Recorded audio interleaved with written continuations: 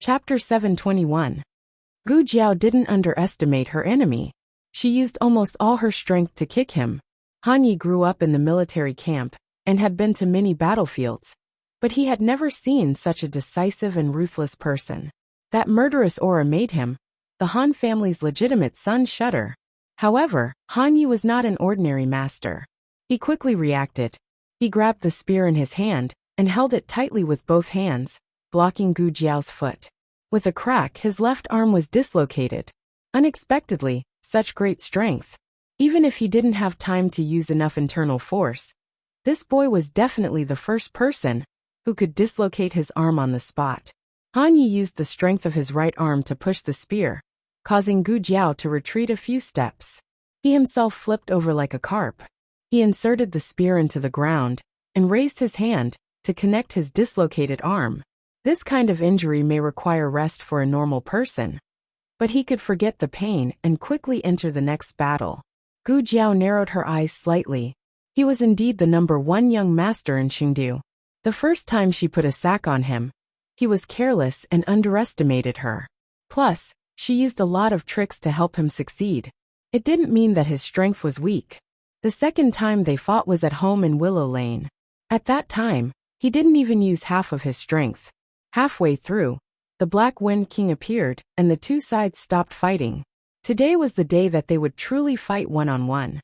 Han Yi was much stronger than any of the men of sacrifice and the genie guards she met in the Yin Kingdom. But now, she was facing more dangers than just Han Yi. Just in the direction where Han Yi was riding his horse, two other masters arrived in time. Han Yi pointed his spear at the tree where Xiao Heng was and ordered, "Kill that man too." That man. This meant that Han Yi had no idea that Xiao Heng was behind the tree. He simply wanted to silence him. In fact, Gu Jiao had some doubts in her heart. The Han family had just met with an accident, and before the second Master Han's bones were cold, Han Yi had assassinated the doctor that the monarch had found for the former crown princess. Was Han Yi really not afraid of death? Or was it that Han Yi had absolute confidence that he could silence them without leaving any traces behind? Han Yi was not Han Che. He would not ignore the consequences. He was meticulous and powerful. Gu Jiao believed that he had the confidence to kill her. But more than that, Gu Jiao guessed that Han Yi had no way out. Or rather, the crown prince had no way out. The former crown princess's injury was strange. They couldn't let the crown princess wake up. Was it because once the crown princess woke up, they would be able to identify the murderer? If that was the case, then Han Ye's actions today could be justified. Two experts rushed towards Xiao Heng. Gu Jiao threw out 2 black fire pearls. "Dodge!" Han Yi shouted. The experts dodged perfectly. It seemed that Han Yi had come prepared. He was very clear about her methods. One Han Yi was already very difficult to deal with. Now there were 2 more. She was a bit overwhelmed. The 2 experts continued to rush towards Xiao Heng. Gu Jiao went forward to block them. Han Yi stabbed with his spear. Gu Jiao tapped the ground with the tip of her foot. She took a few steps on the tree, turned in the air, and somersaulted. She landed on one knee on the other side of Han Yi. She shot out 2 Tang Hua needles from her fingertips. The 2 experts thought that they were black fire pearls, and hurriedly dodged again. Gu Jiao came in front of Xiao Heng. She took down the small basket and handed it to Xiao Heng. Her eyes were like torches as she looked around. "You go first. Bring the medicine box to the state preceptor." "Can he open it?" Xiao Heng asked. Xiao Heng knew a little about the secret of the medicine box. For example, other than Gu Jiao, ordinary people couldn't open it. Gu Jiao said, "If you can't open it, you can try. Didn't you knock it open once?" That was a long time ago. When they were still in the countryside of Zhao country, Gu Jiao was whipped by Marquis Gu. He went to apply medicine for Gu Jiao and accidentally knocked over the medicine box. It was at that time that he found that the medicine box was very portable. He didn't mention it to Gu Jiao. He just mentioned it not long ago. "Did you not close the lid properly?" Xiao Heng asked. "I closed it properly," Gu Jiao said. "If you can't open it, you can kick it with your feet." Xiao Heng. The medicine box. Xiao Heng had disguised himself. Naturally, Han Yi didn't recognize him. But how could he leave him alive? Han Yi sneered, "He can't leave. You should give up." Gu Jiao pressed down on the dagger at her waist. She didn't expect to fight when she went out, so she didn't bring a weapon. She could only use this for now. A dagger really didn't have an advantage against a long spear. Just as this thought flashed through her mind, there was the sound of something breaking through the air from the forest behind her. Catch! Gu Jiao grabbed it with her hand. A long spear fell into her hand. Gu Qingfeng used his qinggong to descend from the sky. Without waiting for him to land, Gu Jiao promptly said to him, "Take him away." Gu Qingfeng nodded solemnly. He turned around and grabbed Xiao Heng's arm. Taking Xiao Heng with him, he jumped over the heads of the two masters. One of the masters flew up and wanted to grab Gu Jiao, but he was shot down by Gu Jiao. Gu Qingfeng wanted to be the one who stayed, but he knew that this was the most suitable arrangement. Chase! Han Yi said to the two masters. The injured master clutched his chest and chased after Gu Qingfeng and Xiao Heng with his companion. Han Yi looked at the four people, then looked at Gu Jiao and snorted. "I don't care who you are, and I don't care how many masters you have gathered around you. Today, none of you will leave this forest alive." "Is that so?" Gu Jiao gripped the long spear in her hand. Her eyes flashed, and she took up her stance. "Very good. Let me experience your spear skills." Han Yi smiled coldly. "Or I'll give you another chance. Who taught you your spear skills?" "Beautiful monk. But that's none of your business. You don't deserve to know. You people from the Han family don't deserve to know." Gu Jiao stabbed out with her spear. Han Yi felt an incomparably cold, murderous aura. This clearly wasn't a regular spear. But why did it emit a boundless spear intent in this brat's hand? That's right. This was the silver spear that Gu Qingfeng used in operas. It was lighter than a regular spear, and much lighter than Gu Jiao's red tasseled spear. Even so, Han Ye's arm was still slightly numb when he blocked the spear. This brat! What terrifying strength! I must kill him today, or else he will become a great threat to the Han family in the future. Han Yi didn't waste any more time, nor did he show any mercy. "I brought my spear here to experience your spear skills, but I probably didn't tell you that I'm best at swordsmanship." After he finished speaking, he stabbed the spear in his hand into the ground and pulled out the treasured sword on his saddle. The light of the sword flashed past Gu Jiao's eyes. In a flash, the assassination attempt on Xiao Heng flashed through Gu Jiao's mind. At that time, the assassin used a long sword. A guess appeared in her mind. That night, the person was you. Second Master Han was just a scapegoat. The real murderer was Han Yi. Han Yi was stunned for a moment before he realized that Gu Jiao was probably referring to the assassination attempt on Xiao Lulang in the middle of the night 2 days ago.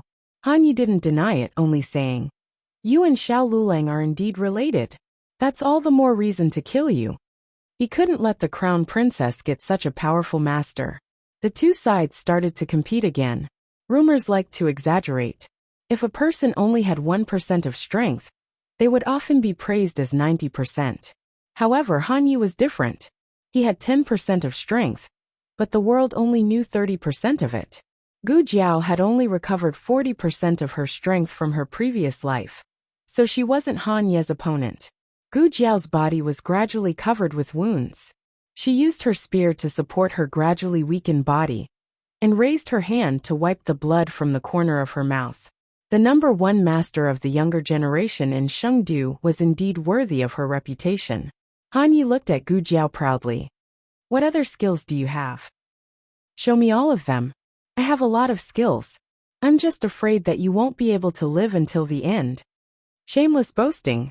Die. Han Yi swung his sword at Gu Jiao to stab her. Gu Jiao's spear touched the ground, and she jumped up. Her toes hooked on a tree branch above her head, and she used the momentum to fly above Han Ye's head. Then, like a dragon soaring into the sea, she chopped down with her spear. Han Yi cut her spear in half with one move. Her body continued to fall, and Han Ye's sword went straight for her heart. She didn't dodge. In a situation where there was a great disparity in strength, she could only hurt herself to kill the enemy. Her previous attack was all a feint. She actually wanted to use her body to catch Han Ye's sword. When the sword entered his body, the distance between them shortened, and the dagger hidden in her left hand could cut his throat. Han Yi realized what Gu Jiao wanted to do, and his eyebrows jumped. Madman! This youth from Zhao country was a madman. In order to kill him, he didn't even want his own life. Gu Jiao only had this one chance, but Han Yi didn't. His realm was higher than Gu Jiao's, so he didn't need to take this risk. He planned to stop. Gu Jiao reached out her hand, wanting to grab his sword with her bare hands. This boy wanted to cut off his hand. Han Ye's heart flashed with a chill. This boy's tenacity was really amazing. He had seen ruthless people, but he had never seen someone this ruthless. His sword could cut iron like mud. He dared to guarantee that all 4 of his fingers would be cut off. Just as Gu Jiao was about to die together with Han Yi, a strong sword energy came from the forest, fiercely shaking Han Ye's sword away from Gu Jiao's hand. Gu Jiao grabbed empty air. She fell down, but she didn't fall on Han Ye's body, and she didn't fall on the messy grass. She fell into a familiar embrace. Oh! She raised her eyes and dazedly looked at the young handsome face that suddenly appeared in front of her. The little Ahog on the top of her head stood up. He carried her in a princess carry, and lightly landed on the ground, gently placing her under a large tree. He took off his cloak and placed it on the ground, letting her sit on his cloak. His cloak was clean, and carried a refreshing fragrance. On the other hand, she had already been covered in dust from the fight. Her little face was dirty, and she looked like a stray cat. She looked at him with a confused expression. Why are you here? He didn't rush to answer, but raised his hand to pick the grass and fallen leaves from her hair. He looked at her with a gentle gaze and gently rubbed her head, saying, "Wait for me here." After saying this, he acted like a parent worried that his child wouldn't be able to sit still. He took off the brocade pouch from his waist and handed it to Gu Jiao. "There's food inside." Gu Jiao.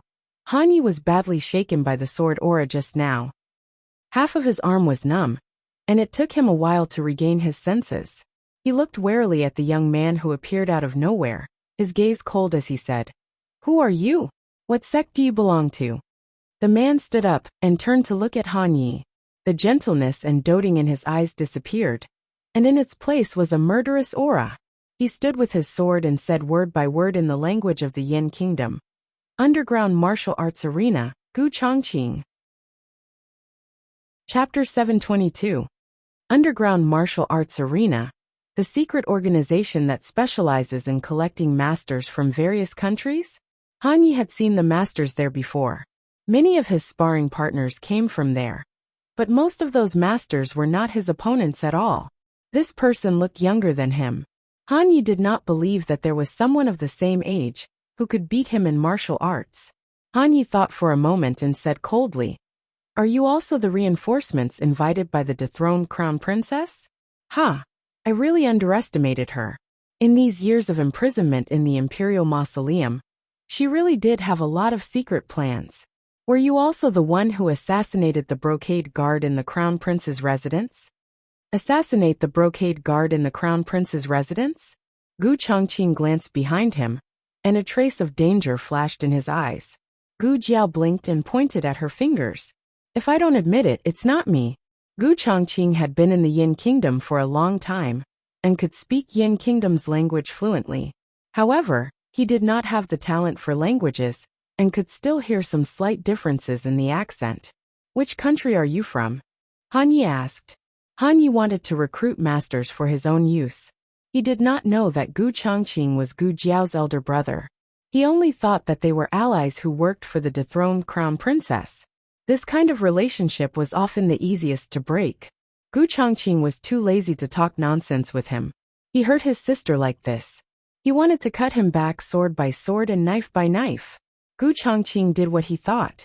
Where Gu Jiao was hurt, Gu Chongqing made Han Yi suffer 3 times the injury. After dozens of moves, each of his moves saw blood. Han Yi was being suppressed very badly. He was being beaten up by Gu Chongqing. Gu Jiao opened Gu Chongqing's silk pouch. There was a packet of dried meat, Gu Jiao's favorite, a small packet of crab cakes, Gu Jiao's favorite, and a small box of dried plums, Gu Jiao's favorite. Gu Jiao took out the dried meat and ate it while watching the duel. She could clearly see that Gu Chongqing's martial arts had greatly improved compared to when he was in Zhao country. It seemed that he had been dueling a lot in the underground martial arts arena these days. There was no such thing as a free lunch in this world. All the rewards must have been obtained after going through untold hardships and difficulties. You're not qualified to bully my sister, Gu Chongqing said coldly, and kicked Han Yi in the chest, sending him flying. Han Yi didn't understand the words spoken in the language of the state of Zhao. He only felt that this person's martial arts were unbelievably strong. Ever since he was young, he had never met a worthy opponent among his peers. The young man in front of him was the first. As if reading Han Yi's thoughts, Gu Chongqing said coldly, "You're wrong. You're the second. If it wasn't for my sister's strength being suppressed by the protective talisman, you little brat would have been a pile of mud." Han Yi wanted to retreat, but Gu Chongqing didn't give him a chance to retreat. He cut his back with a sword.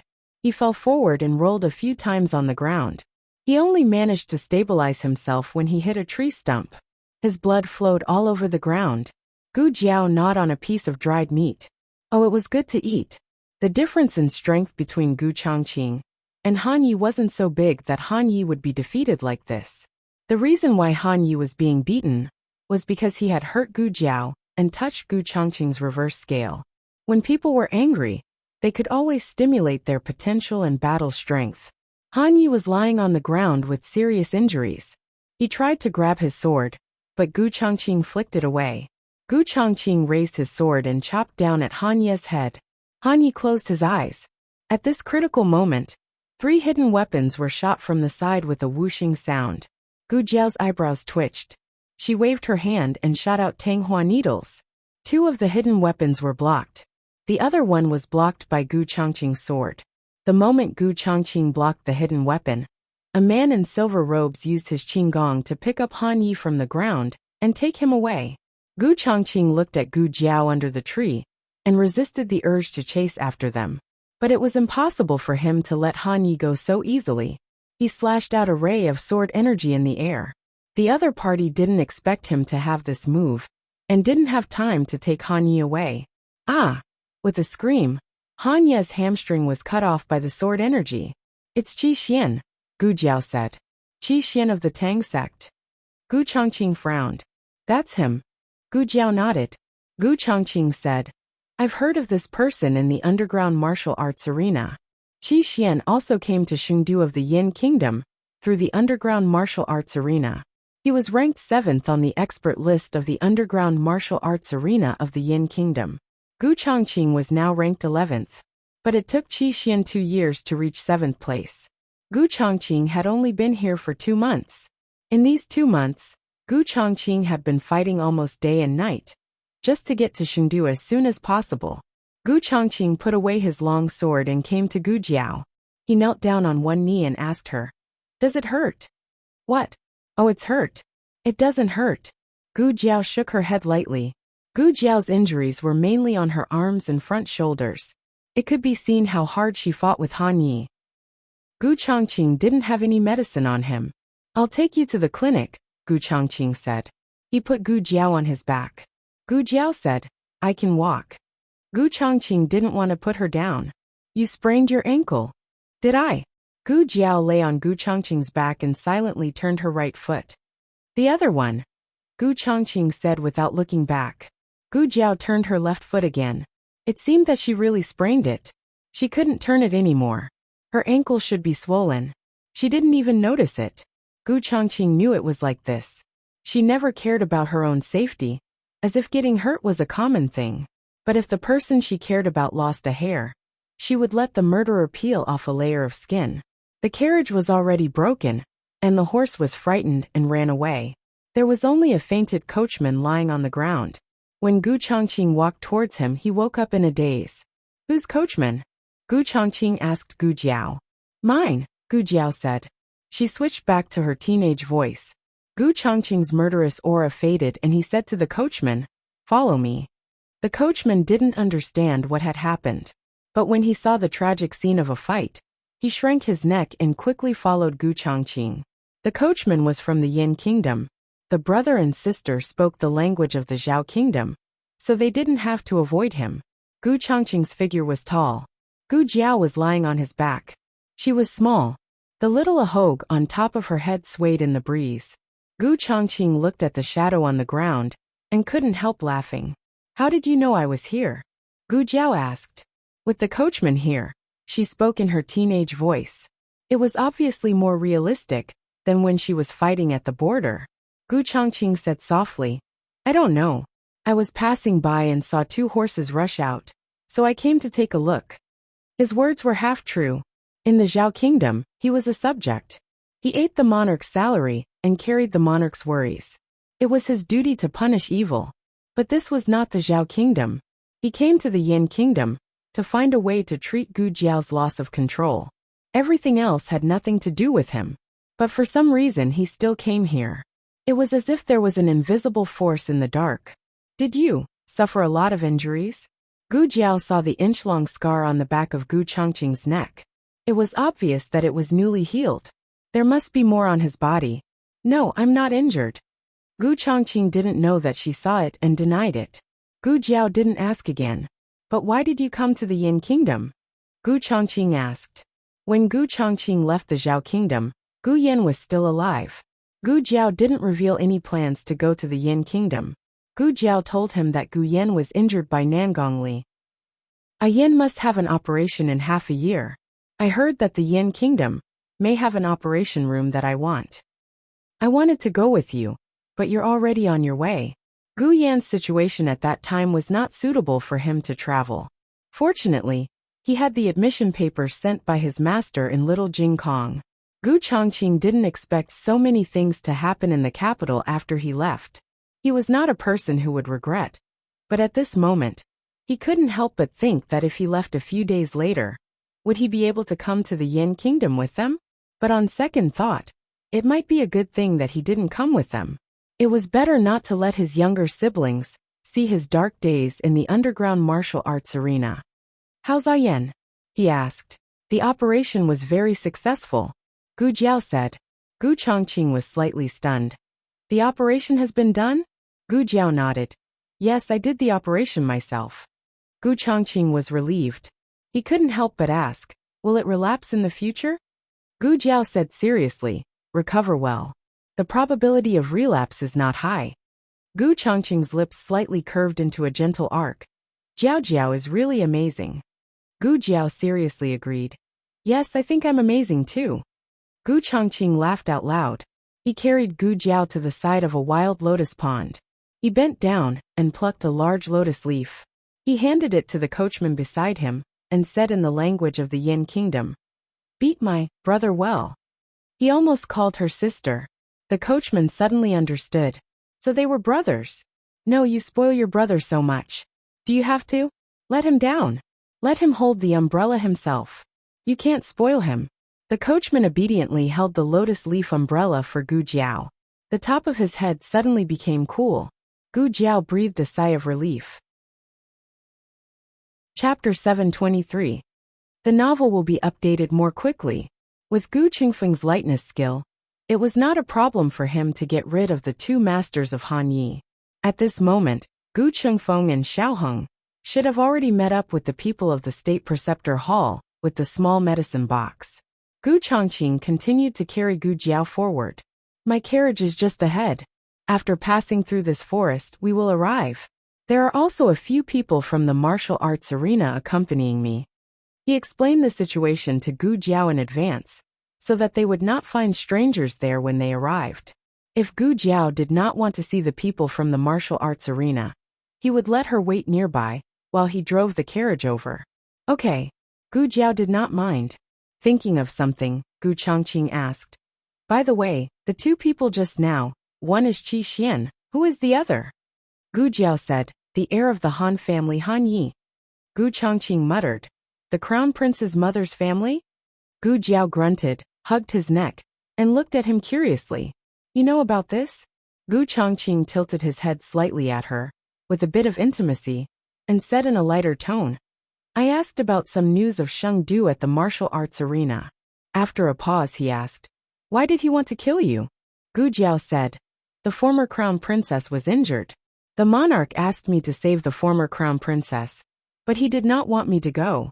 In addition, I have some other grievances with the Han family. Gu Chongqing frowned. Other grievances? It's a long story. Gu Jiao was a person who could use her hands but not her mouth. So her words were very concise and comprehensive, and every sentence hit the nail on the head. Gu Chongqing was silent after hearing this.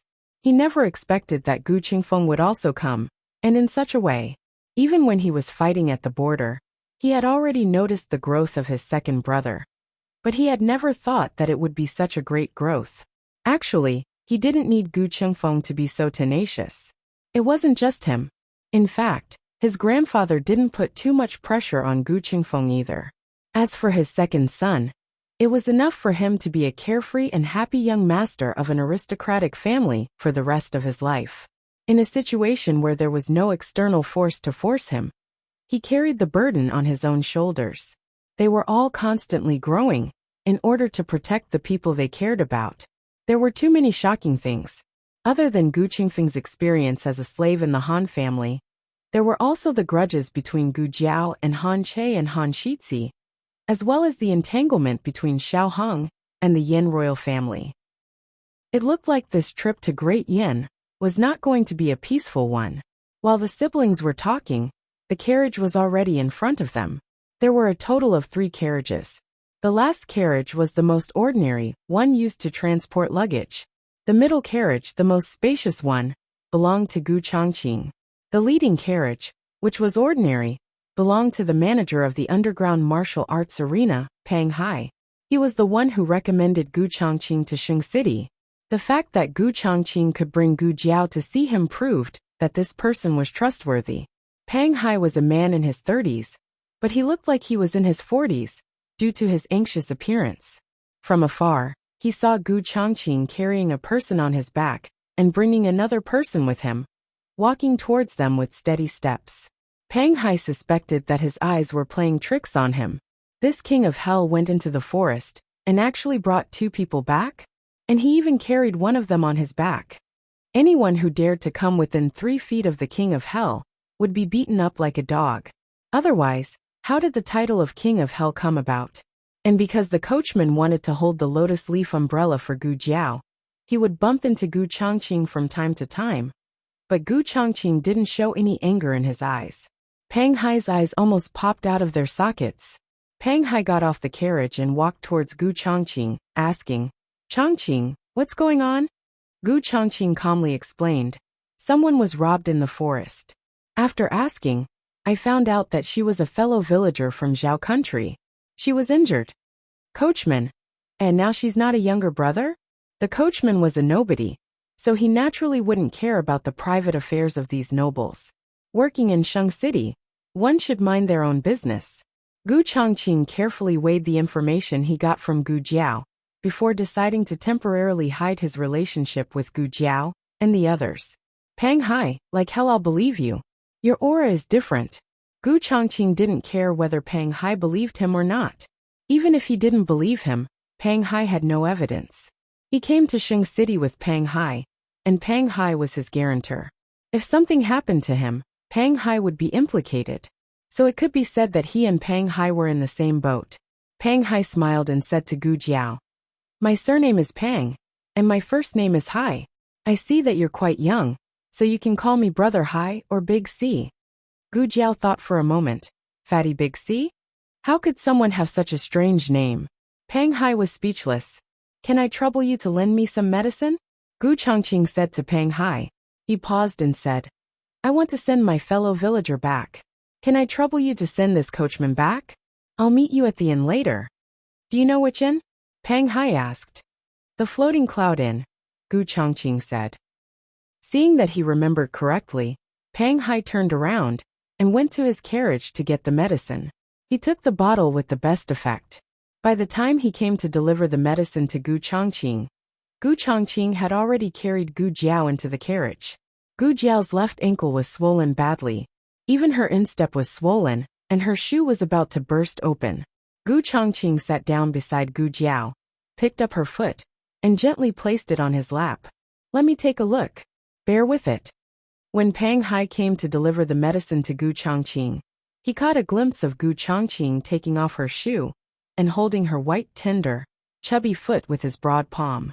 Pang Hai was stunned. Was it that shocking? You, Don't tell me you're interested in her? No wonder you're not interested in women. It turns out you're interested in men. Moreover, she's so much smaller than me. Do you have any shame? Do you have any shame? No wonder Pang Hai misunderstood. Gu Chongqing was too difficult to get along with. Once, the most famous courtesan took the initiative to throw herself into his arms. But he thought she was an assassin and knocked her down. That courtesan had broken 3 of her ribs and was still lying on the bed. Public morals were deteriorating day by day. Pang Hai handed the medicine through the window and put it on the table. Then he left without looking back. Imperial Palace, Zhaoyang Hall. Shang Guanyan's breath was gradually weakening. The Imperial Preceptor gave her a life-prolonging pill, but it didn't have much effect. The Emperor didn't go to the morning court.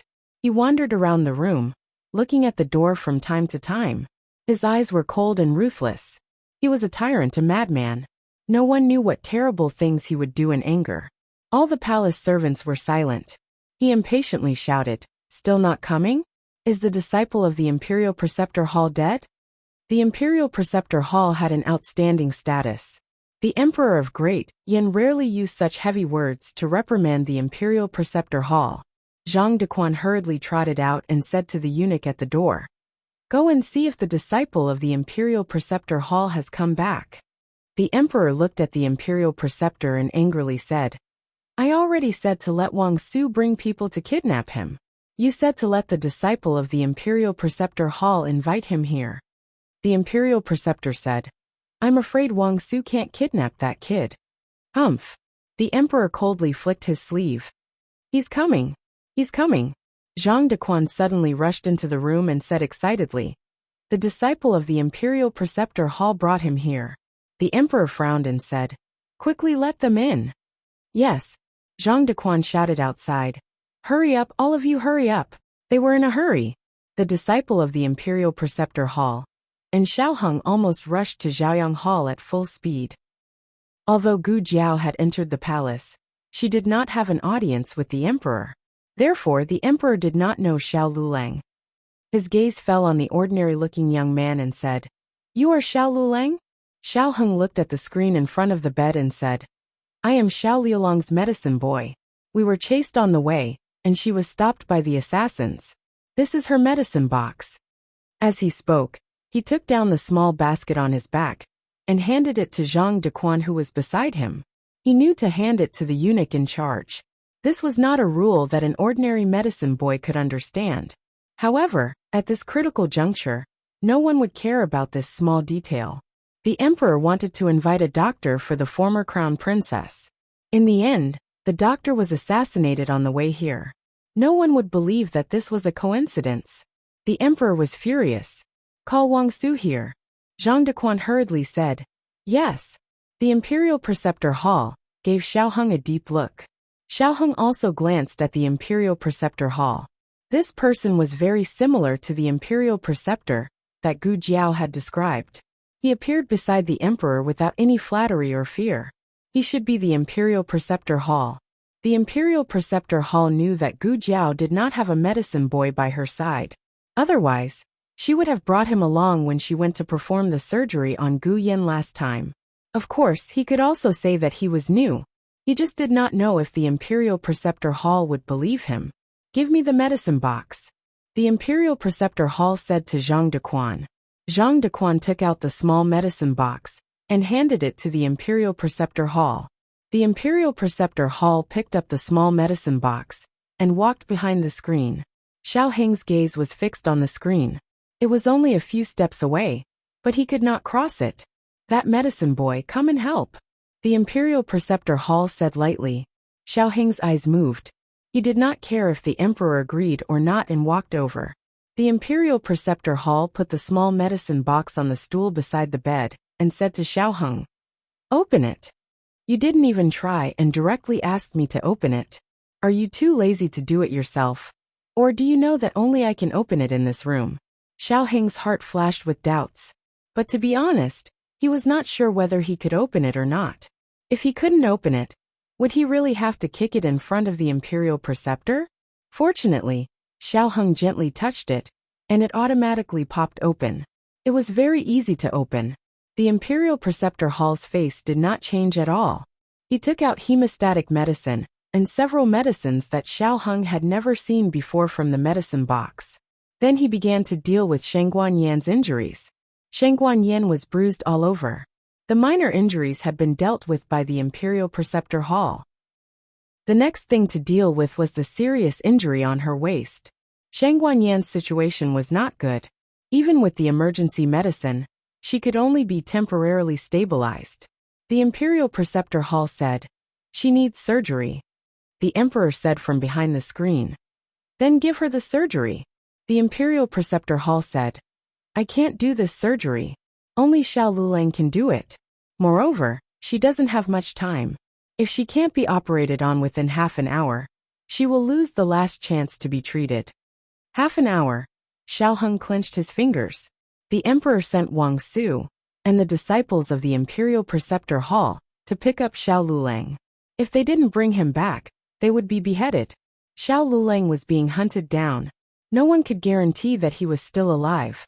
Even if he was lucky enough to survive, it would take more than half an hour to get from the Imperial Palace to the place where the incident happened. Even if the Han family's Black Wind cavalry were used, it would be impossible to bring him back in time. A suffocating atmosphere filled the entire Zhaoyang Hall. Sheng Guanyan's life was fading away. Xiao Heng's heart was aching. He suddenly couldn't breathe. Was he worried about Jiao Jiao? Or? The Imperial Preceptor pinched Sheng Guanyan's wrist. "Not good, her pulse is gone." Xiao Heng's eyes trembled. "Your Majesty! Your Majesty! Coming! Coming!" Outside the door, Zhang Dequan's excited voice sounded. It was Wang Su who led the people into the palace. As soon as he arrived at the palace gate, he met Gu Jiao, who was coming down from the carriage. "Get out!" Gu Jiao strode into the room. The Emperor. "Aye, Gu Jiao. You also get out." The Emperor. The Emperor was thrown out. In the room, except for Xiao Heng and the Imperial Preceptor, everyone was cleared out by Gu Jiao. Xiao Heng waited outside the screen. The scene was a bit bloody. Gu Jiao didn't want him to see it. Gu Jiao opened the small medicine box and disinfected her hands with disinfectant. The Imperial Preceptor described Sheng Guanyan's situation. Gu Jiao quickly came to a conclusion. There are 2 fractures in the waist, with many soft tissue contusions and more potential injuries. This place is not suitable for surgery. Prepare a stretcher. The Imperial Preceptor glanced at her and reminded her. She has no pulse. Gu Jiao raised a pair of gloved hands and came to the bed. Looking at the bloodless Sheng Guanyan, she calmly and quickly said, "I know, save her first. 1 milligram of epinephrine, ready to inject." Chapter 724. The novel is updated faster.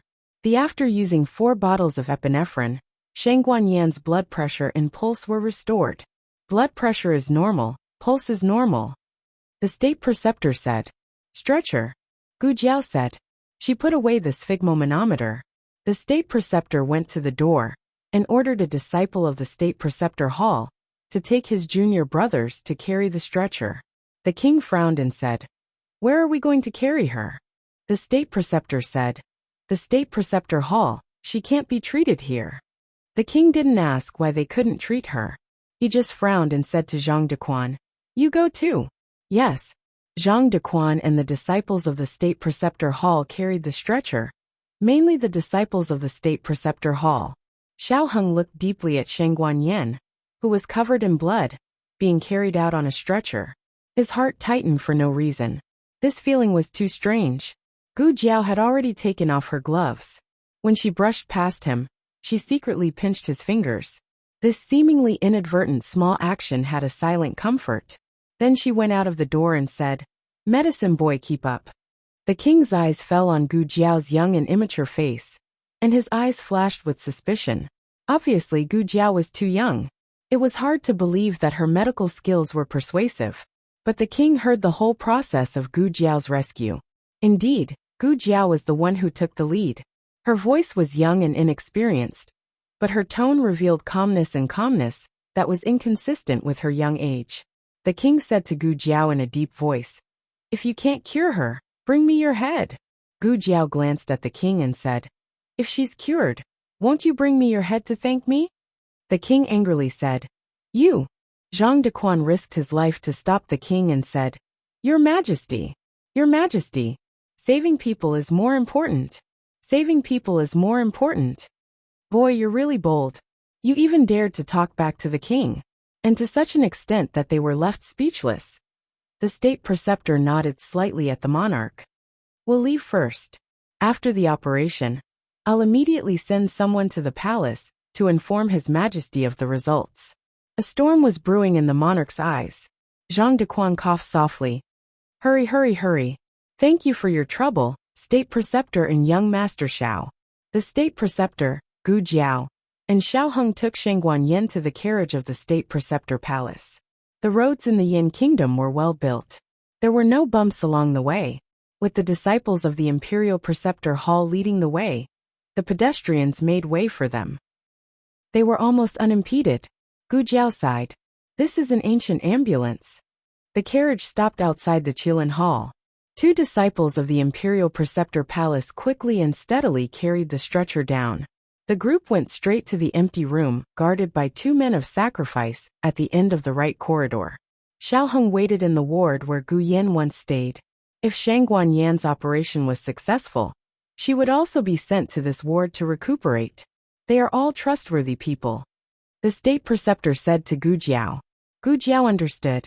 She stepped into the room, put the small medicine box in the groove on the wall, and entered the operating room with the State Preceptor and the two disciples of the Imperial Preceptor Palace, who were carrying the stretcher. When the two saw such a scene, they didn't say a word. They silently carried the patient to the operating table. After placing the patient in the prone position as required, they left under the State Preceptor's signal. Gu Jiao looked around and said, The equipment is different from the last time. Are we entering a different operating room every time? The State Preceptor came to the sink, carefully washed his hands, opened the cabinet door, and took out two sets of surgical gowns. There are indeed several operating rooms in this dimension, according to the needs of the patient. Why is it the same as the small medicine box? Gu Jiao muttered. The State Preceptor lightly said, Are you curious now? Let's make you think about it last time. Gu Jiao also cleaned up and changed into the surgical gown. She looked around the operating room with advanced equipment and said, This is the first time I've seen these equipment, but I seem to know how to use them. The State Preceptor looked at her meaningfully. So, Gu Jiao thought seriously and suddenly realized, I'm really a genius. The State Preceptor was speechless. The State Preceptor saw Gu Jiao take out a box of powder from the cabinet. He asked, Are you going to use bone cement? Gu Jiao said, No, she's still young. She can't use bone cement casually. I'm looking for pedicle screws. Bone cement was a solidified liquid that could be injected into the repair site through puncture. After it hardened, it would become a part of the human bone. However, it was a foreign body after all. Although the short-term effect was good, there might be long-term complications. After a long time, it might require a second infusion. The State Preceptor asked, Haven't you considered conservative treatment? Gu Jiao opened another cabinet. Let her lie down for 3 months. With her temper, I'm afraid she can't lie down. I found it. The State Preceptor looked at Shangguan Yan, and then looked at Gu Jiao. He didn't ask how Gu Jiao knew about Shangguan Yan's temperament. But to be honest, considering all of Shangguan Yan's injuries, she was indeed not suitable for conservative treatment. Everything was ready. Gu Jiao and the State Preceptor came to the two sides of the operating table. Gu Jiao, the patient's condition. The State Preceptor. The anesthesia is complete. Her heart rate and blood pressure are normal. Gu Jiao, the operation begins. Xiao Heng stood quietly in the side room and waited. Zhang Dequan also came over. He didn't know if he volunteered or the emperor asked him to come. There were many side rooms here, but he didn't stay in the side room. Instead, he walked back and forth in the corridor. He was worried that he would make too much noise and affect Shangguan Yan's treatment. So he walked very quietly. He tiptoed like a thief. Xiao Heng seemed calmer than him, but his heart was in turmoil. After experiencing life and death, there were few things in the world that could make him feel uneasy. Gu Jiao had successfully escaped from danger. His uneasiness at this moment came from another woman. But it was strange, wasn't it? He tried to calm himself down. Worrying was useless. What he needed to do now was to figure out the whole story and find out the initiator of the incident, as well as the executioners who helped the tyrant. Eunuch Zhang. He stopped Zhang Dequan in the corridor. He remembered that the little eunuch in Zhaoyang Hall called him that. Zhang Dequan stopped and looked at Xiao Heng. Xiao Heng had changed his appearance. At this time he had an ordinary face. Even his phoenix eyes had turned red phoenix eyes. Zhang Dequan didn't recognize him. You are Xiao Liulong's medicine boy? Zhang Dequan asked. Yes. Xiao Heng said. Ah. Zhang Dequan saw that Xiao Heng obviously had something to say. He looked at the operating room guarded by death soldiers, and silently walked to Xiao Heng's room. What's the matter? Xiao Heng was about to speak when a little eunuch in the palace walked over. Eunuch Zhang, people from the rearguard commandery are here. They want to take Xiao Liulong's medicine boy to the rearguard commandery for interrogation. They were going to investigate the assassination. Xiao Heng was in disguise. He would be exposed after entering the rearguard commandery. There was a high chance that he would be tortured a little if he testified that the Han family's heir was the murderer. Zhang Dequan didn't interfere with the rearguard commandery's arrest. After all, the rearguard commandery was His Majesty's trusted yamen. At this moment, a disciple of the State Preceptor Hall came over. It was the eldest disciple of the State Preceptor Hall, Yi Qing. Yi Qing said to the little eunuch, "This is the State Preceptor Hall. If there's anything, wait until the State Preceptor comes out." The little eunuch opened his mouth. But the rearguard commandery. Yi Qing flicked his long sleeves and said with a strong aura, "The rearguard commandery is not qualified to arrest people in the State Preceptor Hall." The little eunuch was so scared that he trembled. "Yes, I'll pass on the message now." After the little eunuch left quickly, Yi Qing greeted Zhang Dequan, and then looked at Xiao Heng. His tone and expression were much more polite than before. "You're young Master Zhao's medicine boy, right? My name is Yi Qing, and I'm the eldest disciple of the State Preceptor Hall.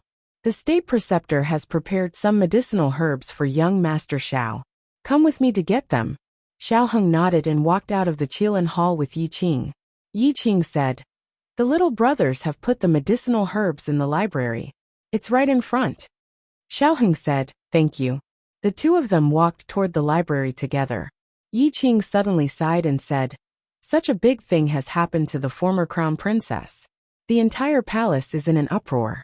Although the former crown princess has been demoted to a commoner, the concubines have watched her grow up. Before dawn, the concubines asked for a decree to go to the imperial ancestral temple to worship the ancestors and pray for the former crown princess. As the deputy commander of the imperial guards, Han is also in the ranks of the entourage." Xiao Heng's eyes moved and looked at Yi Qing. Han has been in the imperial ancestral temple all this time? Yi Qing nodded and said, "Yes, the imperial ancestral temple is in the outer court, which is what the people call the front palace. If the concubines want to go out of the harem, they naturally have the imperial guards to escort them." The concubines prayed until noon. Han's imperial guards escorted the concubines back to the harem before leaving. They were clearly assassinated at 9 in the morning. He had already entered the palace at midnight. If Han Yi had been in the imperial ancestral temple all this time, then Han Yi had a perfect alibi. If he had been taken away by the people of the rearguard commandery and accused Han Yi in front of all the officials, he would definitely be judged as framing. Gu Jiao and Han Yi fought, and the Han Yi in the forest was the real one. The Han Yi in the imperial ancestral temple was a substitute, and he used the same disguise technique as him. No wonder Han Yi dared to personally assassinate the doctor invited by the monarch. If he succeeded, it would be best.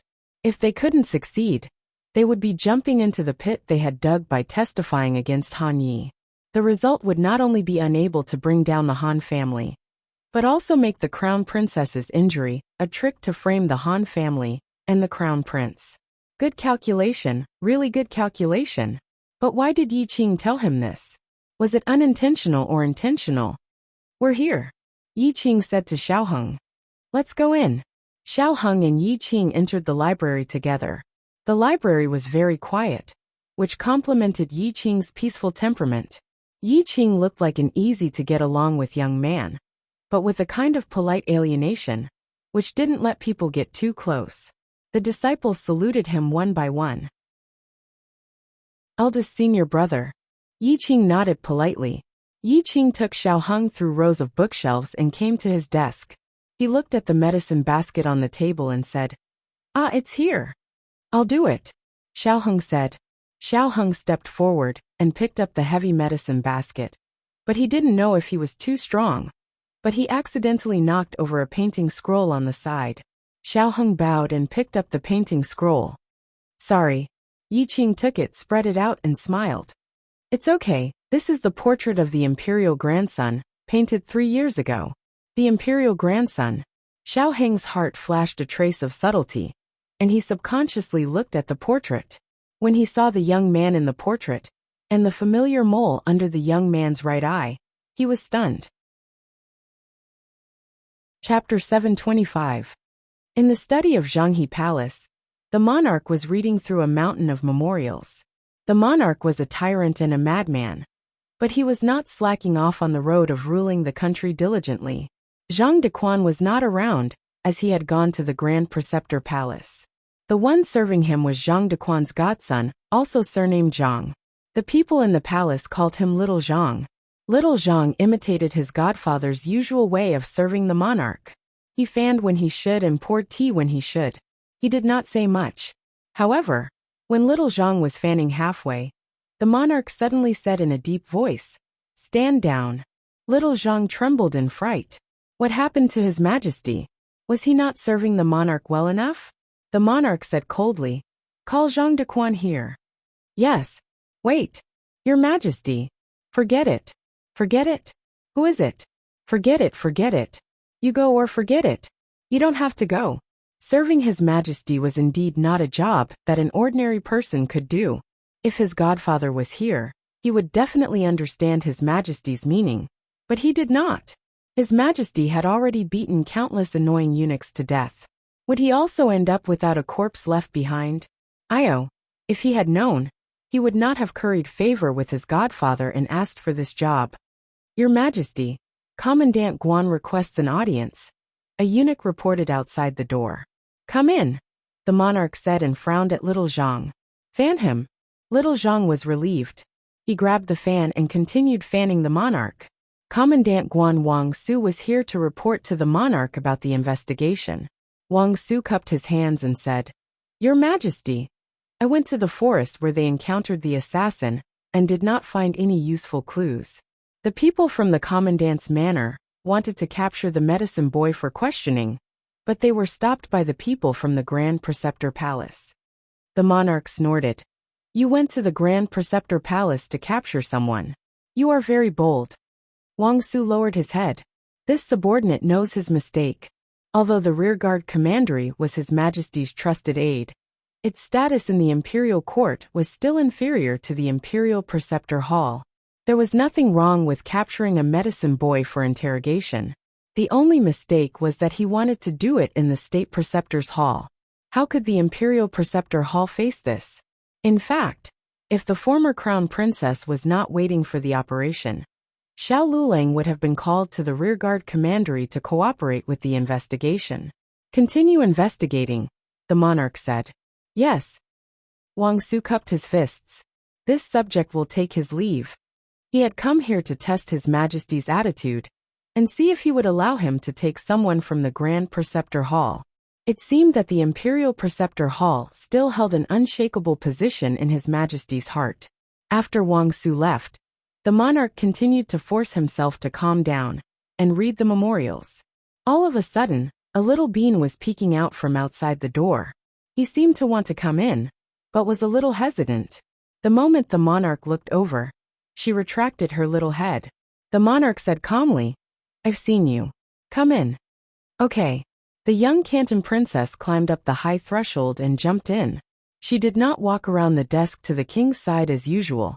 Instead, she politely stood in front of the desk, wishing that she could be thousands of miles away from the king. The distance between her and the king would never be able to touch her little butt. Don't you have class today? The monarch asked. School is over. The young Canton princess said. What's the matter? The monarch asked. The young Canton princess twiddled her little fingers and rolled her eyes. I want to go outside the palace. The young Canton princess didn't know about Shang Guanyan's matter. No one would talk about this kind of thing with a child, and no one dared to gossip in front of her. Therefore, she didn't know that the monarch had something on his mind. The monarch's face was as bad as ever. But even if he didn't have anything on his mind, the young Canton princess was already used to it. The monarch. Where do you want to go? The young Canton princess. The state preceptor hall. The monarch. Why do you want to go to the state preceptor hall? The young Canton princess said with a guilty conscience. Just for fun. She lost her uncle's thrush bird. She heard that the state preceptor was omnipotent, so she wanted to ask him to help her make an identical thrush bird, so that she didn't have to lie and say that she lent the thrush bird to her classmate. The young Canton princess said in a childish voice, Your Majesty, take me there. The monarch picked up a booklet and said, I'm very busy. The young Canton princess said wittily, Let eunuch Zhang take me there. Eunuch Zhang was stunned. The monarch said, Zhang Dequan is not here. The young Canton princess opened her mouth. The monarch blocked her way in a second and said, No one else can. The young Canton princess closed her mouth. The monarch thought that the little bean would use her invincible crying attack, but who would have thought that she didn't? The young Canton princess hung her little head and arms and walked away sadly. The monarch. Don't you want to struggle? State Preceptor Hall. Zhang Dequan paced back and forth in the corridor so many times that he felt that the soles of his shoes were worn out. He looked at the iron door that was guarded by 2 men of sacrifice and said anxiously, It's been more than 2 hours. Why hasn't she come out yet? Is the treatment not going well? He patted his palm with the back of his hand and said, What should we do? What should we do? In the operating room, the operation was coming to an end. The pedicle screws had been inserted into the spine, and the next step was to fix these screws with a metal connecting rod. Traditional surgery used a large incision to completely expose the wound, and the connecting rod could be directly inserted into the pedicle screws slots. However, Gu Jiao was doing percutaneous minimally invasive surgery, so she had to use a special rod inserter to insert the rod from the tail of the pedicle screws, and then cross the slots of each nail. This was a subcutaneous puncture, and the slots were only so big. Gu Jiao's hand couldn't shake at all, otherwise, it wouldn't be able to go in. The state preceptor looked at Gu Jiao without blinking. Fortunately, Gu Jiao's hand was very steady. Seal the cap. Gu Jiao said. The state preceptor handed the cap to Gu Jiao. Gu Jiao first tightened the cap on the side without the rod inserter, then took out the rod inserter on the other side, and lifted the cap on the other side. Finally, she removed the tail rod and sutured the wound. Gu Jiao took out the protein thread and did an intradermal suture for Shang Guanyan. This way, she didn't need to remove the suture, and it would look more beautiful after recovery. The only problem was that it was more difficult than an extradermal suture. You are very attentive to her. The state preceptor said. Not bad. Gu Jiao said. The state preceptor and Gu Jiao packed up the medical supplies and asked, How is your brother's recovery? Gu Jiao raised her eyebrows and said, Not bad. Gu Jiao introduced her as a friend to the state preceptor, but during the operation, Gu Yan called her sister, so Gu Jiao didn't hide it. Anyway, he knew too much, so he didn't lack this information.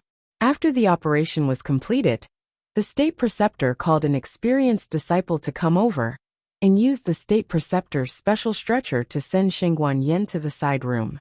Gu Jiao. Oh, he also knows how to make a stretcher. The state preceptor is not bad.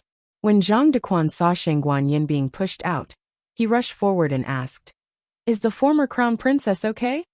The state preceptor looked at Gu Jiao and said, Thanks to Dr. Xiao, the operation was very successful. Ah, Zhang Dequan looked at Gu Jiao in amazement. He really didn't expect this young man's medical skills to be so brilliant. He didn't understand the difficulty of the operation.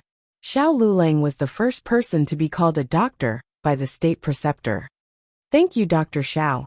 Zhang Dequan also changed his words. I will report your contribution to the emperor. Gu Jiao directly handed him a list. Zhang Dequan was stunned. This is, Gu Jiao, the consultation fee, medicine fee. Let your emperor pay no credit. Zhang Dequan.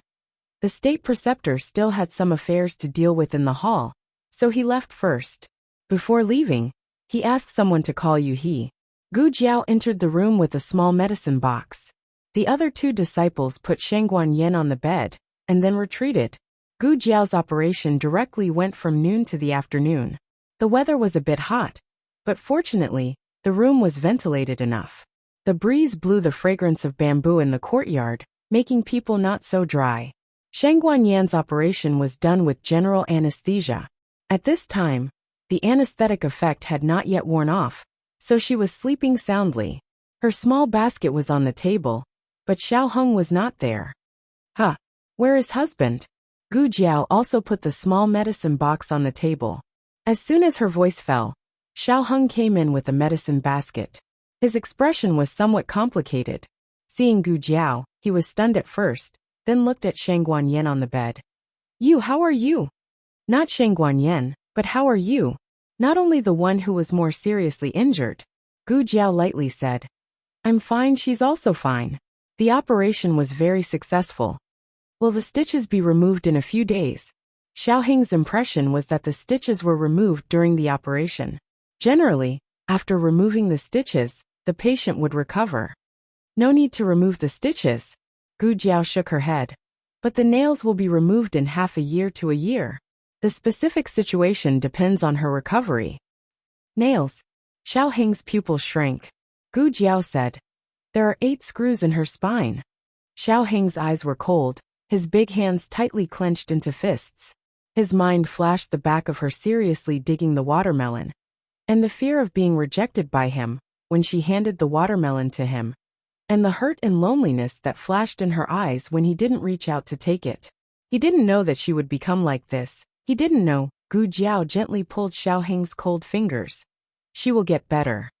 Xiao Heng grabbed Gu Jiao's hand, like grasping the last trace of light and reason in the darkness. His mood gradually calmed down. Well, she will get better. He put the medicine basket on the table. The two people's hands didn't separate. They looked at each other and opened their mouths at the same time. Your feet. One sprained, and the other was scratched. It wasn't too obvious at first, but after standing for a long time, the two people's feet were swollen high, almost bursting their shoes. Let me see. Let me see. The two people spoke in unison again. Gu Jiao curved her lips and said, It's okay, I've applied medicine. I've also applied it. Xiao Heng said. Even so, the two still insisted on looking at each other's wounds. Gu Jiao's feet were frighteningly swollen, but it wasn't serious. Xiao Heng's wound was deeper, so Gu Jiao reapplied medicine and bandaged it. Gu Jiao put away the gauze and scissors. Xiao Heng looked at her busy little figure and asked, How did you get rid of Han Yi? Gu Jiao told him about Gu Chongqing's appearance. Unfortunately, Qi Xian suddenly appeared and rescued Han Yi. Otherwise, he would have definitely died under Gu Chongqing's sword. Of course, Han Yi shouldn't be happy too early. Gu Chongqing cut off 2 of his hamstrings. Even if he didn't die, he would be half a cripple. Gu Jiao sat down on the stool next to Xiao Heng and pointed at the medicine basket on the table. Right, what's this? Xiao Heng said. State Teacher Palace's eldest disciple, Yi Qing, just came over. He said that State Teacher prepared medicine for you. And I didn't ask him for any medicine. Gu Jiao put the medicine basket on her lap and casually flipped through it. I don't really need it, so I don't need it. It seemed that Yi Qing's medicine was fake, but the message was real. Was it his own idea, or was it State Teacher's order? If it was State Teacher's order, why would State Teacher do this? He even let him see the portrait of the imperial grandson. If he was really just an ordinary medicine boy, State Teacher wouldn't do this. But he clearly changed his appearance. So how did State Teacher recognize him? Could it be that the rumors were true? That the State Teacher of Great Yan knew everything from astronomy to geography, could divination, and could predict fate? Knock, knock, knock. There was knocking on the door. I'm State Teacher Palace's disciple Yu He. Is young Master Xiao here? I had the kitchen make some food and bring it to you. Gu Jiao yawned. Come in. He stepped in and put the food box on the table. I'll be next door. If young Master Xiao needs anything, feel free to call me. Okay. Gu Jiao said. He looked at the two men tightly holding hands. He opened his mouth, but didn't say anything. He turned around and walked out. Although they were men, but they were quite compatible. Xiaoheng didn't have any appetite. But then he remembered that Gu Jiao also hadn't eaten anything all day, so he asked, Are you hungry? Gu Jiao yawned again. I'm okay. Xiaoheng asked softly, Are you tired? Gu Jiao sat up straight, her eyes as big as copper bells. I'm not tired, Xiaoheng said. Then eat something before you sleep. Gu Jiao, okay. In the next second, Xiaoheng's shoulder sank. Gu Jiao's small head leaned down and fell asleep. Xiaoheng felt a burst of heartache and sadness. He put down the lid of the food box, held Gu Jiao's head with his hand, and slowly stood up. His arms went around her back and knees, and gently carried her to the small bed. Her energy was as exuberant as little Jing Kong. She rarely got tired like this. She said it lightly, but the fight with Han Yi was definitely not that simple. Xiaoheng gently rolled up her sleeves and saw the hideous wound. 1, 2, 3. She stood on the operating table with her swollen feet, and raised the scalpel with her scarred arms. Xiaoheng's eyes were slightly hot, and his chest was swollen. Perhaps only at such a time did he dare to show undisguised emotions in his eyes. He didn't want to stand behind and watch the people around him get hurt one by one. Since he couldn't stay out of the whirlpool, he would let the Han family, the crown prince, and all the people who wanted to trample on them, get involved. How old is the crown prince? 19. Do you know his exact birthday? It seems to be in the 12th lunar month. What a coincidence. My birthday is also in the 12th lunar month. It's New Year's Eve. Xiaoheng sat quietly by the table, looking at the portrait he brought from the library. Then he ground the ink, picked up the brush, and dipped it in a drop of ink. Your Majesty. A carriage stopped at the gate of the State Preceptor Hall. The disciples of the State Preceptor Hall hurriedly came forward to salute. The king led the 4-year-old princess out of the carriage. Zhang Dequan followed beside them. The king pointed at the towering gate in front of them and said, This is the State Preceptor Hall that you wanted to come to. The princess, wow! The king snorted. What's there to wow about? It's not as big as the palace. Then I still have to wow. She was a child with a sense of ceremony. After the king got out of the carriage, he let go of the princess's hand and let her walk on her own. His strides were bigger than usual, and it was difficult for the princess to keep up. The king went straight to the Qilin Hall. Just as he reached the gate, he ran into the crown prince and his entourage. The entourage was the crown prince's guards, and a few servants carrying brocade boxes. Prince Ming didn't come, because he was grounded by the king. When the crown prince saw the king, he bowed respectfully. Father. The princess politely greeted. Cousin crown prince. The crown prince smiled pleasantly. Light Shui is here too. The princess nodded. Yes, I'm here to play. What are you doing here? The king asked the crown prince. The crown prince said, Father, I'm here to visit third sister. The king's face darkened and said to the crown prince, Who told you that she's your sister? The crown prince hurriedly bowed. Father, please calm down. I've misspoken, please forgive me. Humph. The king coldly entered the hall of the Qilin Hall and walked to the corridor on the right. The crown prince respectfully followed the king, slightly half a step behind. As he walked, he said casually, I've just received the news Han Yi, he had an accident. The king said lightly, What can happen to him? He was still in the palace this morning. The crown prince said calmly, It happened after he left the palace. On the way back, he was plotted against and his legs were seriously injured. The whereabouts of the assassin is still unknown. Before he finished, the king pushed open the door to the room where Shang Guanyin was resting. They saw a tall and handsome figure sitting by the bed. He was wearing a plain white gown, and his hair was as black as ink. His hair was tied behind his head with a white ribbon. A light breeze blew by, causing his hair tie and black hair to flutter, and it slowly emitted a scholarly temperament that was like an ink painting.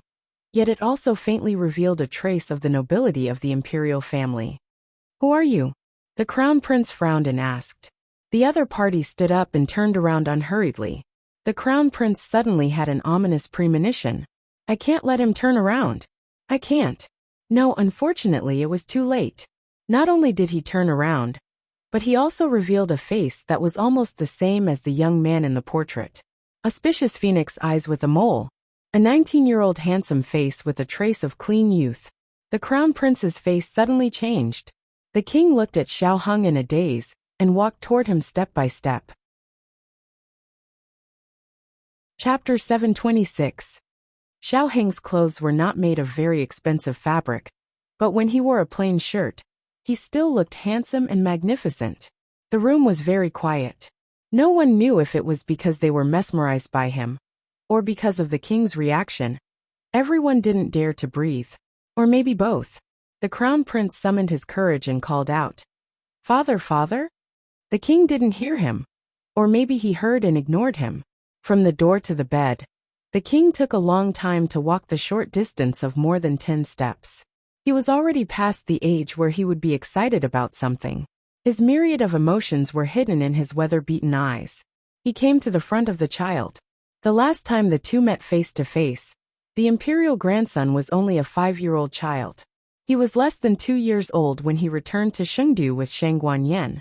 When he was 3 years old, the Xianyuan family rebelled. When he was 4 years old, the Xianyuan family was destroyed. When he was 5 years old, he was imprisoned in the imperial mausoleum with the crown princess. Since then, the king could only see him from afar in the state preceptor's palace, almost every 2 years. But every time, the king would ask the state preceptor to draw his portrait, so he recognized this child, no matter how far he was. The king stopped and stared at Xiao Heng. "Qing-er." Xiao Heng's eyes flashed with a trace of surprise. "Your Majesty?" Everyone was stunned. The king was stunned. "Do you still remember me?" "Xiao Heng, wait, shouldn't I remember you? I come back to Chengdu every 2 years. Don't you two see each other?" This kind of small situation was naturally not difficult for Xiao Heng. Xiao Heng glanced at the crown prince, who still hadn't recovered from the shock, and said without changing his expression, "That person called you father. I think, except for His Majesty, no one in the Yin Kingdom can afford this title." The king came back to his senses. "So you just recognized me. No wonder you left so quickly in the carriage last time." Xiao Heng paused for a moment before he realized what carriage. What last time? No way. Are you that bald old man over there? This happened the night he was chased by Han Yi. The men of sacrifice who came to save him threw him into a carriage. The carriage was split open, and he only recognized Zhang Dequan. The monarch asked, "Since you've come to Chengdu, why don't you show up? Why didn't you return to the palace to find me?" Xiao Heng lowered his eyes and said with a sad face, "Because someone is trying to kill me. My mother told me to hide and not come out. But when I heard that my mother was injured, I really can't continue to hide." The monarch's face darkened. The crown prince was a little surprised. First of all, he didn't recognize Xiao Heng. When he first saw him, he really thought that Shang Guanqing had returned. It wasn't until he heard the word kill that he snapped out of his daze. He didn't send anyone to kill Xiao Lulang. From the beginning to the end, he only dealt with Xiao Lulang. That boy's original name was Xiao Heng. His father was Xiao Ji, Marquis Xianping of Zhao Country. When he was 14 years old, he sent someone to assassinate Xiao Heng, who knew that Xiao Heng faked his death and escaped and survived as Xiao Lulang. Sometimes, the crown prince habitually called him Xiao Lulang. But it didn't make sense. Hadn't the mole under Xiao Heng's right eye been removed? So was this Shang Guanqing or Xiao Heng? He felt that it was more likely to be Xiao Heng. After all, Xiao Heng was in Chengdu. On the contrary, there had been no news of Shang Guanqing for a long time. But Xiao Heng didn't know his background, did he? How could he come to pretend to be Shang Guanqing? The crown prince's mind was in a mess. There was no way for him to sort out his thoughts on this occasion. On the other hand, the young commandery princess at the side skipped in. The monarch introduced, "Light Shui, this is Shang Guanqing. According to seniority, you should call her little aunt." The young commandery princess went to Lingbo Academy for a long time and always interacted with little Jing Kong, who was her age. She almost forgot that she was a junior. She quickly straightened her back and looked up at Xiao Heng with a serious face. She said, "I am Shangguan Shui." Ah. This person was so good-looking. She really wanted to grab her face and scream. The young commandery princess had actually met Xiao Heng on the first day of class at Lingbo Academy. However, at that time, Xiao Heng was wearing the uniform of Kanglin Women's Academy. His face was covered with a veil, so no one could see his appearance. Xiao Heng pretended that it was the first time he met the young commandery princess. He knelt down on one knee and looked at the little girl at the same level. He smiled and said, "Hello, Aunt Light Shui." Countless pink bubbles appeared on the young commandery princess's head. This nephew was so cute. Unlike Ming Junwang, that annoying fellow. From today onwards she would protect him. The young commandery princess's eyes were so bright that they could sparkle like stars. However, she tried to be reserved and calm on the surface. She said, "Well, hello, little nephew." Shangguan Qing followed his mother's surname, which was somewhat similar to the child of a woman's son-in-law. Therefore, he was not the emperor's grandson. He should not call the emperor grandfather, but imperial grandfather. However, Xiao Heng would not easily call him imperial grandfather. Based on the emperor's attitude towards him, Xiao Heng had a preliminary judgment of the emperor's grandson's position in the emperor's mind. The emperor cared about this grandson to a higher degree than he had imagined. Xiao Heng's decision was actually very risky. If the emperor did not like Shangguan Qing, then he would have exposed himself in vain. There were two people lying on the two beds in the room. One was Shangguan Yen, who had just finished an operation and was still in a coma. The other was Gu Jiao, who was so tired that she fell asleep. The emperor's eyes swept over the two people and finally fell on Shangguan Yan's body. He asked, "Did the doctor say how is your mother's condition?" Xiao Heng looked at the sleeping Gu Jiao, clenched his fingers and said, "I heard from the doctor surnamed Xiao that my mother broke her spine in 2 places. In order to save my mother's life, 8 nails were inserted into my mother's back. Iron nails into the bone." The emperor's aura instantly turned cold. His murderous aura instantly filled the entire room. The young commandery princess, who was not afraid of him, subconsciously jumped to Xiao Heng's feet. She turned her head to look at the emperor and hugged Xiao Heng's thigh, becoming his little nephew's leg accessory. Xiao Heng did not move and let her hang there. The emperor was very angry about the crown princess's serious injury. It was unknown whether it was because of the remaining father-daughter relationship or because the emperor's prestige was provoked. Xiao Heng secretly planned in his heart what to say next. "I heard that my mother slipped and fell from the hillside." The emperor looked at him. "My mother's martial arts were abolished before she went to the imperial mausoleum." This matter was known to everyone and was not a secret. Xiao Heng had already heard about it. But the next few words depended on Xiao Heng's guess, based on Shangguan Yan's performance in Tianxiang Pavilion. "But these years, in order to train my body, my mother would accompany me to practice martial arts. I am not talented and did not learn much, but my mother learned a little bit." Directly saying that Shangguan Yin practiced martial arts again, it would seem that she had bad intentions. But if she said that she taught Shangguan Qing, who was weak and sickly, there was no doubt. The emperor recalled Shangguan Yan's appearance when she climbed over the wall of the cold palace. Her martial arts were indeed a bit mediocre. She shouldn't be too powerful. Otherwise, she wouldn't have crawled out of the palace through the dog hole. Martial Aunt Nan was also abolished of her martial arts. Xiao Heng knew the highest level of martial arts that could be achieved if she practiced martial arts again. Therefore, he did not advocate Shangguan Yan's martial arts. He then said, "My mother is very clever and has a little martial arts. I don't believe that she would fall like this. That's the imperial palace, ah. Is there someone who dares to do something to your mother in the imperial palace?" The crown prince wanted to say so, but if he really said so, it would make him look very suspicious. The crown prince strode forward and personally moved a stool for the emperor to sit down by the bed. Oh, filial piety is still his. He actually let the emperor stand for so long.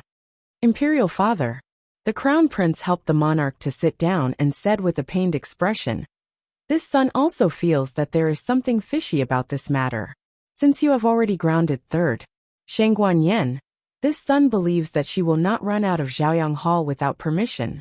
Perhaps she found someone suspicious, so she chased after them." My goodness, on the surface, he said that Shangguan Yan's injury was suspicious, but in fact, he secretly emphasized that Shangguan Yan disobeyed the emperor's ban. Who told you to run out of Zhaoyang Hall in the middle of the night? If you obediently listened to the emperor's words, wouldn't everything be fine? If this is not asking for it, then what is it? The young Junju didn't understand what they were talking about. She hung motionlessly on her nephew's leg, like a confused little fruit. Xiao Heng's eyes were cold, and with the temperament of a young man he said, "How does your royal highness know that my mother was lured out and not kidnapped?" The crown prince choked. "This," Xiao Heng coldly said. "I heard that not long after my mother returned to the imperial palace, your royal highness ordered the guards to hurt my mother." The crown prince refuted. "I didn't. It was the guards who did it. I wanted to stop them, but it was too late. The cause was your mother pushed me. She pushed me down the steps of the pavilion. Do you know how high the pavilion is?" Xiao Heng asked back. "So your royal highness held a grudge and let people throw my mother down from the high hillside?" The crown prince's eyes trembled, and he suddenly raised his voice. "I didn't." "Enough, stop quarreling," the emperor sternly said. The young Junju plugged her small ears with her fingers. The emperor said to Zhang Dequan, "Take the young Junju out." "Yes." Zhang Dequan came over and took the young Junju out. "What's the situation?" "We'll know when your mother wakes up." "How is your body?" the emperor asked Xiao Heng. Xiao Heng was about to say that he was fine, but he remembered that Shangguan Qing was sick. He changed his youthful aura and weakly said, "Still the same." The emperor said, "Since you're here, let the state preceptor take a look at you." Xiao Heng didn't speak. The emperor frowned and looked at him. "What's wrong?" Xiao Heng lowered his eyes and whispered, "Anyway, it can't be cured. You don't have to waste medicinal materials on me." The emperor looked at his weak and sick grandson, and then looked at Shangguan Yan, who was seriously injured and unconscious. He deeply frowned. The room once again fell into a strange silence. The crown prince's heart gradually sank. The emperor was old. Although he was still temperamental and tyrannical, there was an inch of his heart that was not so hard. This point could be seen from his attitude toward the young Junju. He was not so tolerant of the young Shangguan Yan. Did he like the young Junju more? No, he was not as cruel as he was when he was young. Shangguan Yan's injury, and the emperor's grandson's illness, hit the flesh of his heart. The Xianyuan family was destroyed at the right time. If it was now, who could guarantee that the emperor would raise the butcher's knife to the Xianyuan family? Even the babies in swaddling clothes? The crown prince cupped his hands and saluted. "Father, let me investigate this matter. I will definitely find out what happened last night and give justice to third sister." This time, the emperor didn't correct him when he said third sister. The crown prince secretly clenched his fingertips. "I have my own ideas on this matter." The emperor refused. The crown prince was not surprised by his father's decision. He didn't really want to take the matter into his own hands. He just wanted to show his attitude in front of his father. The emperor looked at Shangguan Yan with a complicated look and said to Xiao Heng, "Take good care of your mother. You didn't touch your bedroom." The last sentence was undoubtedly to welcome the emperor's grandson back to the palace. Xiao Heng said almost without thinking, "No, I want to stay in the state preceptor palace to accompany my mother to recover." The emperor didn't say much, stood up and walked out of the door. The crown prince asked the servant to leave the tonic and turned to follow. When he crossed the threshold, the emperor's footsteps paused slightly, as if he was waiting for something. However, he didn't see it in the end. Xiao Heng did it deliberately. He knew that the emperor was waiting for him to call him imperial grandfather. In fact, it was just an act. He could call him imperial grandfather 100 times. But he didn't want the emperor to get his wish too early. After all, he didn't cherish things that were too easy to get. Xiao Heng carefully recalled his performance just now and made sure that he didn't make any big mistakes. The emperor's affection for Shang Guanqing's grandfather and grandson was an unexpected surprise. One of the reasons for the emperor's preference for Shang Guanqing should be that Shang Guanqing didn't have long to live. The emperor was afraid of all people related to the Xianyuan family, but a grandson who didn't have long to live was not a threat to his imperial power. The crown prince's performance today was very mediocre. He was impulsive and easily angered, but combined with the crown prince's secret actions, he speculated that it was just a disguise. The purpose was to make people think that he couldn't hide things in his heart and couldn't play tricks. Xiao Heng touched the mole under his right eye that was dotted with ink and said lightly, "Then let's see who can pretend better." Chapter 727. After coming out of the Kailan Hall, the monarch went to find the young princess. The crown prince said goodbye to the monarch and got on the carriage to return home. When the carriage was far away from the imperial preceptor hall, he changed his impulsive and irritable expression and became serious and restrained. The carriage traveled on the spacious street. He said in a deep voice, "Do you know who I saw in the imperial preceptor hall just now?" On the bench beside him sat a man in the official uniform of the commandery. His surname was Xiao and his name was Xue. He was the commandant of Fengche and was in charge of all the carriages and ceremonial guards in the Great Yin Palace. The authority between the commandants was not constant. Occasionally, they would infiltrate each other. Xiao Xue was once responsible for investigating the assassination of the crown prince.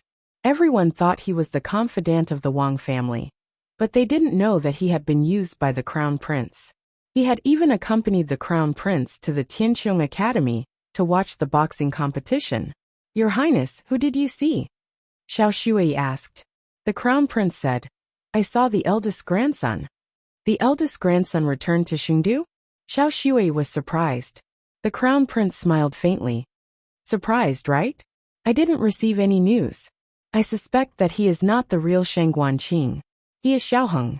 Xiao Xue asked, "That Xiao Lilang?" The crown prince nodded. "It's him." As the crown prince's confidant, Xiao Xue naturally knew that Xiao Heng had come to Chengdu. He asked, "Did he reveal his identity, or was he pretending to be Shang Guanqing?" "Pretending to be Shang Guanqing," the crown prince said and frowned. "I'm not sure." Xiao Xue looked at the crown prince in confusion. "Your Highness, what are you not sure about?" The crown prince sighed. "I'm not sure whether that person is Xiao Heng or Shang Guanqing. They look so similar that I can't tell them apart." The crown prince and Shang Guanqing had not seen each other for more than 10 years. He only took advantage of the time when Shang Guanqing returned to Sheng capital to sneak a peek near the state preceptor's hall or look at the portrait. He did not know much about the grown-up Shang Guanqing, so he could not distinguish the two from their behavior and voices. The crown prince said, "Even my father couldn't recognize it, let alone me." Xiao Xue said, "This is the brilliance of the dethroned crown princess. She let Shang Guanqing stay away from Chengdu and not have any contact with anyone, so as to minimize the distinguishing features other than his appearance. Once Shang Guanqing dies of illness, she can take Xiao Heng back to her side, and no one will know that it's someone else." The crown prince paused and said, "Although there are rumors among the people that father dotes on Shang Guanqing because he doesn't have long to live, what if the eldest grandson's illness is cured and father still dotes on him? I can't take that risk." Xiao Xue said, "Yes, His Majesty is old, and he's not as ruthless as he was when he was young. He killed Empress Xuanyuan's entire family. It's hard to guarantee that he won't make up for it on Empress Xuanyuan's children and grandchildren in his twilight years." The crown prince's eyes turned sharp. "So Xiao Heng must die. Once Xiao Heng died, Shang Guanyin would not be able to live." Xiao Xue pondered for a moment and said, "In fact, it's not difficult to identify whether the other party is Xiao Heng or not. There are two people who must have dealt with Shang Guanqing." The crown prince thought for a moment. "You mean the state preceptor? He may not help me. That guy is stubborn and won't be roped in by any force." Xiao Xue said in his heart, "That's because no force can be above the state preceptor's hall. To put it bluntly, no one is qualified to rope him in." The crown prince shook his head. "What's more, He and Shang Guanqing only met once in 2 years. They don't know much about each other. As for the slight difference in voice, it can be said that he changed his voice. Xiao Heng is a man. How can his voice be the same when he was a teenager? Xiao Shui pointed out. Did your highness forget that there is another person? The crown prince. Who? Xiao Shui. Wang Su. The crown prince was slightly stunned. Him. He has been stationed in the imperial mausoleum for several years and personally taught Shang Guanqing martial arts. If there is anyone who can identify the real Shang Guanqing, it's him. Xiao Shui said. His Majesty hates it when people deceive him. If the person your highness saw today is really Xiao Heng, then Xiao Heng has committed the crime of deceiving the emperor. You're right. The crown prince deeply agreed. But there's one thing I can't figure out.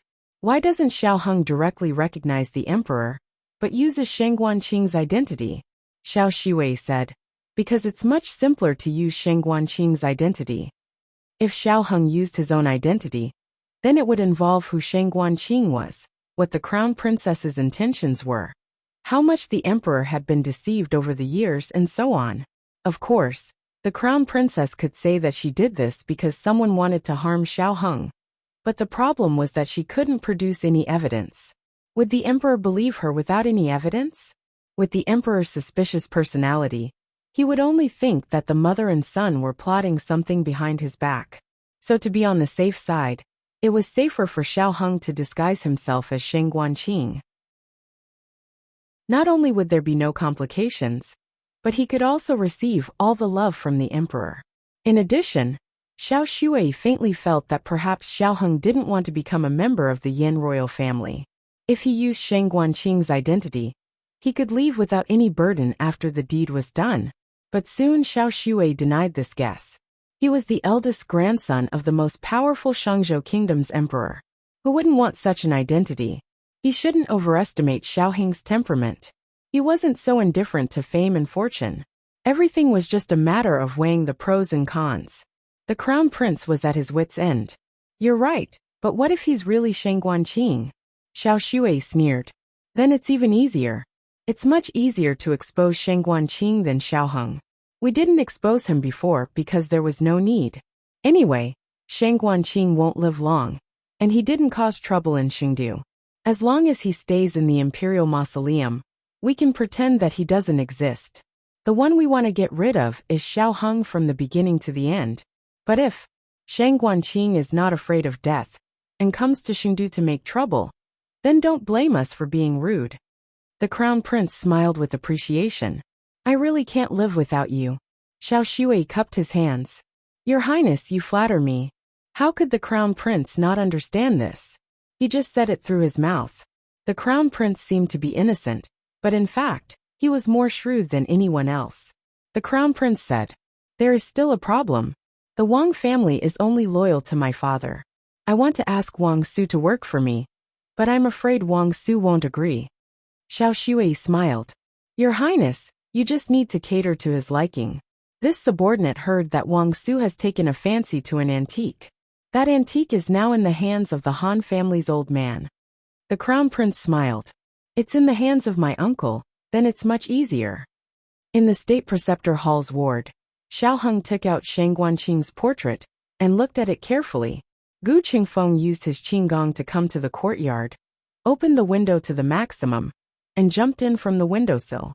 How's it going? You didn't expose yourself, right? No, Xiao Heng said.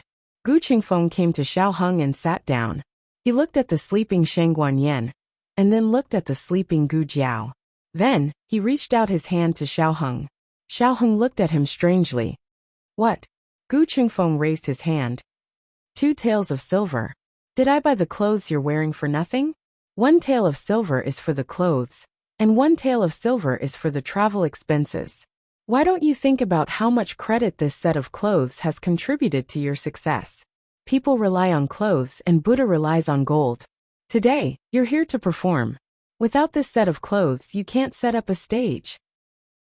Do you know how difficult it is to find a set of clothes similar to the one in the portrait? Xiao Heng said. I don't have any money on me. When Jiao Jiao wakes up, I'll ask her to give it to you. Gu Qingfeng choked. Then forget it. Asking that girl to give him money, isn't that the same as asking for her life? It would be good if he didn't empty his wallet. Gu Qingfeng's eyes fell on the portrait. Is the person in this portrait really the imperial grandson? Why do I feel that he looks like you? You guys aren't twins, are you? No, Xiaoheng said. How do you know? Gu Qingfeng asked. His birthday is different. His birthday is 10 days earlier than mine. He asked Yi Qing in the library. Gu Qingfeng said. Birthdays can be faked. Isn't Ming Junwang the same age as Sheng Guanqing? Let me guess, is it because he's older than Ming Junwang and can be the imperial grandson? Xiaoheng looked confused. Is that so? Gu Qingfeng said that he believed it. Don't worry about this. When Sheng Guanyin wakes up, everything will be revealed. Right now there are more important things for them to do, Xiaoheng said. There is one person who may know that I'm not Sheng Guanqing. Gu Qingfeng's action of pouring tea stopped. Who? Xiaoheng looked at a green leaf on a branch outside the window. His eyes were cold as he said, Military Officer Guan Wangsu. Chapter 728. It was no secret that Commandant Guan Wangsu taught Sheng Guanqing martial arts in the Imperial Mausoleum.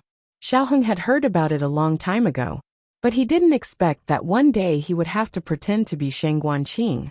Wangsu, this hidden danger must be solved. It didn't mean that he had to kill him, but it was enough to prevent him from coming out and disrupting their plans. Gu Qingfeng curled his lips and patted his chest.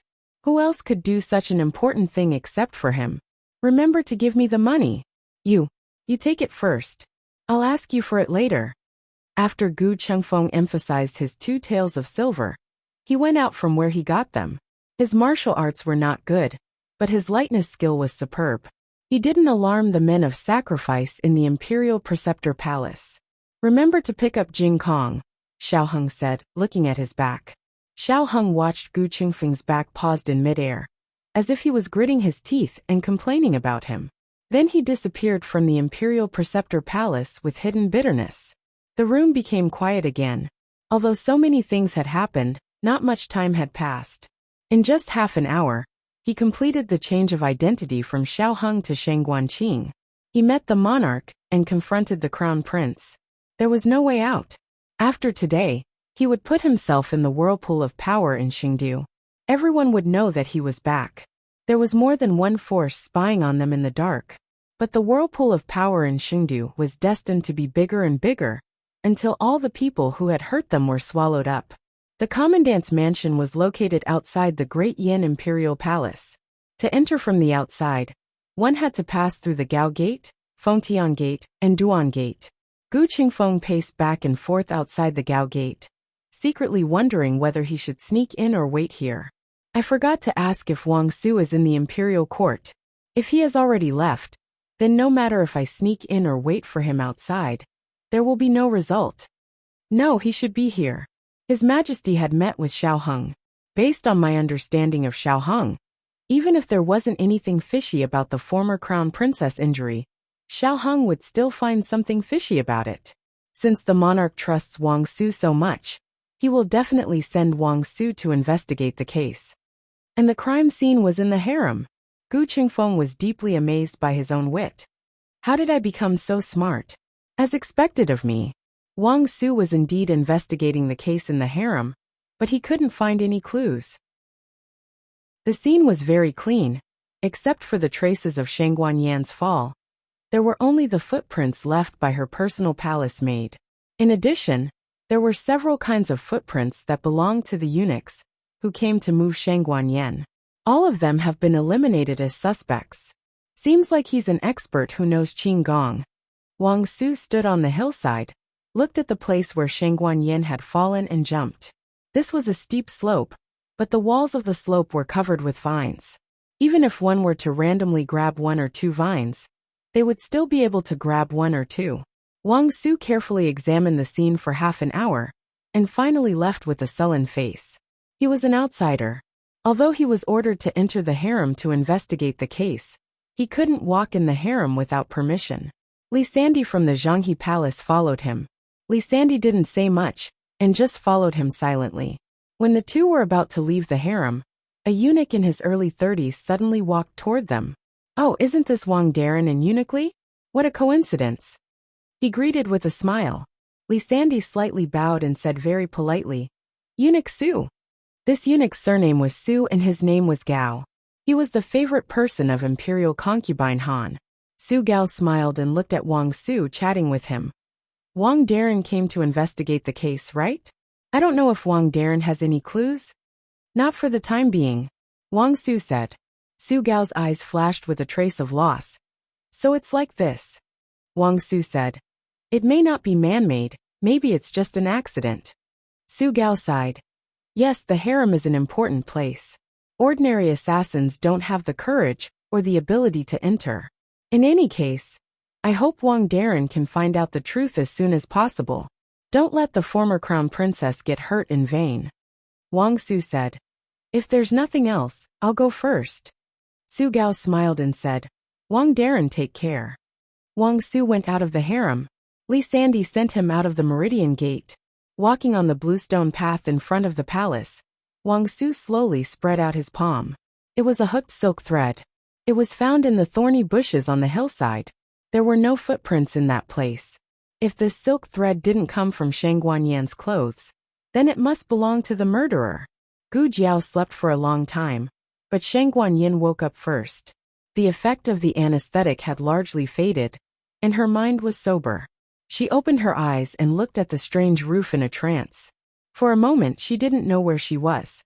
Awake, Xiao Heng came over and looked at her. Today Xiao Heng didn't wear a mask, revealing his face. Shang Guanyin stared at him, her mouth couldn't close. After a long while she closed her eyes. "I'm dreaming." He was the person she could only see in her dreams. Xiao Heng sat down on her bed and looked at her. "Does your wound hurt?" "Hurt." Shang Guanyin was startled. "It hurts." She was hurting all over. This wasn't a dream. She opened her eyes and looked at Xiao Heng with shining eyes. Xiao Heng smiled softly. Shang Guanyin suddenly felt embarrassed. She couldn't move. Only her eyes rolled around in her eye sockets. Then, her ears turned red at a visible speed. "Huh." Xiao Heng was slightly surprised. "You weren't like this when you were in Tianxiang Pavilion. You didn't feel ashamed when you watched me and Jiao Jiao doing this and that. I thought you were as good as my father." Shang Guanyin was injured in more than one place. She was wrapped like a rice dumpling. She moved her fingers. Xiao Heng saw it and asked her, "What do you want to take?" "A handkerchief," she said. Xiao Heng asked strangely, "What do you want to do with a handkerchief?" Shang Guanyin sternly said, "To cover my face, I'm shy." "Xiao Heng, Jiao Jiao and State Preceptor performed an operation on you. The operation was very successful. Do you feel uncomfortable anywhere?" Xiao Heng asked. "No," Shang Guanyin said, and looked at Gu Jiao on the small bed. Xiao Heng followed her gaze and looked. "She's asleep." Shang Guanyin softened her voice. "Then let's talk in a low voice." Xiao Heng smiled. "Okay." Shang Guanyin looked at his flash of a smile, and her eyes also flashed with a trace of bright charm. However, suddenly, she realized something and her expression slightly changed. "This is the State Preceptor's palace? How can you come to the State Preceptor's palace?" Xiao Heng calmly said, "I met the Emperor and the Crown Prince. I told them that I am Shang Guanqing." Shang Guanyin opened her mouth wide. Xiao Heng continued, "I saw Shang Guanqing's portrait." In a flash, Shang Guanyin's eyes flashed with countless complex emotions. She looked at Xiao Heng in a daze. She wanted to say something but hesitated. In the end, she only carefully probed. "You know everything?" Xiao Heng nodded. "And?" Shang Guanyin was stunned. "Know what?" Xiao Heng said, "Life experience." Shang Guanyin's eyes flashed with shock again, but she quickly calmed down. "How do you know?" "I guessed it," Xiao Heng said truthfully. His behavior in Tianxiang Pavilion that day was very clear. Coupled with his various encounters, the various news revealed by Yi Qing, and even Zhang Dequan's shout of His Highness Zhang's son, that night, he was getting closer and closer to his life experience. When he saw Shang Guanqing's portrait, he finally had an answer to this question. He was Shang Guanyan's child. It's just that he was not completely sure about his relationship with Shang Guanqing. Who is Shang Guanqing? My brother? Twin brother? A negative tone. Xiao Heng opened his mouth. Then he is. Shang Guanyin bit her lips and whispered after a long while. Xiao Qing. Xiao Heng was not surprised by this answer. There was no other reason than Shang Guanqing's birthday was Xiao Qing's birthday. At that time, Xiao Heng and Xiao Qing were poisoned at the same time. There was only one antidote. In order to let Xiao Heng get the antidote, Shang Guanyin hit Shang Guanqing and told Xian Ping Ho that she killed him. The process of making Xian Ping Ho believe it was not easy, so Shang Guanyin didn't want to mention it. Even later, Shang Guanyin almost died when she faked her own death. Shang Guanyin looked at Xiao Heng with a nervous and perturbed look. Do you think I'm too cruel? In order to let her son get the antidote, she deprived Xiao Qing's chance to live. It was difficult to say who was right and who was wrong. He was not her, so he didn't know what kind of struggle she had in her heart. She only wanted her son to live on. All these years, she had been burdened with what she owed Xiao Qing and Xinyang, as well as the longing for her own flesh and blood. Perhaps anyone in the world could accuse her of being heartless, but Xiao Heng, who had survived because of her heartless nature, could not. I won't, Xiao Heng said. How did you think of taking Xiao Qing away? Shang Guanyin whispered. I wanted to take him back to the Imperial Teacher Hall and see if the Imperial Teacher Hall can cure him.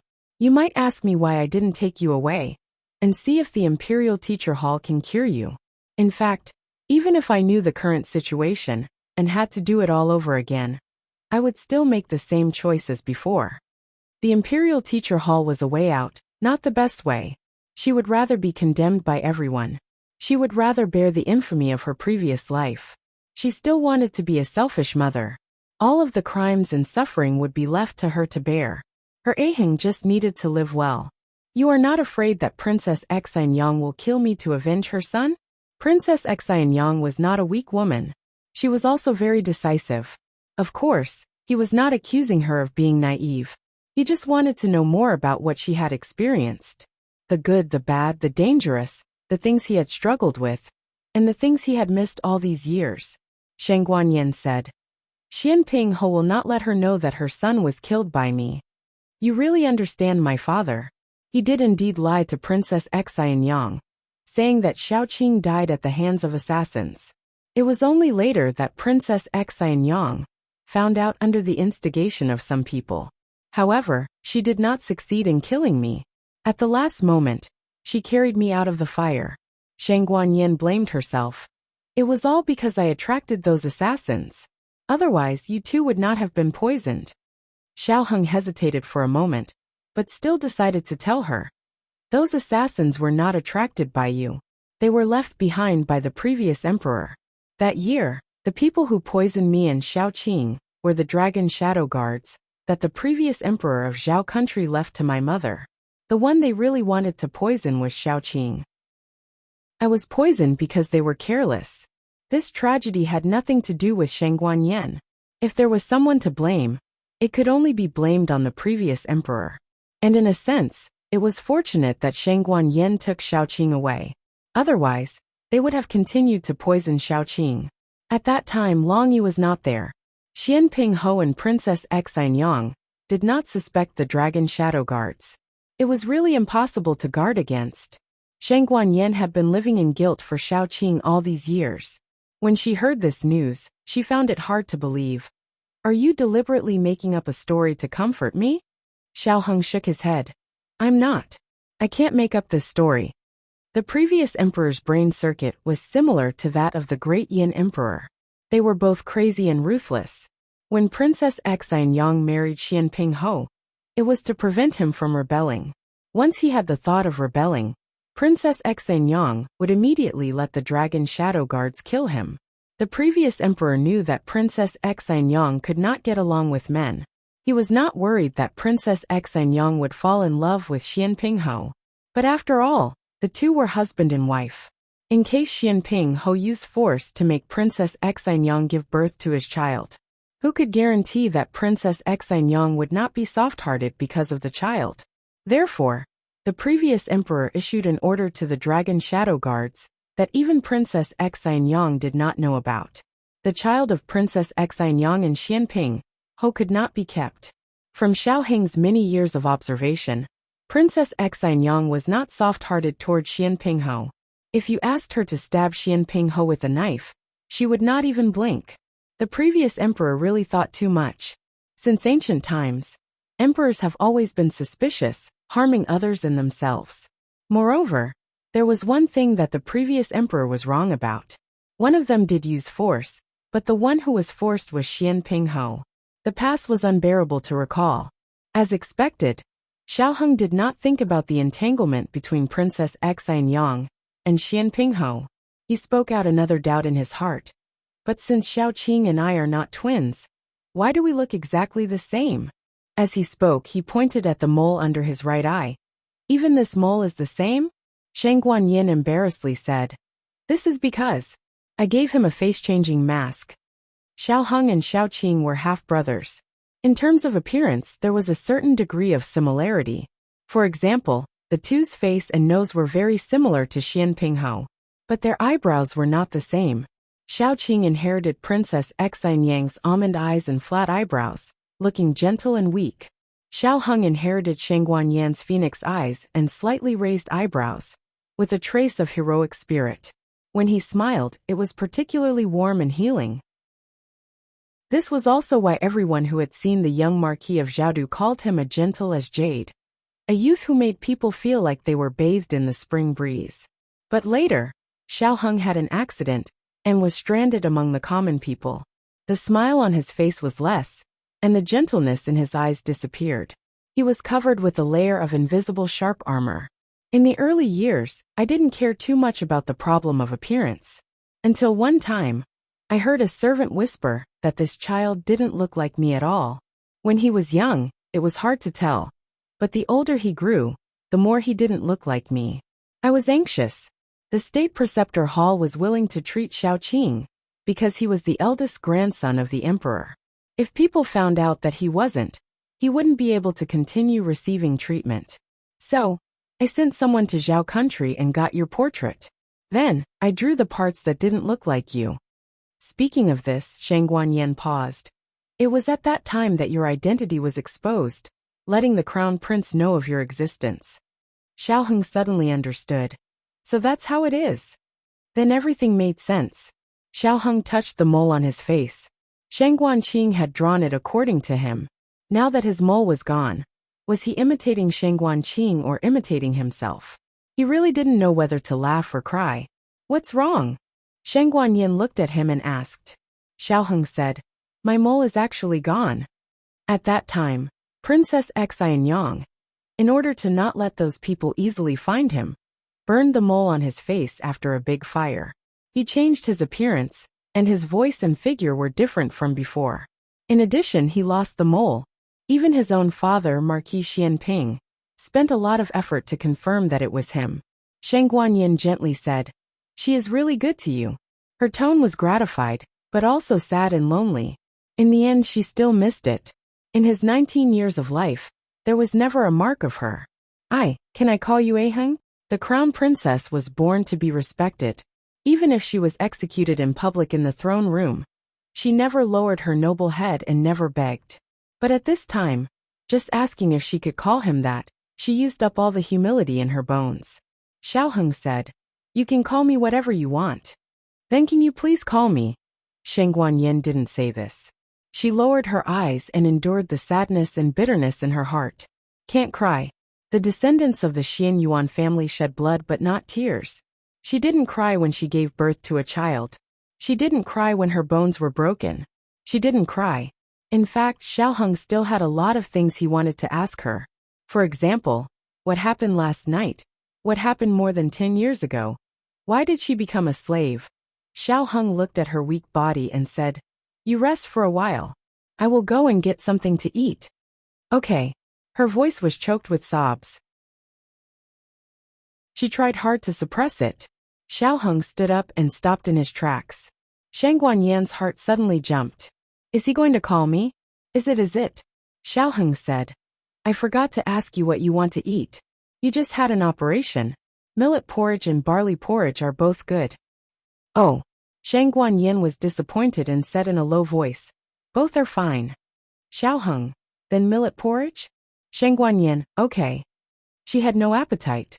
She was a bad woman. She didn't deserve to be his mother. Xiaoheng stepped to the door. When he was about to cross the threshold, he stopped again. It may be a bit late to say this, but he turned around and looked at her sincerely.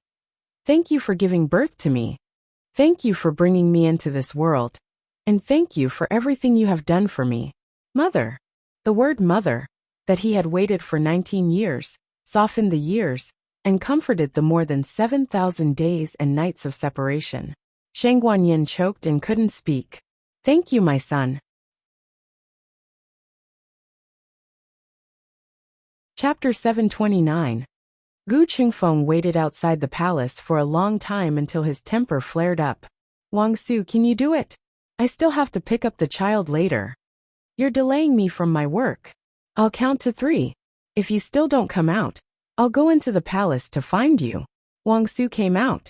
Wang Su had just brought people to search Tianxiang Pavilion yesterday. Gu Qingfeng had seen him before. The symbol of Commandant Guan on him was obvious. It was hard not to recognize him. After Wang Su left Gaomen, he sat on the carriage to return to his residence. Gu Qingfeng followed quietly. Wang Su was not in a hurry. The carriage did not go too fast.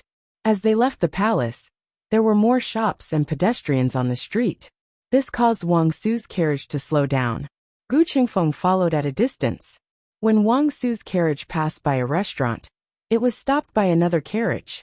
A middle-aged man dressed as a steward came down from the carriage. He smiled and cupped his hands towards Wang Su's carriage. It was unknown what he said to Wang Su, but Wang Su got down from the carriage and entered the restaurant beside him. Gu Qingfeng did not go in directly. Instead, he went to the ready-made clothing store diagonally across the street to buy a set of female clothing. He could not bear to buy jewelry, so he only used a hairband. Wearing a veil, he looked like an ordinary girl. He entered the restaurant and said he was looking for someone. The waiter saw that she was dressed plainly and did not look like a rich family's daughter. He was too lazy to greet her and told her to look for someone herself. Gu Qingfeng quickly found the middle-aged man in a room at the east end of the corridor on the second floor. He was guarding the door. There were 2 men of sacrifice with him. Was there such a big lineup? What was going on? With the men of sacrifice guarding, it was impossible for Gu Qingfeng to eavesdrop in the corridor. He entered an empty room, pushed open the window, and jumped out onto the roof. He used Qinggong to come to the room where Wang Su was. He bent down, picked up a tile, opened it slightly, and looked down through the gap. An old man? He was dressed very luxuriously. He sat on an armchair, his hands resting on the handle of a rosewood cane. Gu Qingfeng happened to be on top of his head, so he couldn't see his face clearly. Wang Su, on the other hand, was sitting opposite him. Due to the angle, Gu Qingfeng could see a small part of Wang Su's face. "What is old Master Han doing?" Wang Su said. "Old Master Han? Han Ye's grandfather, the head of the Han family?" Gu Qingfeng pricked up his ears. Old Master Han winked at the manservant beside him. The manservant walked towards Wang Su with a brocade box in his hands. Wang Su glanced at the brocade box and asked seriously, "What's the meaning of this?"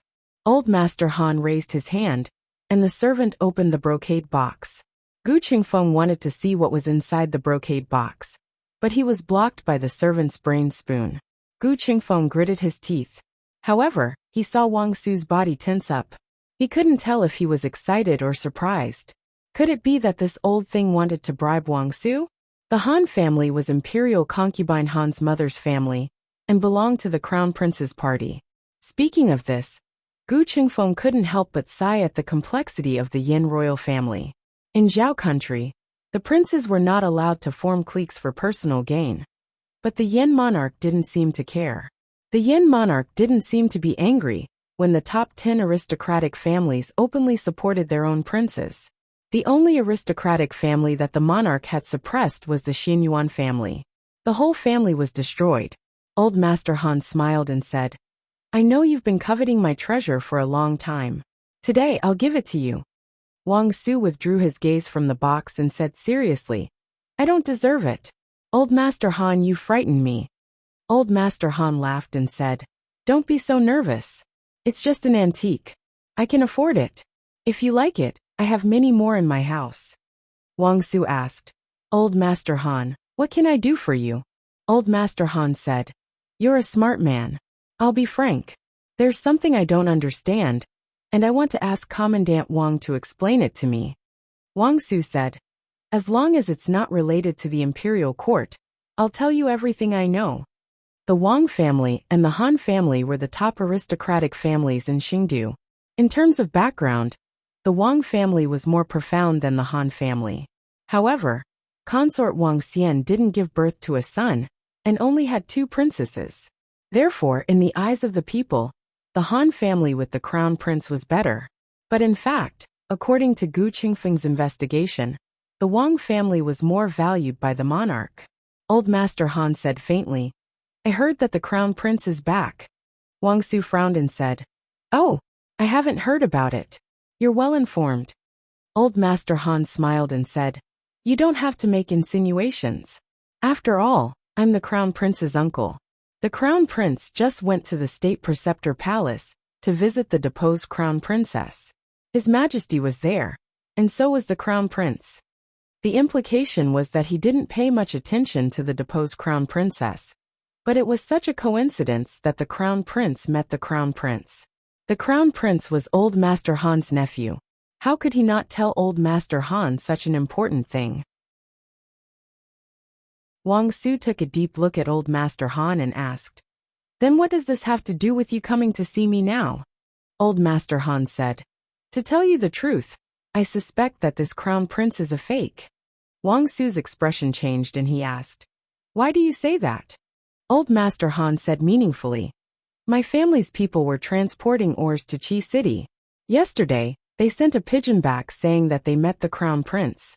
Qi City is at least 7 to 8 days away from here. I don't think the crown prince can grow a pair of wings and fly back.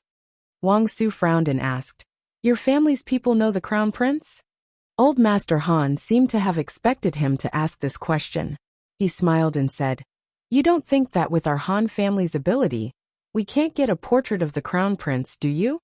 There was a portrait, but the matter of the crown prince meeting the crown prince was a fabrication. But if he didn't say that, how could he arouse Wang Su's suspicion? No matter whether Wang Su believed him or not, he would still go to the state preceptor palace to check. Gu Qingfeng clenched his fists. This old thing was very cunning. Wang Su looked at Old Master Han with a serious expression and asked, So, Old Master Han, you want me to expose the crown prince? Old Master Han nodded without hesitation and said, Exposing him is beneficial to our Han family. That's right, that's my purpose.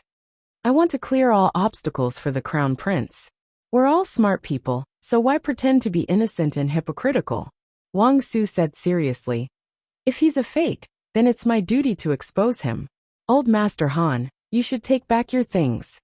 Wang Su didn't do this for the Han family, but for the emperor. Old Master Han sent him again and again, but Wang Su refused. In the end, Old Master Han sighed helplessly, and Wang Su took his leave. Gu Qingfeng slowly put the tile back, and planned to leave as well. At this moment, he heard a conversation in the room. Master, why didn't he take it? He didn't refuse us, did he? It was the middle-aged steward.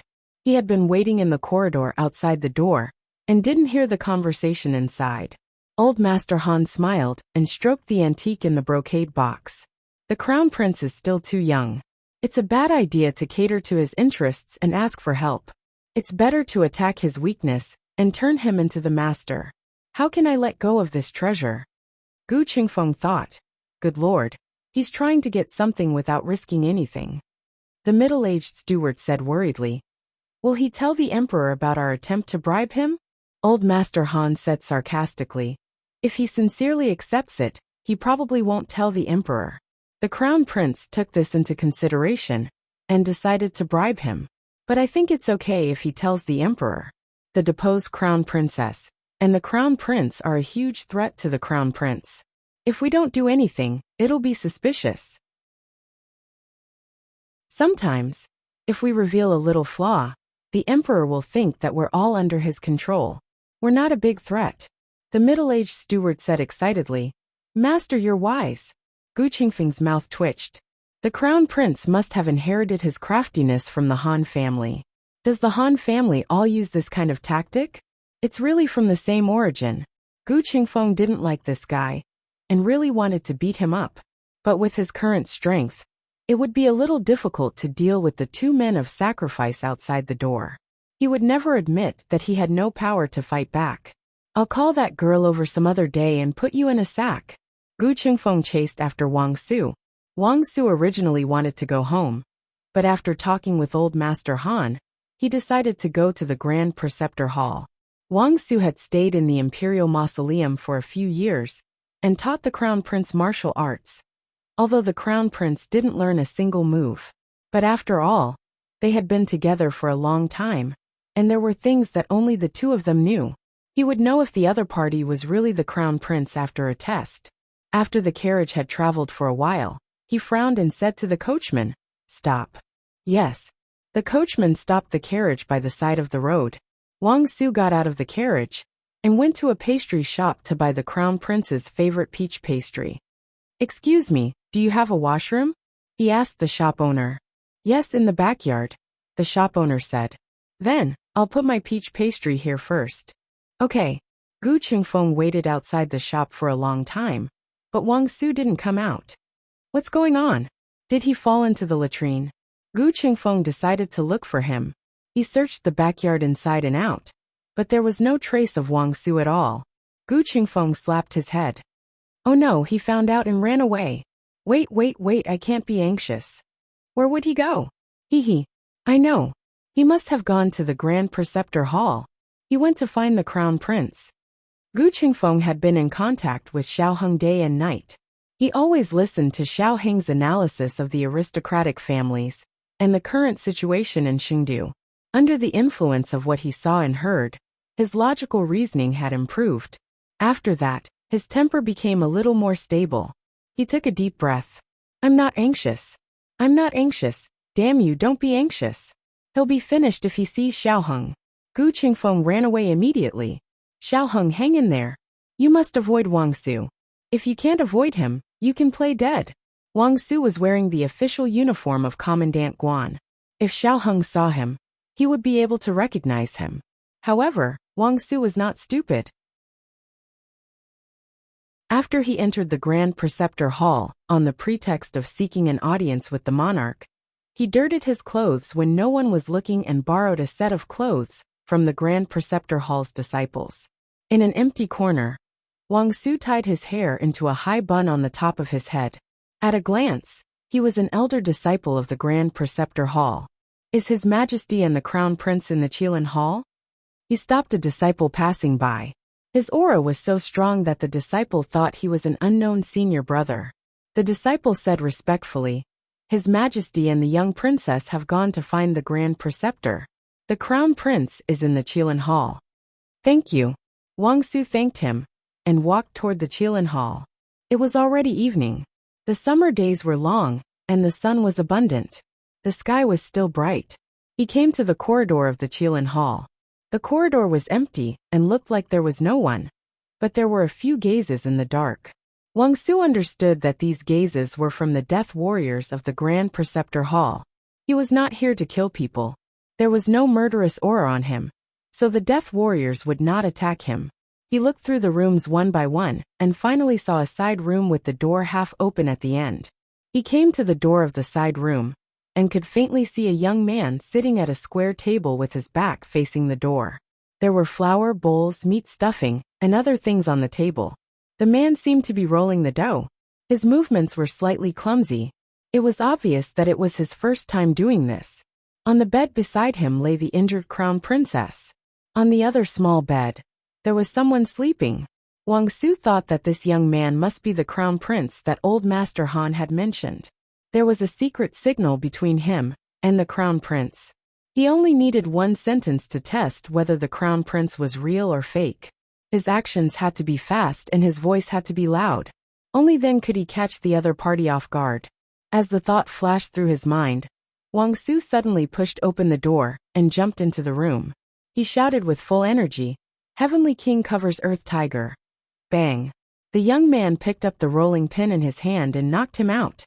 After the rolling pin with internal energy hit Wang Su, it flew back into the man's hand. Gu Chongqing did not turn his head.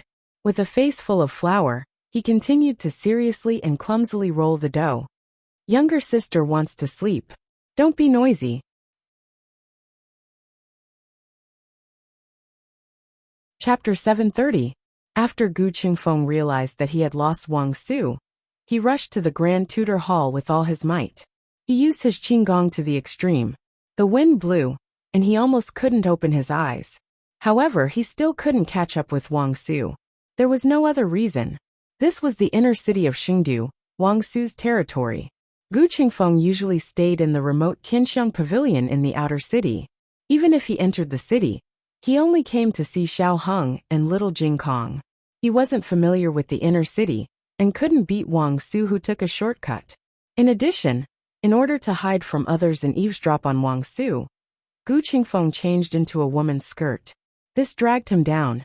He grabbed the hem of his dress with both hands, spread his feet apart, and ran forward with his legs splayed out in front of him.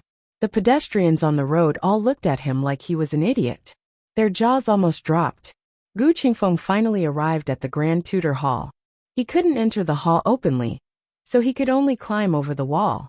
But after running all the way, he was already panting like a dog. I'll pant twice. Damn. What's going on? I'm so tired. Gu Qingfeng was almost done panting. He went to the side wall of the Grand Tutor Hall and jumped up. He was still in the same place. He jumped up again. He was still in the same place. He was really exhausted. Gu Qingfeng had to use the most primitive method, climbing the wall. He climbed to the top of the wall and fell down from the high wall. This was really the most embarrassing mission he had ever been on. When Gu Qingfeng arrived at the courtyard outside the sick room of the Qilin Hall, with his messy hair and loose clothes without a care for his image, it was as if he had just been ruthlessly defiled by someone. He didn't know anything about this. He came to the window, and was about to lift his skirt, and flip over when he saw Gu Chongqing in the room. Gu Chongqing was sitting at a square table with half of his face facing the window. His handsome face was covered with flour. There was dough, flour, and other ingredients on the table. He was using a rolling pin to roll dough. Gu Qingfeng took a few glances before he recognized that this was his elder brother. He was stunned. What was going on? Why would his elder brother appear here? Although he knew that his elder brother had come to the Yin Kingdom, he did not come to Xingdu. Furthermore, why would his elder brother be sitting here quietly rolling noodles? And it was so ugly. The thickness of the noodles was uneven, and the length was different. It wasn't noodles but dough lumps, right? Compared to Big Brother's appearance, Big Brother's rolling of noodles surprised Gu Qingfeng even more. This was something that Big Brother would never do in 10 lifetimes. It was even more impossible than him reincarnating as a woman. The corner of Gu Qingfeng's mouth twitched. For a moment, he wondered if he was dreaming. He pinched his thigh hard, and the pain almost made him fall to the ground. Yes, it was not a dream. This was really Big Brother. Big Brother came to find him, and Big Brother was rolling noodles for him. Gu Qingfeng was moved to tears. He looked affectionately at Big Brother, who was clumsily rolling noodles, and said excitedly, "Big!" Bang! The rolling pin flew over. Gu Qingfeng was hit in the face, and fell to the ground with his arms and legs spread out. The rolling pin had already flown back. "I told you not to quarrel." Gu Chongqing caught the rolling pin that flew back, and continued to roll noodles.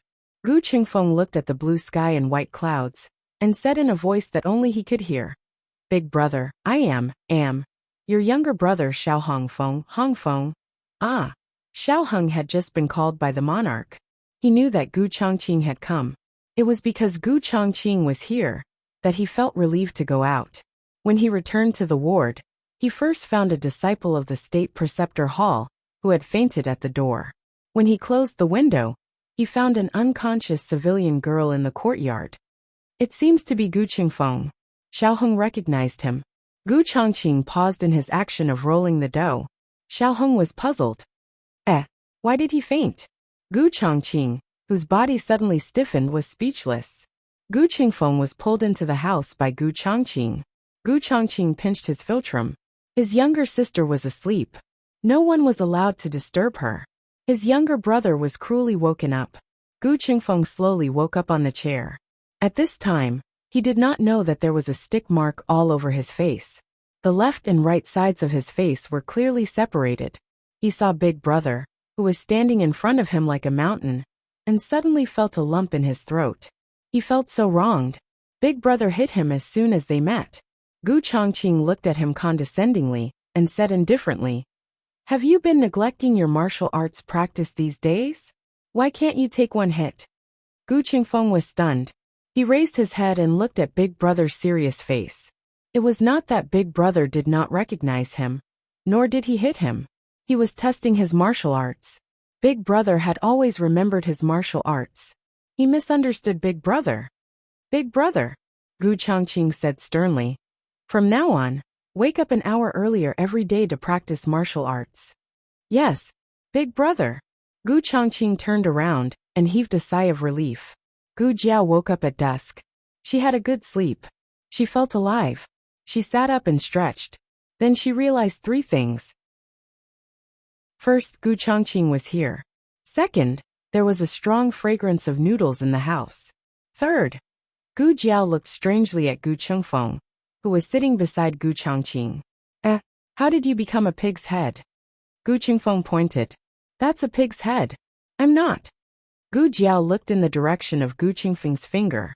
She saw an unconscious man who was tied up and sitting on the ground by the wall. From the extent of his bruises, this person was indeed better. This was because Wang Su shouted louder, so Gu Chongqing hit him harder. "Who is he?" Gu Jiao asked. "Wang Su," Xiaoheng said. "Eat the noodles first. I'll tell you slowly," Gu Chongqing said to Gu Jiao. Gu Jiao nodded. She got up and sat down beside Gu Chongqing. Using noodles to let his sister sit beside him was very scheming. Gu Jiao looked at Gu Chongqing beside her, and then looked at Xiaoheng and Gu Qingfeng. "You're all here. Where's Jingkong?" "At this time, school should be over in Jingkong," Xiaoheng said. They brought her to the garden to play with the little princess. The original plan was for Gu Qingfeng to pick her up and send her to Willow Lane to stay for a few days. With Master Nan and Master Lu looking after her, nothing should happen. Who would have thought that Gu Qingfeng would be beaten into a pig's head with a stick? Xiaoheng had no choice but to change his plan and bring the young commandery princess to fetch her playmate. "Eat it while it's hot," Gu Chongqing said. "Otherwise the noodles will be lumpy." Gu Jiao looked at the steaming hot noodles in the bowl. She didn't ask whether it was noodles or noodles. She just sighed and said, "I just woke up and there's food. It's good." Gu Qingfeng and Xiaoheng burped together. "Yes, you're really good. We and the other disciples of the State Preceptor Palace in the kitchen are all stuffed." In order to improve his cooking skills, Gu Chongqing rolled wave after wave and cooked bowl after bowl. This bowl was just out of the pot. Fortunately, Gu Chongqing's cooking skills were better than Xiao Liulong's. Except for the ugly appearance, the taste was not bad. Gu Jiao didn't eat at noon. After the operation, she fell asleep. She was really hungry now. Gu Jiao said, "The noodles are quite chewy." Gu Chongqing, "I made Yangchun noodles. Gu Chongqing had heard Gu Jiao mumble about Yangchun noodles in her sleep when he was guarding her. The chefs in the State Preceptor's Hall could not make authentic Zhao country Yangchun noodles, so he decided to cook for his sister personally. While Gu Jiao ate the noodles, Gu Jiao told Gu Qingfeng about old Master Han meeting Wang Su. Anyway, Wang Su is the only one who can recognize the eldest grandson of the emperor, except for the former crown princess. Gu Jiao slurped the noodles. "Oh, I see." As soon as her voice fell, Wang Su woke up. When he opened his eyes, he found that he was tied up. He looked at the people in the room with a dumbfounded face. He didn't understand what happened. Just now there was only the eldest grandson of the emperor, but now, why are there people? His eyes looked back and forth between Xiaoheng and Gu Chongqing. Finally, he realized that the man rolling the noodles was not the eldest grandson of the emperor, but the person in front of him.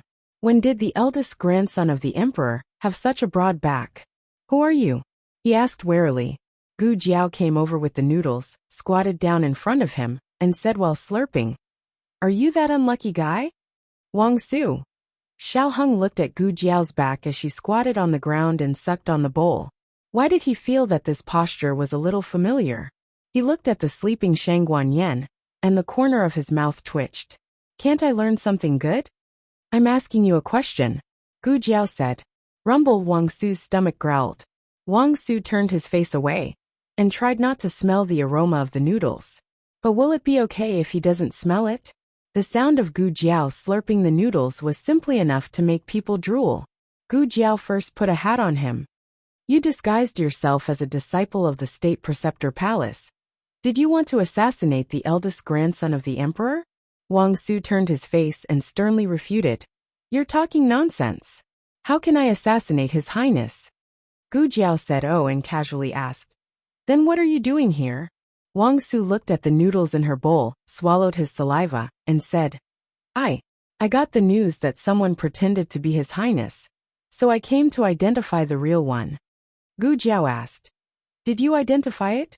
Wang Su awkwardly said, No, I haven't finished the code yet, but I was knocked unconscious by your people. Gu Jiao curiously asked, What code? Tell me about it. The three men in the room all looked at Wang Su, including Xiao Heng, who didn't change his expression. Wang Su was stationed at the Imperial Mausoleum when Shangguan Qing was 13 years old. He didn't have any contact with Shangguan Qing in the first half of the year. It was by chance that he was injured and returned to the camp. He met Shangguan Qing on the way, and Shangguan Qing asked someone to send him a bottle of wound medicine at night. At that time, he thought that this child was good and wanted to teach him martial arts. But this child was unwilling to study hard and often led him astray. For example, in the past 2 years, he didn't teach Shangguan Qing any moves, but Shangguan Qing taught him a lot of strange codes. Wang Su took a deep look at Xiao Heng and said seriously, The Heavenly King covers the Earth Tiger. Gu Jiao said without hesitation, You're an idiot. Wang Su was stunned and looked at Gu Jiao in disbelief. Gu Jiao slurped a mouthful of noodles, finished it, and said, Did I get it right? Wang Su was surprised. This was impossible. This was clearly a secret signal between him and the eldest grandson of the emperor. Gu Jiao. I bet a pack of spicy sticks that the state preceptor knows all about it. Gu Jiao pointed at Xiao Heng. He taught me. After the code is correct, he is the imperial grandson. Wang Su frowned. Why don't I believe it? Each of you is more suspicious than the other. The thought flashed through his mind. Wang Su frowned and said, I still have the code. I don't believe that you can all answer it. Gu Jiao slurped a mouthful of noodles. Go ahead. Wang Su. Red, orange, yellow, green, blue, purple. Gu Jiao. East, west, north, south, center, and white. Wang Su was shocked. Every cause has its effect. Your retribution is mine. Wang Su's body trembled. He gritted his teeth again and made a ruthless plan. Medicine, medicine. Gu Jiao slurped a mouthful of noodles. Check, check. Wang Su was shocked for the third time. Gu Qingfeng patted Xiao Heng next to him and whispered, What are they talking about? Do you understand? Xiao Heng thought to himself, It would be strange if I understood. What kind of nonsense is this? Did Xiao Qing really teach them? Why does it sound like they aren't serious? Having an indecent father is already enough. Don't tell me he also has an indecent older brother? Wang Su threw out a few more secret signals one after another, and Gu Jiao matched them all without any mistakes. Wang Su took a deep breath, looked at Gu Jiao, and then looked at Xiao Heng not far away. He clenched his fists and said, Now that things have come to this, I can only use my trump card. If you can even answer this, then I will believe that he is the real imperial grandson. Gu Jiao calmly drank a mouthful of noodles and motioned for him to continue. Wang Su narrowed his eyes, raised his chin, and said with a strong aura, This time it's not a code, it's a title. It's tailor-made for me by His Highness Prince Changsun. His Highness Prince Changsun said that this is the dream of all men in the world, to become the person. Gu Jiao tilted her head. Old Wang from next door? Wang Su. How the hell do you even know this? Chapter 731. Wang Su completely collapsed. He lay on the cool floor in a daze, staring straight at the roof beams, as if he had been struck by lightning 100,000 times. Gu Jiao stood up with the bowl of noodles and pouted at Gu Qingfeng. She said lightly, "Untie him, he's one of us." Gu Qingfeng was dumbfounded. "That's it? No, there are so many people here. And you're ordering me around? Oof. You know I'm the most reliable." Gu Qingfeng strode over with a big rolling pin mark on his head and untied the rope on Wang Su's body. How could Wang Su not recognize this was the common woman who had followed him on the street? With an Adam's apple, it was a man. Wang Su's heart was full of doubts. Who were the people who appeared beside the imperial grandson in this room? One was a terrifying master who could knock him down with a rolling pin. One was a master of Qinggong who was good at disguise and forced him to escape. And the other was Xiao Lulang, whom he knew. He was the doctor that the monarch had invited for the deposed crown princess. He was the one who had brought Xiao Lulang in through the palace gate. "No, why were you following me just now?" Wang Su asked Gu Qingfeng. Since the girl said she was one of them, Gu Qingfeng didn't plan on disguising himself as a woman anymore. His eyes flashed, and he said in his own male voice, "I wasn't following you. I was following the crown prince. The crown prince met with the old man of the Han family again. So I followed him to see what tricks he was up to. Who knew you would come? You secretly met with the old man of the Han family. Isn't that suspicious?" Sure enough, he was a man, Wang Su thought. Wang Su carefully considered the possibility of the situation Gu Qingfeng described. The conflict between the crown prince and the deposed crown princess wasn't new. The cause could be traced back to when the crown princess was deposed, and the crown prince became the heir apparent. Anyone would think that the crown prince stole what belonged to the crown princess. A few days ago, the crown prince and the deposed crown princess had an argument in the harem, and the crown prince's guards even injured the deposed crown princess. Now that the deposed crown princess was being persecuted again, it was reasonable that the imperial grandson would be the first to suspect the crown prince and send people to keep an eye on him. After Gu Qingfeng untied him, he stood up and extended a hand to him. Wang Su grabbed Gu Qingfeng's hand and stood up. Hiss, so painful. "Who's that big guy?" He was too heavy-handed. He limped over to Xiao Heng and cupped his hands in salute. "Your humble servant Wang Su greets your highness Zhangsun." Through Gu Qingfeng's observation of Wang Su, although this person was a little unreasonable, he was not bought by grandfather Han. It could be seen that he was a loyal person. Xiao Heng nodded and said, "What happened today was a misunderstanding. Commandant Guan, please don't take it to heart. It was this humble subject who was impetuous. Your Highness Zhangsun is willing to overlook this humble subject's mistake. This humble subject is extremely grateful. His Majesty is in the stargazing tower. Go and report to him." "Yes." Wang Su cupped his hands in salute again and then retreated. The moment he turned around, he suddenly turned his head to look at Xiao Heng. "Your Highness Zhangsun won't ask this humble subject whether or not this humble subject has found any clues. Even Imperial concubine Han had sent people to inquire about it in front of him." Xiao Heng looked at him with a heavy gaze. "I believe that Commandant Guan will give my mother justice." His Highness Zhangsun still trusted him as always. A wave of heat rolled through Wang Su's heart. An impulse to be trusted struck him in the heart. He solemnly said, "This humble subject will do his best." He left the room. Gu Qingfeng stuck his head out to take a look. He entered the room and clapped his hands. "Okay, he's gone far."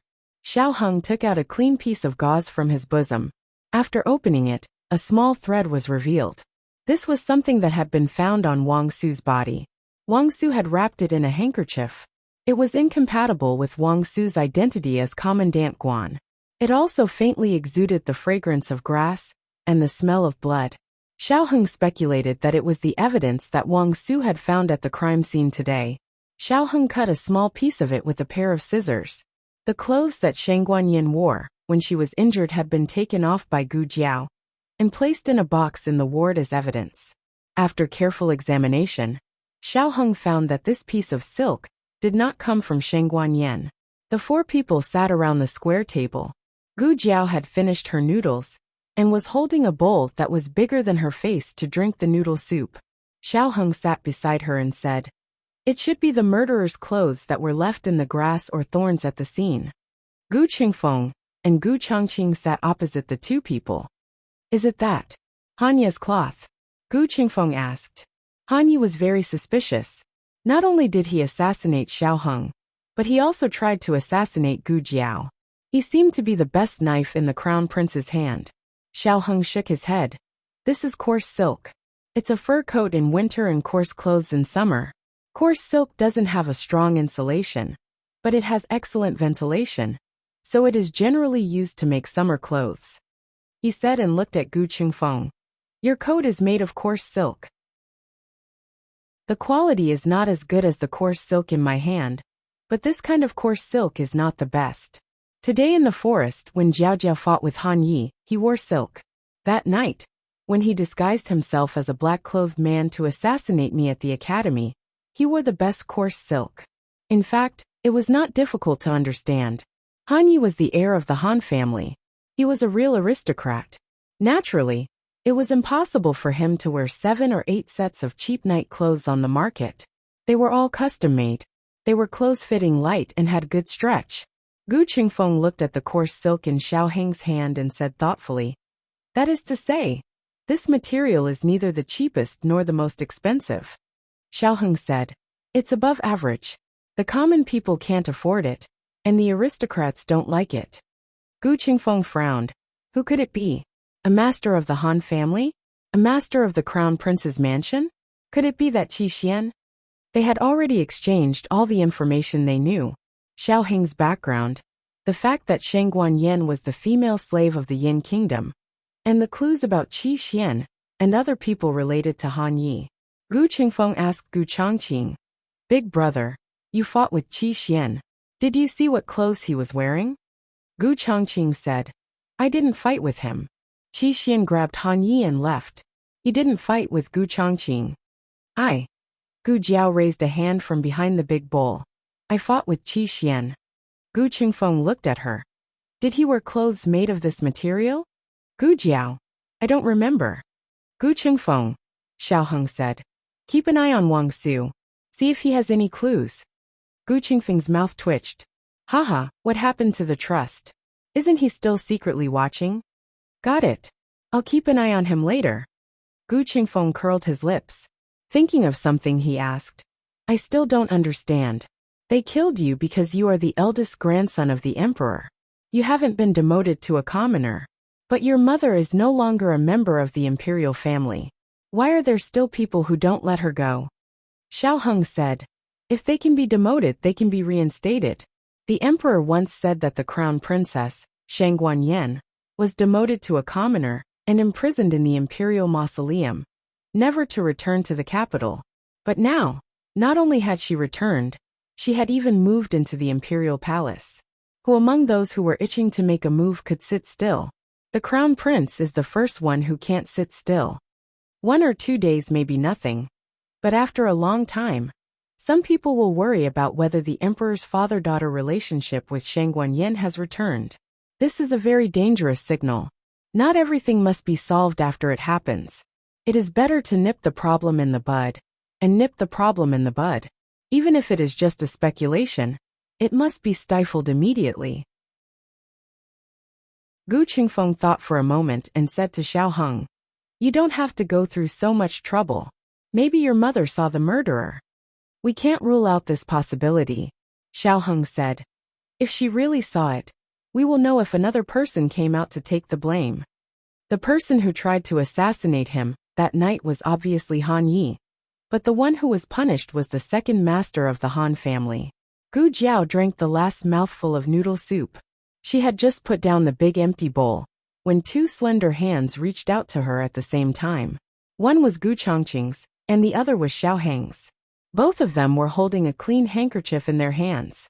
Gu Jiao blinked her eyes. Why does she feel like this is another question that will send her to her death? She slightly raised her left hand. Gu Changqing's face sank. She slightly raised her right hand. Xiao Heng's face turned black. Her eyes moved. She stretched out her hands and grabbed the handkerchief of the 2 men at the same time. No distinction between first and second, fair treatment. While wiping her mouth with 2 handkerchiefs, she ran out of the room. When she was gone, her voice came from the corridor. I'm going to find the state preceptor. The two men stared at each other for 3 seconds. Suddenly they got up and shouted at the door. Your foot! This girl sprained her ankle and still ran away. Gu Jiao's foot was fine. Her body had been trained by her, so her recovery ability was excellent. She went to the library. There were 3 floors in the library. The first floor was the largest, where the most common books were placed. The second floor was the second largest, which contained some more professional and hard-to-find books. The third floor was the smallest, which involved the secrets of the Yin Kingdom and the state preceptor's palace. For example, the former 6 books of the Yin Kingdom were once displayed on the 3rd floor. Gu Jiao only went to the 1st floor. Yi Qing was sorting out books in front of a row of bookshelves. When he saw Gu Jiao come in, he politely greeted, "Young Master Xiao." Gu Jiao nodded. Yi Qing. Yi Qing handed the books in his hand to the disciple beside him. You take these 2 books out to dry. They are a little wet. I will come back later to sort out the rest. Yes, senior brother. The disciple took the books with both hands, bowed and walked out. Yi Qing took Gu Jiao to the tea table, walked up a high step, and sat down on the opposite side of the desk. Gu Jiao sat down opposite him in the same posture. He picked up a pot of tea from the small wooden bucket filled with ice, smiled slightly and said, "It's honey flower tea." He first poured a cup for Gu Jiao, and then poured a cup for himself. Gu Jiao had just eaten a big bowl of noodles. To be honest, her stomach was a little full, so she just took a sip. There should be mint in the tea, which was very fragrant and pleasant. Yi Qing said with a smile, "Young Master Xiao, are you here to see my master? Master and His Majesty are on the 3rd floor, and Commandant Wang has just gone up. I guess they won't finish talking for a while. If young Master Xiao has something urgent, I can pass on a message for young Master Xiao." The disciple of the state preceptor's palace who was serving tea for the 2 heard Yi Qing's words, and a trace of surprise flashed through his eyes. When the state preceptor was talking with others, he never allowed anyone to disturb him, let alone pass on a message if there was no urgent matter. What was so special about this young Master Xiao? Gu Jiao didn't know that the state preceptor was so arrogant. She thought that reporting to the state preceptor was a routine operation, but she didn't have to see the state preceptor. Gu Jiao took a sip of tea and asked, "Did your master teach you those secret words?" Yi Qing looked blank. "What secret words?" Gu Jiao. "Red, orange, yellow, green, blue, and purple." Yi Qing blurted out reflexively, "East, west, north, south, and white." Gu Jiao narrowed her eyes. "Sure enough, it's you." Shang Guanqing came to the state preceptor's palace every 2 years, and stayed for a few days every time. It was said that he had a good relationship with the disciples of the state preceptor's palace. It was obvious that these secret words were taught by the state preceptor. Yi Qing smiled embarrassedly. It was the imperial grandson who told young Master Xiao. It's just a few jokes. Young Master Xiao doesn't have to take it to heart. Gu Jiao snorted. Old man, you are not serious. Yi Qing laughed dryly. Speaking of which, it was not his master who was not serious. It was the imperial grandson who was not serious. Who knew that his stomach was full of evil ideas at such a young age. He could fall asleep while studying, but he had a better memory than anyone else when it came to learning these unorthodox things. Can I go up to your 2nd floor to have a look? Gu Jiao asked. Yi Qing said, Young Master Xiao, you can. Others were not very good. They had to get the state preceptor's permission. But his master seemed to take special care of this young Master Xiao. Except for a few very special places, he could almost let young Master Xiao walk around. Gu Jiao and Yi Qing went up to the 2nd floor. There were only 2 disciples on duty on the 2nd floor. When the 2 saw Yi Qing, they respectfully saluted. Big brother. Yi Qing nodded and said to the 2. You do your thing. I will show young Master Xiao around. Yes. The 2 stepped aside. Yi Qing said to Gu Jiao. Young Master Xiao, please. Gu Jiao casually looked around. There were books on farming, law, arithmetic, astronomy, geography, and other relatively professional books. They were more in-depth and comprehensive than similar books on the market. Gu Jiao put the farming book back on the shelf and looked at the row of bookshelves on the right and said, "What is that over there?" There were not books on that row of bookshelves but scrolls. Yi Qing looked and said, "Those are portraits of all the major families." Oh, this was a good opportunity to collect information. "Can I take a look?" Gu Jiao politely asked. "Of course." Yi Qing smiled and said. It was one thing for him to treat Gu Jiao with respect, but it was another thing for Gu Jiao to reciprocate with respect. This was much more comfortable to get along with than those nobles who had a smile on their face, but their words and actions were full of disdain. Gu Jiao came to the front of the bookshelves. There were originally wooden signs of the major families on the bookshelves. Today's weather was good, so the disciples who were sweeping took the wooden signs away to clean. Gu Jiao casually picked up a scroll. Yi Qing opened his mouth, as if he wanted to say something, but after hesitating, he felt that it was okay. Gu Jiao opened the scroll. The portrait was of a man holding a red tasseled spear and wearing golden armor. His facial features were resolute, his eyebrows were cold, and there was a tear-drop mole under his right eye. Looking at the face in the portrait, Gu Jiao froze for a moment. Her eyes moved down. Xianyuan. Her finger just happened to press on the last word of the name. She slowly moved her finger away. Chapter 732. All the novels that can't be found online are here. Li. This is Xianyuan Li? Xianyuan Li and the king are of the same generation. If he is still alive, he should be about the same age as the king. This should be a portrait of him when he was young. Why do I have a feeling of déjà vu, as if I have seen it before? Is it the mole? Xiao Hong also has it. Or is it the red tasseled spear in his hand? This is Xianyuan Li, the former head of the Xianyuan family. Yi Qing saw that she was in a daze and introduced him to her. The Xianyuan family is a taboo in the Yin kingdom. Yi Qing is the eldest disciple of the state preceptor hall, so he has the confidence to mention it. Gu Jiao looked at it for a while, carefully put the portrait back, and opened another one. This time she looked at the name first, Xianyuan Cheng. It is also a portrait of a young man, who looks to be in his early 20s. He is wearing silver armor, holding a red tasseled spear, looks like Xianyuan Li, very heroic, and has a cinnabar mole between his eyebrows. If he were to take off his armor, he would be an elegant young master with a jade-like appearance. Yi Qing looked at the portrait and said, Xianyuan Cheng was weak and sickly when he was a child. Coupled with the cinnabar mole between his eyebrows, he was always laughed at by young masters of the same age as a little girl. Then he followed his father to practice martial arts desperately, worked hard to become stronger, and finally became a famous general who can continue the legend of Xianyuan Li.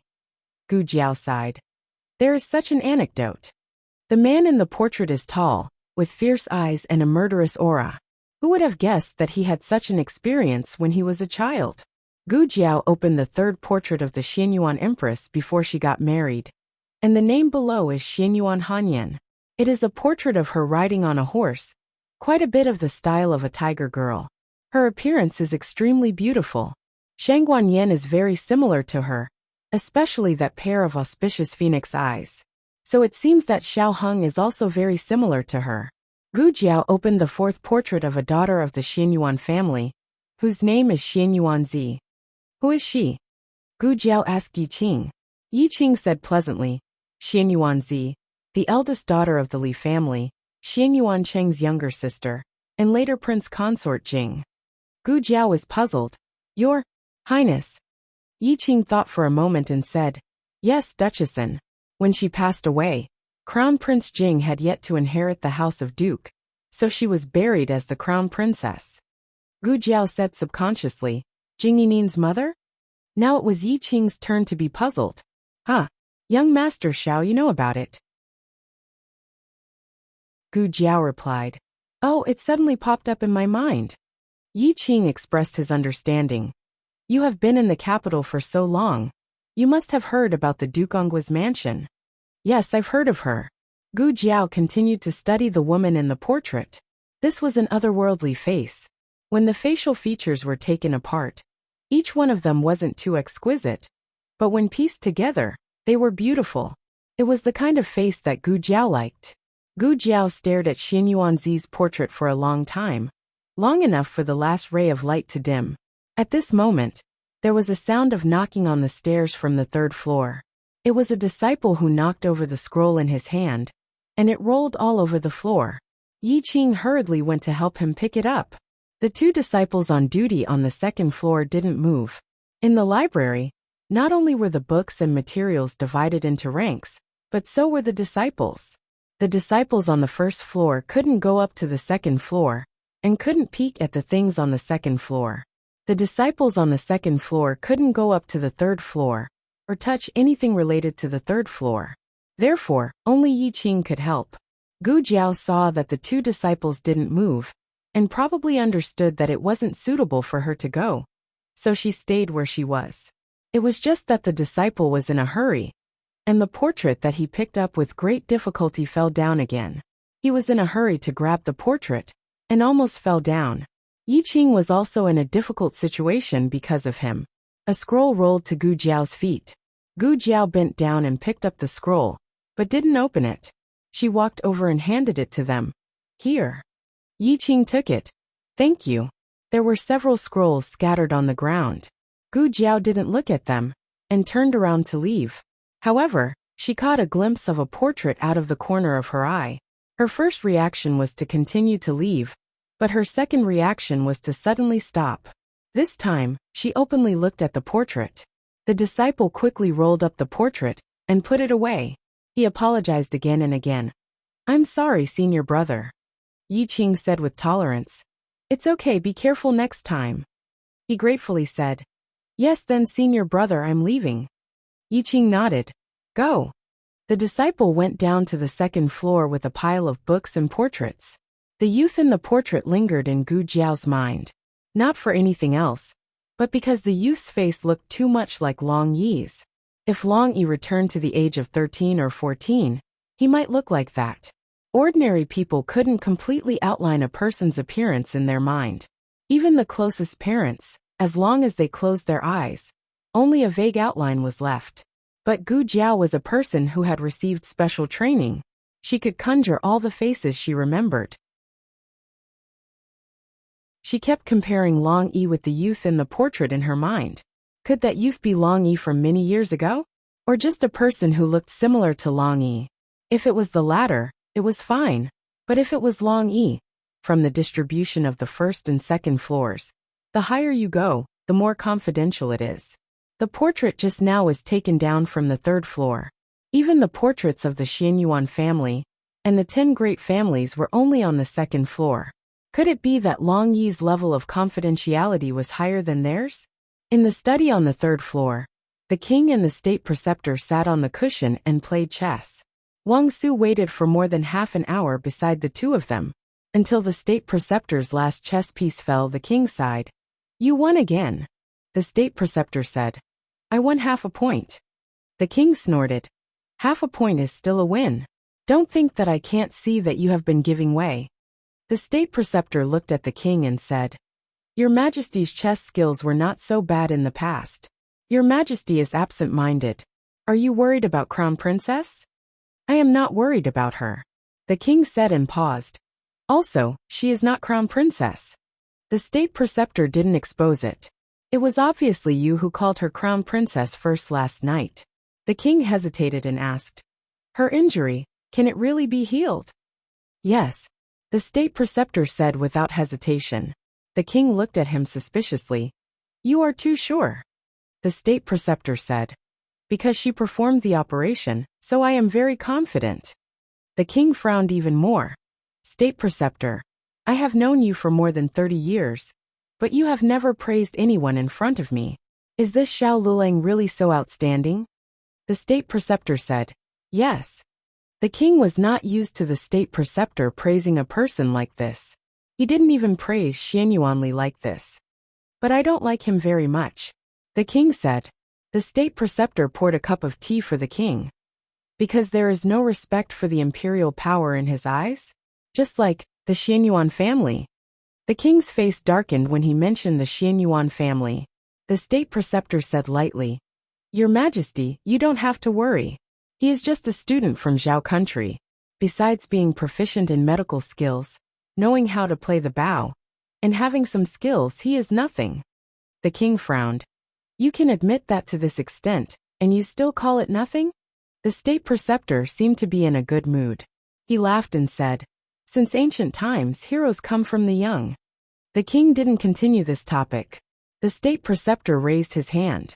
A disciple who was waiting respectfully by his side came forward, intending to rearrange the chessboard. The king waved his hand. Forget it, don't play anymore. It is getting late. I should go back to the palace. Your Majesty. The state preceptor looked at Wuxia. Only then did the king remember that Wuxia had just come over.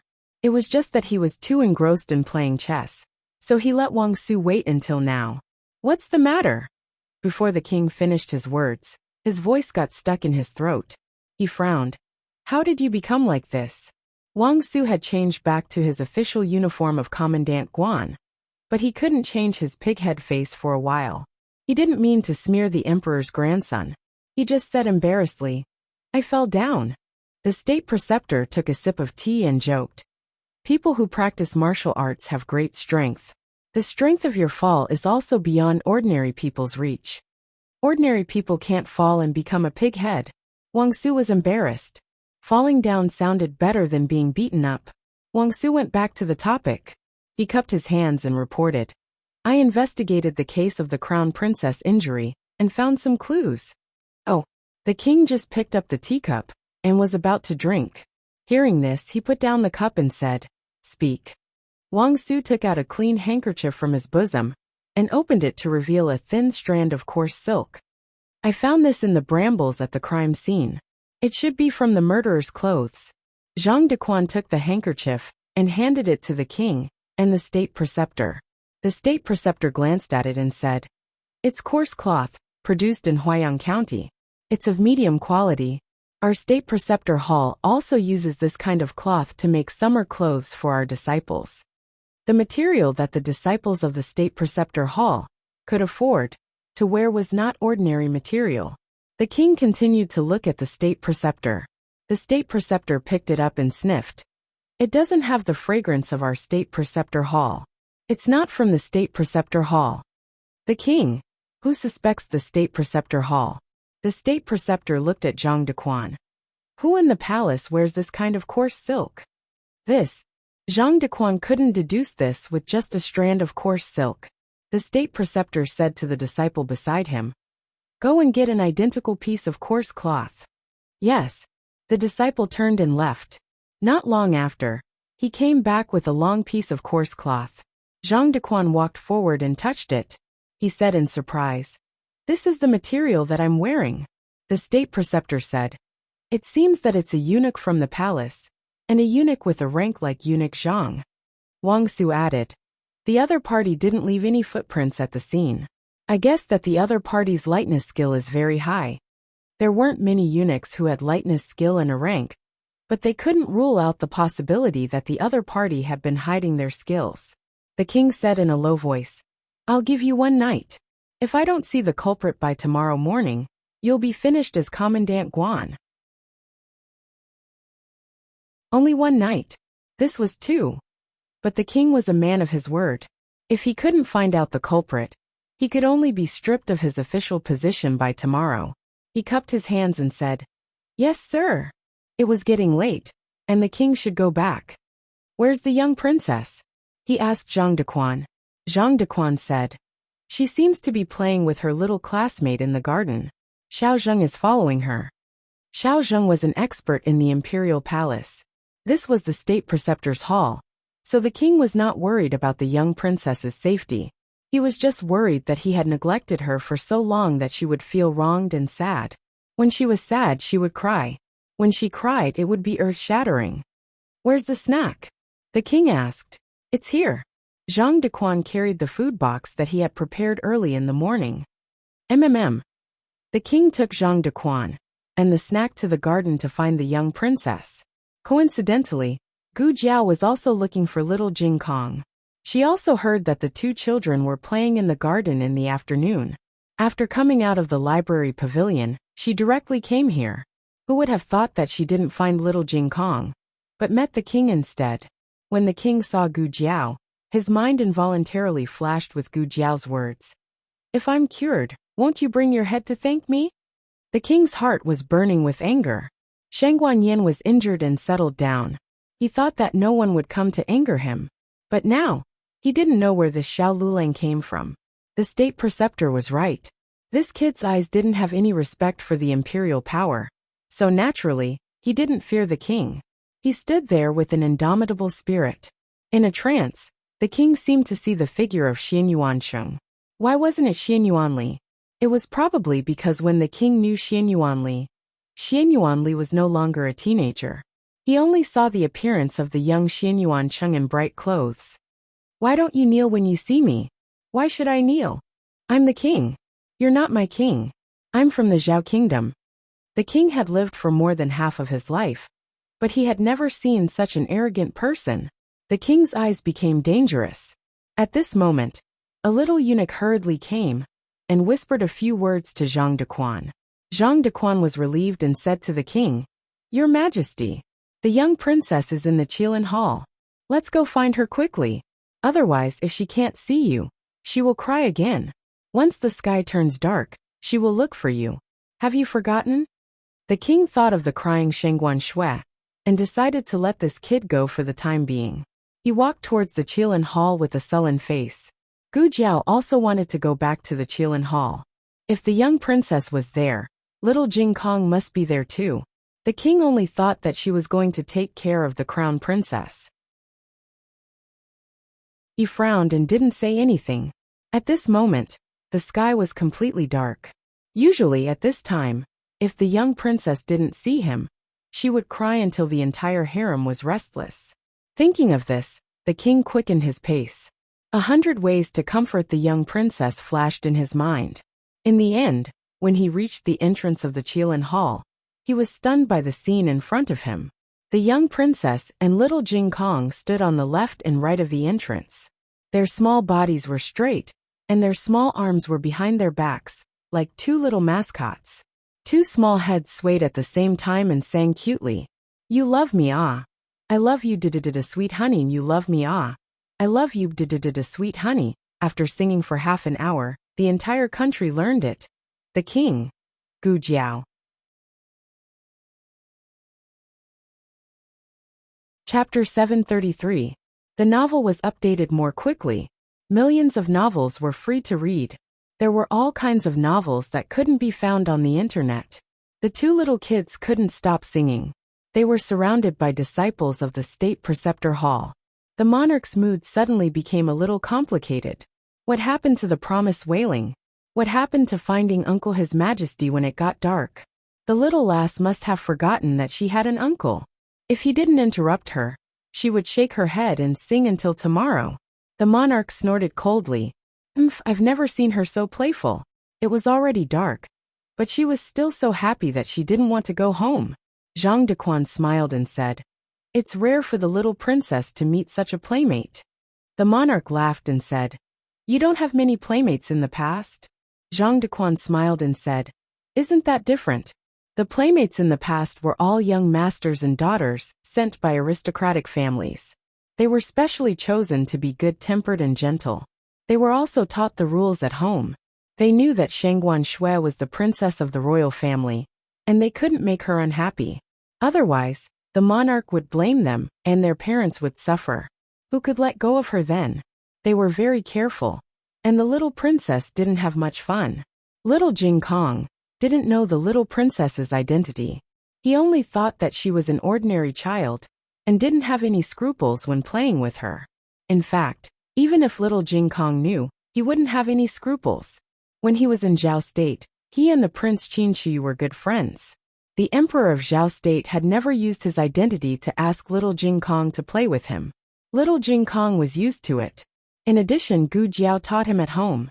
He only knew how to treat people sincerely, and didn't know how to look at people with colored eyes. The monarch stood in the most eye-catching position. The little girl should have rushed over when she saw him. However, she didn't. The young Canton princess sang happily, and did not even look in the direction of the monarch. The monarch was deeply ignored by the little girl for the first time. When little Jing Kong saw Gu Jiao, he immediately stopped playing the brainwashing song. When Xiao Heng picked up little Jing Kong, he told him about the new situation. Little Jing Kong knew that his bad brother-in-law had changed his identity again. He was used to it, and could accept it very well. He had to restrain himself from getting too close to Jiao Jiao in front of outsiders. Jing Kong, why aren't you singing? The young princess also stopped. Little Jing Kong nodded and pointed at the sky. Look, the moon is out. We should go home. The young princess looked up and nodded her head. Then we'll sing again tomorrow. As soon as she finished speaking, the young princess jumped down the stairs and pounced in the direction of the monarch. Only then did the monarch's expression soften a little. He opened his arms slightly and waited to catch the little fellow. Who would have thought that the little fellow would run right past him? Teacher. The young princess came in front of Gu Jiao and bowed very politely. The monarch was so angry that his wrinkles were twitching. Little Jing Kong was picked up by the young princess to the state preceptor palace. Since the young princess was leaving, she naturally had to send him back too. Little Jing Kong waved his hand. No, my sister will come to the state preceptor palace to pick me up later. Okay, I was thinking that we could go back together. I'll go first then. Goodbye. Goodbye. The two little kids said goodbye to each other. The young princess had a pleasant and fulfilling day. She felt refreshed on the way back. She completely forgot why she came to the state preceptor palace. When the monarch's face darkened, and he wanted to remind her, she lay back on the soft couch and fell asleep. She played for a whole day and didn't take a nap. It was too tiring to be a child. The monarch was speechless. On the other side, little Jing Kong was Gu Jiao's little tail in the wing room for a while. It was time for him to go back. Little Jing Kong crossed his arms and snorted. He squinted at Xiao Heng. But can you still go back to the academy now? Why don't you ask for leave for me and let me come here? In this way, he could be with Jiao Jiao every day. Haha. He was so witty. The little fellow was so proud that he shook his feet.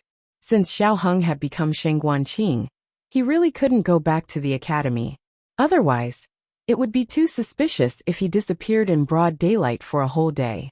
Xiao Heng certainly could choose to ask for leave for both him and little Jing Kong. But Xiao Heng didn't do so. Children can't study for 3 days and 2 days. As Xiao Heng spoke, he took out a set of clothes from the Kanglan Women's Academy. He went back to the Linglong Pavilion to pick up little Jing Kong. He held the clothes and came to Gu Qingfeng. Gu Qingfeng's heart skipped a beat. What are you doing? Xiao Heng pointed at little Jing Kong. You can be his sister. Gu Qingfeng felt like he was struck by lightning. Why me? Gu Qingfeng refused. I'm different from you. I'm not as tall as you. Xiao Heng agreed. He calmly turned around and took out a pair of ancient high heels from his bag. Gu Qingfeng was speechless. Gu Qingfeng started his hard life of going to school during the day and doing part-time work, singing opera, at night. After Wang Su left the state preceptor's hall, he went to the imperial palace without stopping. He was investigating the case under the imperial edict, and had the right to mobilize the eunuchs in the imperial palace. He started from the 12 imperial colleges. All the eunuchs who wore that kind of clothes had to be interrogated by the commandery. He sat in the hall of the commandery of the left. The eunuchs in charge of the 12 imperial colleges were lined up in the center of the hall. On the surface, these 12 eunuchs didn't know martial arts. But they didn't have the final say. Wang Su wanted to test it himself. If a person had a strong qinggong, he must also have a good internal force. To test whether a person had internal force or not, one was to see how he made a move. The other was to directly inject his internal force into the other party's meridians. The latter would make the person who was tested feel a certain degree of pain. The weaker the martial arts, the more painful it would be. Now that he was investigating the case, he couldn't care about this. He looked at the crowd and said, "Stewards, I'm sorry to offend you." He started with the ceremony supervisor. He pinched the ceremony supervisor's wrist. As soon as his internal force entered his body, a thin layer of sweat appeared on the other party's forehead. There were calluses on his palm. He only practiced a little martial arts. His internal force wasn't strong enough. He wasn't the murderer who assassinated Sheng Guanyan. Then, he tested the 7 eunuchs in charge of the Imperial College and the treasure supervisor. They didn't have any internal force at all. Surprisingly, the 4 eunuchs in charge of the Divine Palace supervisor, the Imperial College supervisor, the prefect supervisor, and the design supervisor were all masters. This was not surprising. To be able to mix in the Imperial Palace today, who didn't have some hidden skills? Wang Su knew the way of power, so he didn't blame them for concealing. However, the monarch wanted to find the murderer, so these 4 people were very suspicious. But after he checked the whereabouts of the 4 people, he found that the 4 of them had perfect alibis last night. And the 4 people's clothes didn't have any big flaws. If the clothes were damaged, they could be mended. A good embroiderer could mend the clothes seamlessly. Wang Su ordered his subordinate, "Bring me the scorpion box." Yes. The subordinate went to the storeroom and brought back an iron box with both hands. Wang Su said to the several managers, "This is a blue-tailed scorpion. It's extremely poisonous. 1 bite is enough to kill a dead man. There's no antidote." After he said that, he opened the handkerchief, revealing a strand of silk. "This is the evidence left by the murderer at the scene. Now I'll put it in the scorpion box. The poisonous scorpions inside will remember its smell. In a moment, I'll have to trouble the 4 of you to stretch out your hands. The 4 of you can rest assured that they are all poisonous scorpions. They won't bite anything that smells different from the evidence." The 4 people were a little hesitant. Wang Su smiled faintly. After throwing Guxia into the box, he tried to put his hand into the metal box. After a while he took his hand out. There was no trace of being bitten. They heaved a sigh of relief. "I'll go first," the Divine Palace supervisor said. Wang Su winked at his subordinate. The subordinate came in front of him with the iron box. The Divine Palace supervisor put his hand into the hole in the lid of the box. "It's done," Wang Su said. The steward of the Divine Palace was relieved. Next, the managers of the Department of Setup and the prefect of the prefect also put their hands into the scorpion box one by one. The 2 of them were safe and sound. When it was the palace supervisor's turn, there was a trace of struggle in his eyes. His arm was stiff, and he was reluctant to put his hand in. Wang Su shouted, "It's him! Take him down!"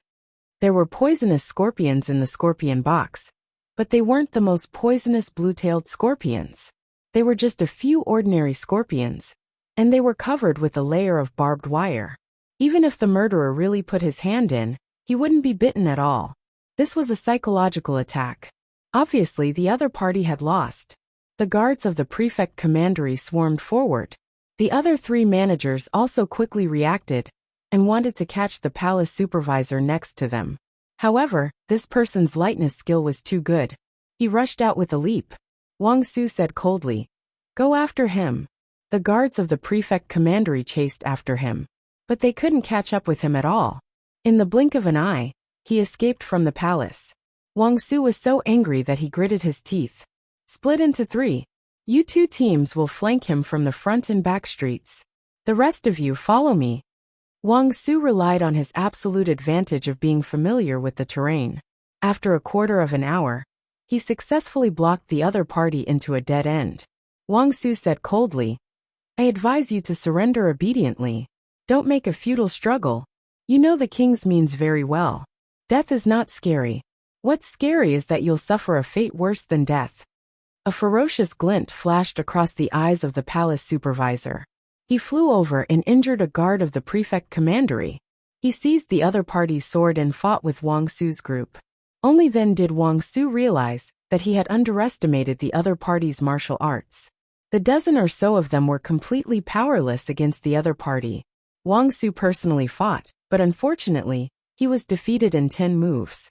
What a powerful opponent! When did such an expert sneak into the palace supervisor? Wang Su blocked the other party's attack with his sword. He gritted his teeth and said, "Who are you? Who sent you to assassinate the deposed princess?"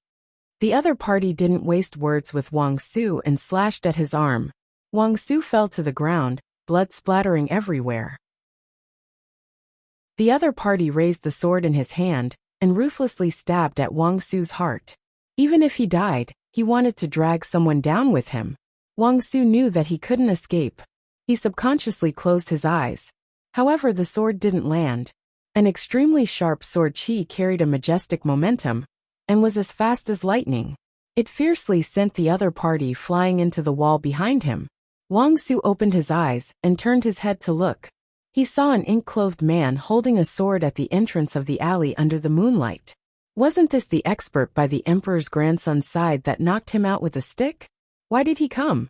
And he sent that troublesome fellow flying with a single move? The palace supervisor crawled up while holding his chest. He fiercely wiped the blood from the corner of his mouth. His sword fell to the ground, but he didn't pick it up. He clearly couldn't beat Gu Chongqing, so he decided to escape. He tapped his feet and flew onto the roof. He jumped onto the roof and vaulted over the walls, gradually disappearing into the night. Wang Su said in shock, "He's the murderer. Quickly chase after him." Gu Chongqing lightly said, "This fellow is a good opponent. It's a pity to catch him like this." Wang Su was confused. "How come I don't understand?" The palace supervisor ran for a while and found that the expert didn't chase after him. He sneered, "Heh, what's the use of having high martial arts? Haven't I still shaken you off?" Just as he finished speaking, a stick came at him and smashed him down from the roof. "Damn you!" He cursed and fell flat on the ground. Gu Jiao tapped his feet and landed in front of him. He tapped his palm with the rolling pin and calmly walked towards him. "Want to fight, brother?" The palace supervisor was speechless. 15 minutes later, when Wang Su rushed to the scene with his injured arm, the palace supervisor had already been beaten to the point that he couldn't even move his fingers. He looked at Wang Su with excitement in his eyes, as if he had seen his savior. Gu Jiao stood to the side with a refreshed expression. Gu Chongqing walked over and asked softly, "How is it?" Gu Jiao said, "It's okay. He can't take too much beating." Gu Chongqing seriously reflected, "Then I'll pay more attention next time. I won't cripple as many meridians as possible." Wang Su was dumbfounded. "What are you guys talking about? Isn't the main point the case? Pay more attention next time? What do you want next time?" Gu Jiao left him with a few breaths, so he could be interrogated. However, this person was very stubborn. He smiled contemptuously. "I didn't do anything. No one ordered me. You guys give up. I don't know anything." "Is that so?" Gu Jiao looked at him condescendingly, took out a hallucinogen from the first aid kit, and injected it. Chapter 734. Wang Su looked at Gu Jiao with a dumbfounded expression. "Why did you give him a needle?" "To extort a confession," Gu Jiao said. "You can extort a confession with a needle?" Wang Su expressed his disbelief. Gu Jiao didn't tell him that it was a hallucinogen, lest he overthink and think that Gu Jiao was manipulating the murderer's confession. Gu Jiao looked at the murderer lying on the ground. His tense body gradually relaxed and understood that he was hallucinating. She couldn't let him go too deep. Otherwise, he would completely lose contact with the outside world and wouldn't be able to hear the outside world.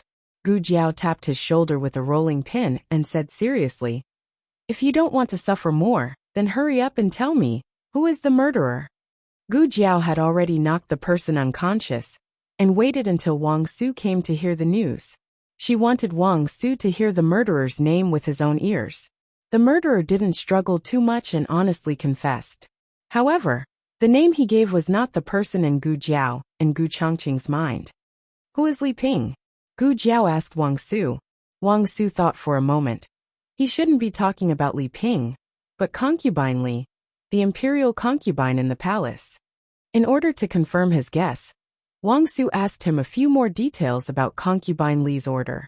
He was in a state of confusion, so he didn't hold back and said everything he remembered in his mind. From the testimony, it was indeed concubine Li who ordered him to assassinate Shang Guanyan. Concubine Li didn't tell him why she wanted to kill Shang Guanyan. Concubine Li and he had no intersection. It was by chance that she bumped into his affair with the palace maid. In the Great Yin Imperial Palace, eunuchs and palace maids were forbidden to eat each other. Concubine Li threatened him to help her get rid of Shang Guanyan. Did Concubine Li and Shang Guanyan have a grudge? Gu Jiao asked. Wang Su fell silent. Concubine Li had only been in the palace for a few years, while Shang Guanyin had been imprisoned in the imperial mausoleum more than 10 years ago. There was no intersection between the two. It was impossible to say that they were having a holiday.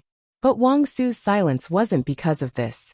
It was because Concubine Li was very close to an imperial concubine in the inner palace. Gu Jiao looked at Wang Su. Who? Wang Su said with a serious expression. Consort Wan. Consort Wan, whose surname was Mu, was old Master Mu's biological daughter, and Mu Qingchen's mother's sister. Concubine Li had no one to rely on in the inner palace. In the beginning, her days were very difficult. It was only after she was able to rely on Wan Fei that she went from a small servant to the present concubine Li. Gu Jiao was puzzled. Consort Wan and Shang Guanyin have a grudge? There are indeed conflicts. Wang Su sighed. That was when Shang Guanyin returned to Chengdu with his 1-year-old grandson. Consort Wan whispered to the servants in private, saying that who knows if the child was a bastard picked up from outside. At that time, Shang Guanyin, who was still the crown princess, heard it. After Shang Guanyin slapped Consort Wan, she was still angry and punished Consort Wan to kneel in the imperial garden as a warning. At that time, Consort Wan was still not an imperial concubine, but a concubine. But it was still very embarrassing. Gu Jiao touched her chin. The crown princess has so much power. Wang Su said.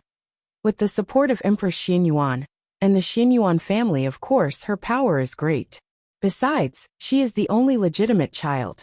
After the emperor and the empress, she is the most honorable. It's like the Xinyuan family's style. So it seems that Shang Guanyin is very protective of Shaoqing. Gu Jiao said. It's useless for us to guess blindly here. Whether Concubine Li was ordered by Consort Wan or not, we have to ask Concubine Li. Wang Su thought deeply. I'll go to the palace. Wait. Gu Jiao stopped him. Huh. Wang Su was stunned. Gu Jiao pointed to his arm. Your injury. Ah, this. Wang Su forgot that he was injured. He suddenly felt a little uncomfortable and coughed lightly. It's not a serious injury. Having said that, when Gu Jiao came to him with a first aid kit, he reluctantly offered his arm. Gu Jiao took out a cotton swab with iodine from the first aid kit and gave him 3 stitches. Because of the anesthetic, it doesn't hurt at all. Wang Su looked at Gu Jiao with a complicated look. His heart was moved. Thank you. Gu Jiao stretched out her hand. 1 silver coin. Wang Su. After Wang Su gave the money, he brought the murderer back to the rearguard commandery with a dark face. Looking at the 2 people's back, Gu Chongqing asked, Is he the murderer? He was referring to the eunuch. Gu Jiao said, It's him. I saw the crescent-shaped scar on the back of his right hand. Just now, Shang Guanyin woke up for a little while. Gu Jiao took the opportunity to ask her about the murderer. Shang Guanyin didn't see the murderer's appearance, but she grabbed the murderer's hand and touched the scar on the back of his hand. Gu Chongqing's eyes were deep. It's not Imperial Concubine Han. Yes. They all thought that the mastermind behind the scenes must be the Crown Prince's mother. Wang Su took the murderer back to the rearguard commandery, locked the murderer in the prison, and hurried to report to the emperor. The emperor asked Zhang Dequan to bring Concubine Li, who knew that Zhang Dequan only brought back news of Concubine Li. Your Majesty, Concubine Li hanged herself.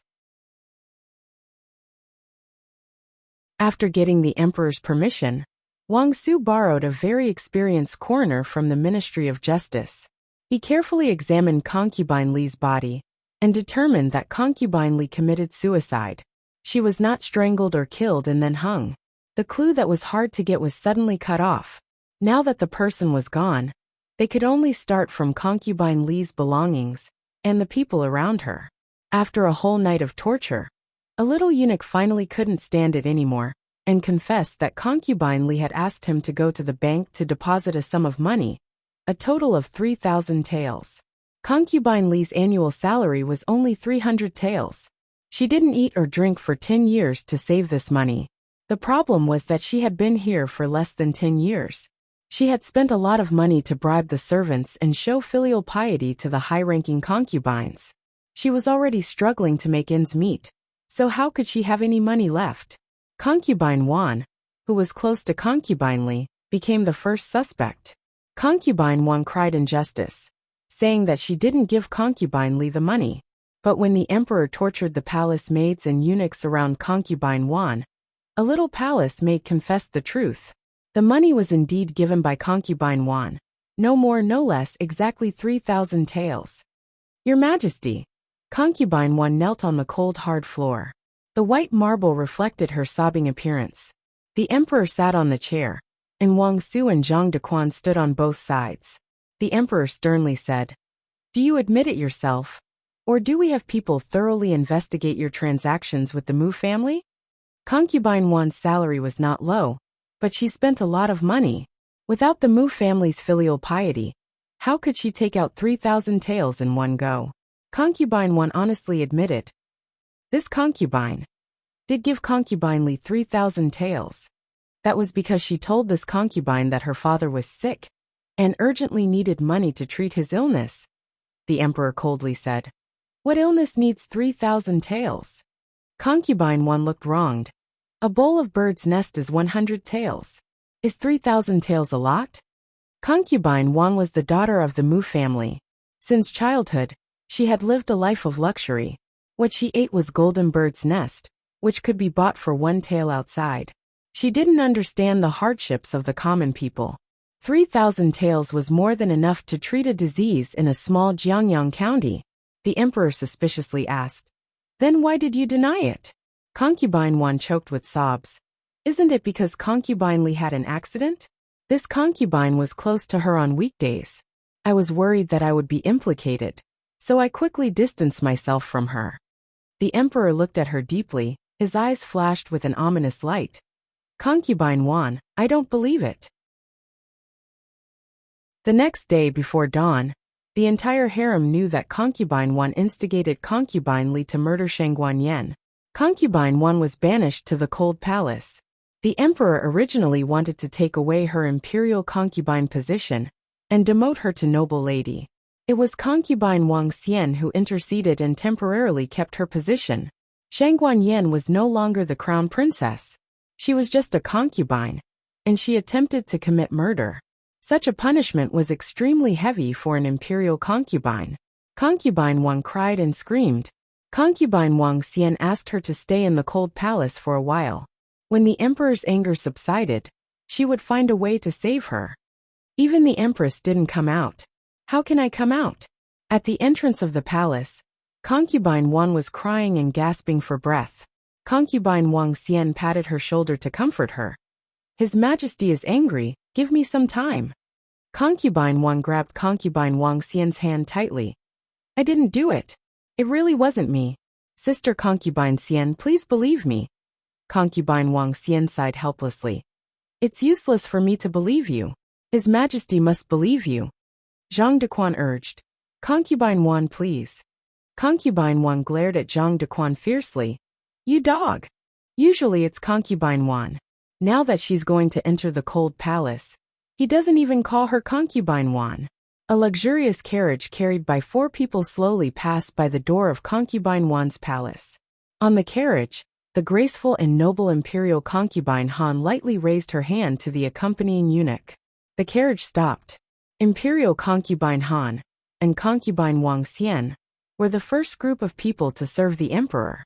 They already have grandchildren, but because of proper maintenance, they look like they're in their early 40s. She looked at concubine Wan with a smile. "Oh, concubine Wan is leaving?"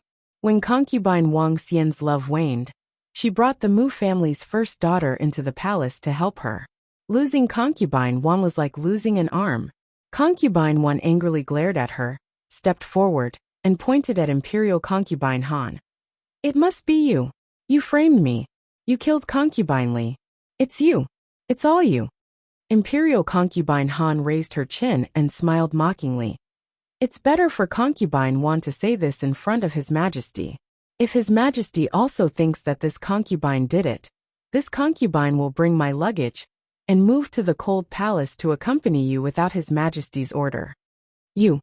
Concubine Wang Xian shook her head at concubine Wan, indicating that she should calm down. Imperial concubine Han dusted the handkerchief in her hand looked forward and said indifferently, "Bring a few more quilts. I heard that the cold palace is cold." Concubine 1 was about to explode with anger, but it was useless to be angry now. She was forced into the cold palace by this Han B***tch. Zhang Dequan urged him again. "I'll have to trouble eunuch Zhang to wait a moment." Concubine Wang Xian said politely, and had a palace maid give Zhang Dequan a bag of gold. Zhang Dequan accepted it and whispered, "A quarter of an hour. It can't be any later. This servant still has to report to His Majesty." Concubine Wang Xian nodded and comforted Concubine 1 for a while. Concubine 1 wiped her tears with a handkerchief and said with red eyes, "Sister Concubine Wang, help me take care of the sixth prince. That B***tch is vicious and merciless. She dares to harm me like this. I'm worried that she will harm the sixth prince." The sixth prince, the only underage prince in the harem, was the youngest son of the monarch. Concubine Wang Xian held her hand and said earnestly, "I know. I will bring him to Xianfu Palace, and won't let anyone have a chance to hurt him. Listen to me, when you go to the cold palace, don't throw a tantrum." Concubine 1 was taken away by Zhang Dequan. Concubine Wang Xian sent a eunuch to the Imperial Academy to pick up the sixth prince from school. When she returned to her bedroom, she met Imperial Concubine Han, who was admiring the flowers in the Imperial garden. Concubine Wang Xian coldly looked at Imperial Concubine Han and said, "You really went too far this time." Imperial Concubine Han took a deep look at her and sneered. "Oh!" At dawn, the State Preceptor Palace also received the news that Concubine 1 was punished. Shang Guanyin hasn't woken up yet. In the room, 3 people sat opposite each other.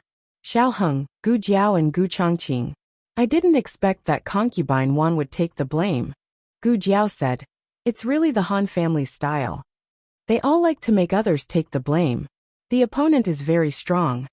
Gu Chongqing said, "It's not because of the strength of force, but because of the shrewdness and scheming. It's not terrible to have such a person in a family. If everyone's brain is so smart, it's no wonder that they can compete for the position of the first family. This is a very tricky family." But Xiao Heng didn't have the slightest fear in his heart. On the contrary, a strange desire for power was faintly born in his blood. This is probably Gu Jiao's mood when he sees a master. It's just that Gu Jiao is purely competing. He's more sinister. He wants to take advantage of the situation and not spit out the bones. The Han family and the Wang family are the 2 biggest fish. If the Han family wants to eat all the fish, then let them eat it. The 10 great families are not innocent. When the Xianyuan family was destroyed, and the crown princess was persecuted, each family stabbed a knife. He doesn't sympathize with Concubine 1. Just like in the past, no one sympathized with Xianyuan Hanyan, who was banished to the cold palace. The Han family is a good knife. Xiao Heng lowered his eyes and rubbed the blade in his hand. "Next, let's make this knife sharper." Chapter 735. More in the Mu family. Old Master Mu also received the news that Consort 1 was banished to the cold palace. When the emperor issued an edict to punish Consort 1, the eunuch in the palace hurriedly sent the news to the Mu family through his connections. Old Master Mu was furious. He slammed his fist on the table. "How dare you?" The butler comforted him. "Old Master, don't be angry. Don't hurt your health." Cough, cough, cough. Old Master Mu coughed violently. Old Master Mu's body was not as strong as the old fox of the Han family. The butler hurriedly poured water for him. "Drink some water first. Calm down." Old Master Mu gritted his teeth. "My daughter was wronged and sent to the cold palace. How can I calm down? Where is Mu Tao?" The butler hurriedly said, "Call him." Old Master Mu pondered for a moment and ordered, "Send a letter to the Su family. Old Master Su won't be in Chengdu these days. Ask Su Yuan to come over." "Yes." The butler hurried away and didn't notice Mu Chuan, who was eavesdropping outside the window. Mu Chuan hesitated for a moment and quickly disappeared into the vast sky. Su Yuan and Mu Qingchen arrived at the Mu family at the same time. Su Hao followed behind Su Yuan, and Mu Qingchen was called by Mu Chuan from the Tianqiong Academy. It was still dark. In order to open the city gate, Mu Chuan even used his father's token. Fourth brother, you're here too. Su Hao smiled and greeted him. Mu Qingchen looked indifferent. Mu Chuan said angrily, "What are you doing here? He was just a bastard. How dare he bring him to the Mu family? If it weren't for this bastard, his aunt wouldn't have been so angry." Su Hao said guiltily. Fourth brother, you're not at home, so you don't know. Father was injured when he was practicing martial arts at home yesterday. I was worried, so I insisted on coming. It's all my fault. Please don't blame father. The two looked at Su Yuan. His waist was indeed wrapped in thick bandages. Go in, Su Yuan said. In the parlor, old Master Mu sat on the main seat with a pale face. His eldest son Mu Tao stood beside him respectfully. Su Yuan saluted old Master Mu. Father-in-law. Grandpa Mu hummed in agreement. Grandpa Mu had a grudge against this son-in-law of his. Old Master Mu only had 2 daughters. One married into the palace, and the other married into the Su family. The Mu and Su families were connected by marriage. The Su family was considered to be climbing up the social ladder by marrying the daughter of the Mu family. However, this Su Yuan did not know what was good for him. He actually had a mistress outside, and even let the mistress give birth to a son a day earlier than his wife. There were a total of 3 branches in the Su family. The eldest and second young masters belonged to the second branch, while Su Hao and Mu Qingchen belonged to the eldest branch. Su Yuan was the heir of the Su family. Logically speaking, Mu Qingchen, as the son of the first wife, would inherit the Su family business in the future. However, Su Yuan was very sincere when he admitted his mistake. All these years, Mu Qingchen had been following his mother's surname. Su Yuan had tolerated it and treated Mu Qingchen well. Su Yuan had also made it clear that only Mu Qingchen could inherit the position of the head of the Su family. However, Mu Qingchen had to change his surname back when the day came. Old Master Mu's eyes fell on the bandage on Su Yuan's waist and abdomen. He asked, "Are you hurt?"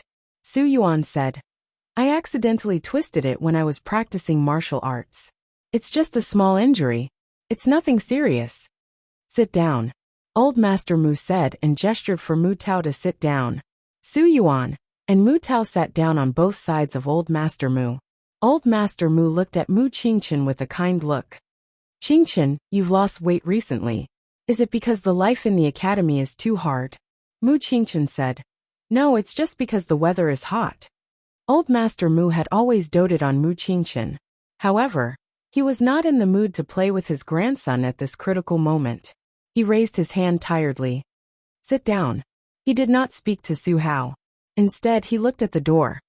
"Okay, come in." Mu Chuan touched the bridge of his nose and walked in resentfully. No matter what kind of relationship Mu Qingchen had with Su Yuan in private, he still behaved politely on the surface. He sat down beside Su Yuan. Su Hao was about to sit down on the other side of Mu Qingchen when Mu Chuan came over. "I want to sit with my fourth brother. Get over here," Mu Tao shouted. Mu Chuan curled his lips bitterly after being shouted at by his father. He walked over reluctantly and sat down beside his father. Old Master Mu did not beat around the bush. He said bluntly, "I'll cut to the chase. I asked you to come here before dawn because of something in the palace. I guess you all know what happened to Concubine Wan." Su Yuan nodded. "Steward Lu told me on the way here." "What's going on?" "Concubine Li made a mistake." "What does it have to do with Concubine Wan?" Mu Qingchen heard it from Mu Chuan. He was more thorough than the steward. The steward had to choose his words carefully when speaking to Su Yuan. There was nothing that he could not say. Mu Chuan just spilled the beans. He directly said that it was the Han family who framed Concubine Wan. Also, his aunt was a little complacent. The Mu family did not give her so much money every year for her to squander. Concubine Li's father was sick, and she gave her 3,000 taels. Did she know how hard it was to earn 3,000 taels? He had 2 aunts, but to be honest, his youngest aunt was too brainless. If it were his eldest aunt who entered the palace, she might have already become the crown prince. His eldest aunt was Mu Qingchen's mother. I knew something would happen to her sooner or later. In fact, if it weren't for Concubine Xian's care, she would have been in trouble many times. These were Mu Chuan's words. Mu Chuan also felt helpless about his youngest aunt. Old Master Mu asked Mu Tao to tell him the whole story. He could roughly infer that it was Concubine Han who did it. Concubine Li was bribed by Concubine Han. Her father's serious illness was just an excuse. She asked Concubine Wan for a large sum of money, so that Concubine Wan could not get away with it on the day of the accident. It was also Concubine Han's plan that Concubine Li found out about the affair between the head of the palace and the little palace maid. Concubine Han had been in charge of the harem for many years. How could she not know that the head of the palace and the palace maid were having a private affair? However, she did not say anything because she wanted to make it a weakness that she could use to her advantage at any time. Su Yuan said in a deep voice, "This is too much. If she wants to get rid of the dethroned crown princess, then just do it. Why did she have to drag Concubine Wan into this? Is she trying to use this opportunity to make His Majesty angry at the Mu family?" The harem and the previous dynasty had always been intertwined and could not be completely separated. If something happened to Concubine Wan, would the Mu family have a good time? Old Master Mu said coldly, How can the Han family's appetite be the same as my Mu family's? In my opinion, the Wang family and the Su family will be targeted by them sooner or later. Old Master Mu's biological sister married into the Wang family. She was now matriarch Wang. The room was silent for a while. The atmosphere was strange and tense. Old Master Mu said again, "There is nothing to say about the Han family's ambition. There is another key person in this matter." Su Yuan asked hurriedly, "Who?" Old Master Mu said, "Xiao Lulang." Su Yuan faintly felt that the name was familiar. "He is," Old Master Mu said, "a freshman of the Tianxiong Academy, from the Zhao Kingdom. The dethroned crown princess was seriously injured by the head of the palace. Even the state preceptor could not save her. This Xiao Lulang rescued her from the palace of hell. If it were not for him, the Han family's plan to assassinate the dethroned crown princess would have succeeded. And I also heard an interesting thing. The head of the palace is highly skilled in martial arts. He escaped from the palace. It was also Xiao Lulang who helped Wang Su catch the real culprit and interrogate him. If it were not for this Xiao Lulang, the culprit would have escaped. I heard that the state preceptor praised him in person. Since ancient times, heroes come from the young. The state preceptor has been in Sheng City for more than 30 years. No one knows where he comes from, or where his family is. But his wisdom is well known in the Six Kingdoms. Has he ever praised anyone seriously? Su Yuan remembered where he had heard this name. It was from Su Shui. Father-in-law, you mean? He looked at Old Master Mu. Old Master Mu said thoughtfully, "This Xiao Lulang must not fall into the hands of the Han family. He must be used by us. But since he has cured the dethroned crown princess, I guess the emperor's grandson may have thought of the same thing." Su Yuan frowned. "The emperor's grandson will try his best to win him over?" Old Master Mu snorted. "The emperor's grandson and the dethroned crown princess are in a dangerous situation. If we can win over one more person, we will have one more trump card, although it is not very useful." Su Yuan shook his head. "It is impossible for the dethroned crown princess to make a comeback. The emperor's grandson is dying. Only the Han family is suspicious. It is unnecessary." Old Master Mu said, "The death of the dethroned crown princess is not bad for us. Don't forget that the 10 great families all participated in the annihilation of the Xianyuan family." Su Yuan said, "But the Han family should not use us as a stepping stone." Old Master Mu's eyes turned cold. The Han family has indeed gone too far. The Mu family will not sit still and wait for death. "Father-in-law, what are your plans?" Su Yuan asked. Old Master Mu said with foresight, "First, I want to subdue Xiao Lulang. Second, I want the Black Wind cavalry of the Han family. I want the Han family to know that the Mu family is no longer the Mu family of the past. They will pay the price for pulling down Concubine Wan." "Master Mu," Su Hao suddenly said in a low voice. Old Master Mu looked at him with a gloomy face. Su Yuan also frowned. This was a conversation between the elders. Obviously, it was not the place for a junior to interrupt. Not to mention that Su Hao was just a son of a concubine. Su Hao said cautiously, "I have something to say." It has something to do with Xiao Lulang. Hearing this, Old Master Mu was a little interested. Go ahead. Su Hao looked at Mu Qingchen and asked softly. Qingchen, I remember that there is a freshman named Xiao Lulang in your team. Is he the one Master Mu mentioned? Old Master Mu Tao, and Su Yuan all looked at Mu Qingchen. Old Master Mu said, Qingchen, is there such a thing? Mu Chuan secretly glared at Su Hao.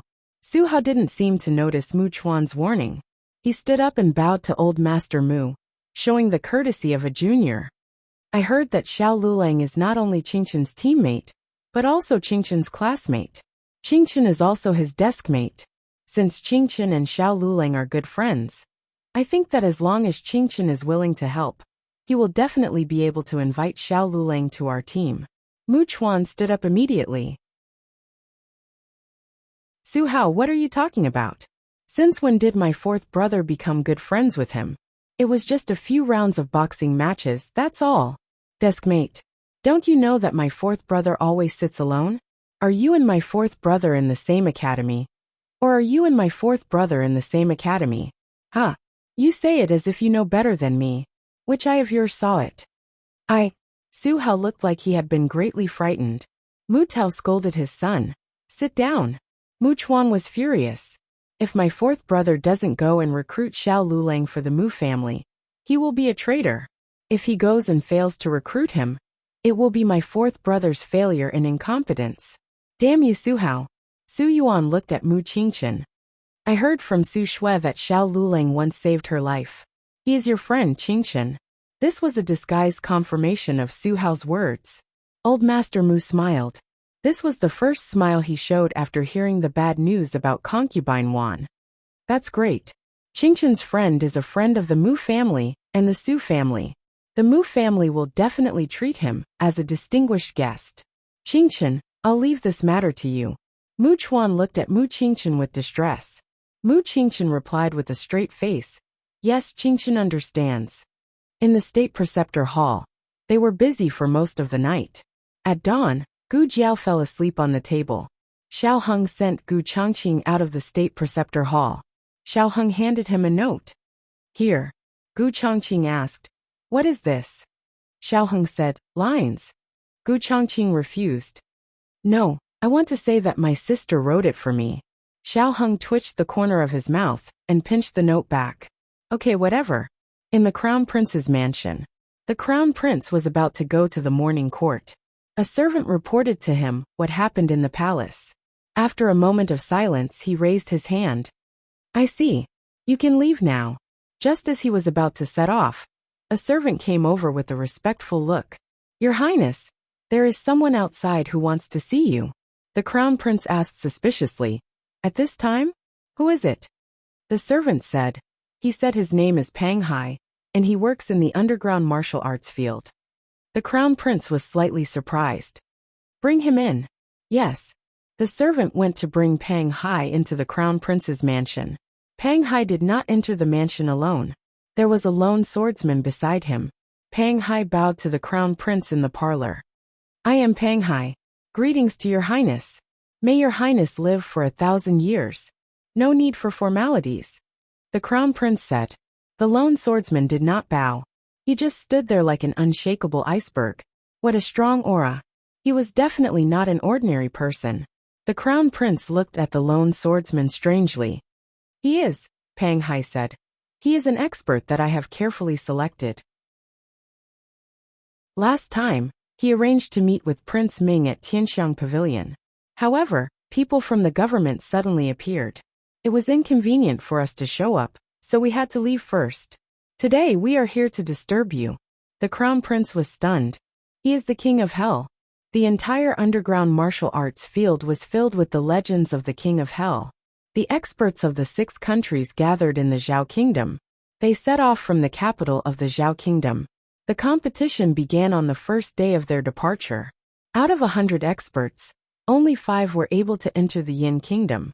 The underground martial arts field of the Yin Kingdom was filled with experts who were selected through this perverted method. These 5 people were going to fight fiercely and cruelly in the hands of all the experts. The King of Hell was the one with the best record. Pang Hai said, It is him. The crown prince came to the lone swordsman. What is your name? Gu Chongqing was domineering. He said word by word. I will not change my name. Long Outyin. The crown prince was speechless. Chapter 736. Gu Jiao wanted to use the name Long Outyin when she was still in the Zhao Kingdom's underground martial arts arena. However, the Zhao Kingdom was strict and did not allow ordinary people to use the word Long, so she could only choose the name Xiong Batian. The Yin Kingdom did not seem to have any taboos in this area, so Gu Jiao generously gave the name Long Outyin to Gu Chongqing. Because it was a name given by his sister, Gu Chongqing was very satisfied. Because of this crazy name, the crown prince was speechless. But now that Han Shixi was injured, the crown prince needed a powerful martial artist. Long Outyin came at the right time. Pang Hai whispered to Gu Chongqing. Why did you change your name? Gu Chongqing said without changing his expression. Oh, I'm tired of using my old name. People in the underground martial arts arena used aliases. So he directly said Gu Chongqing, making Pang Hai think it was an alias.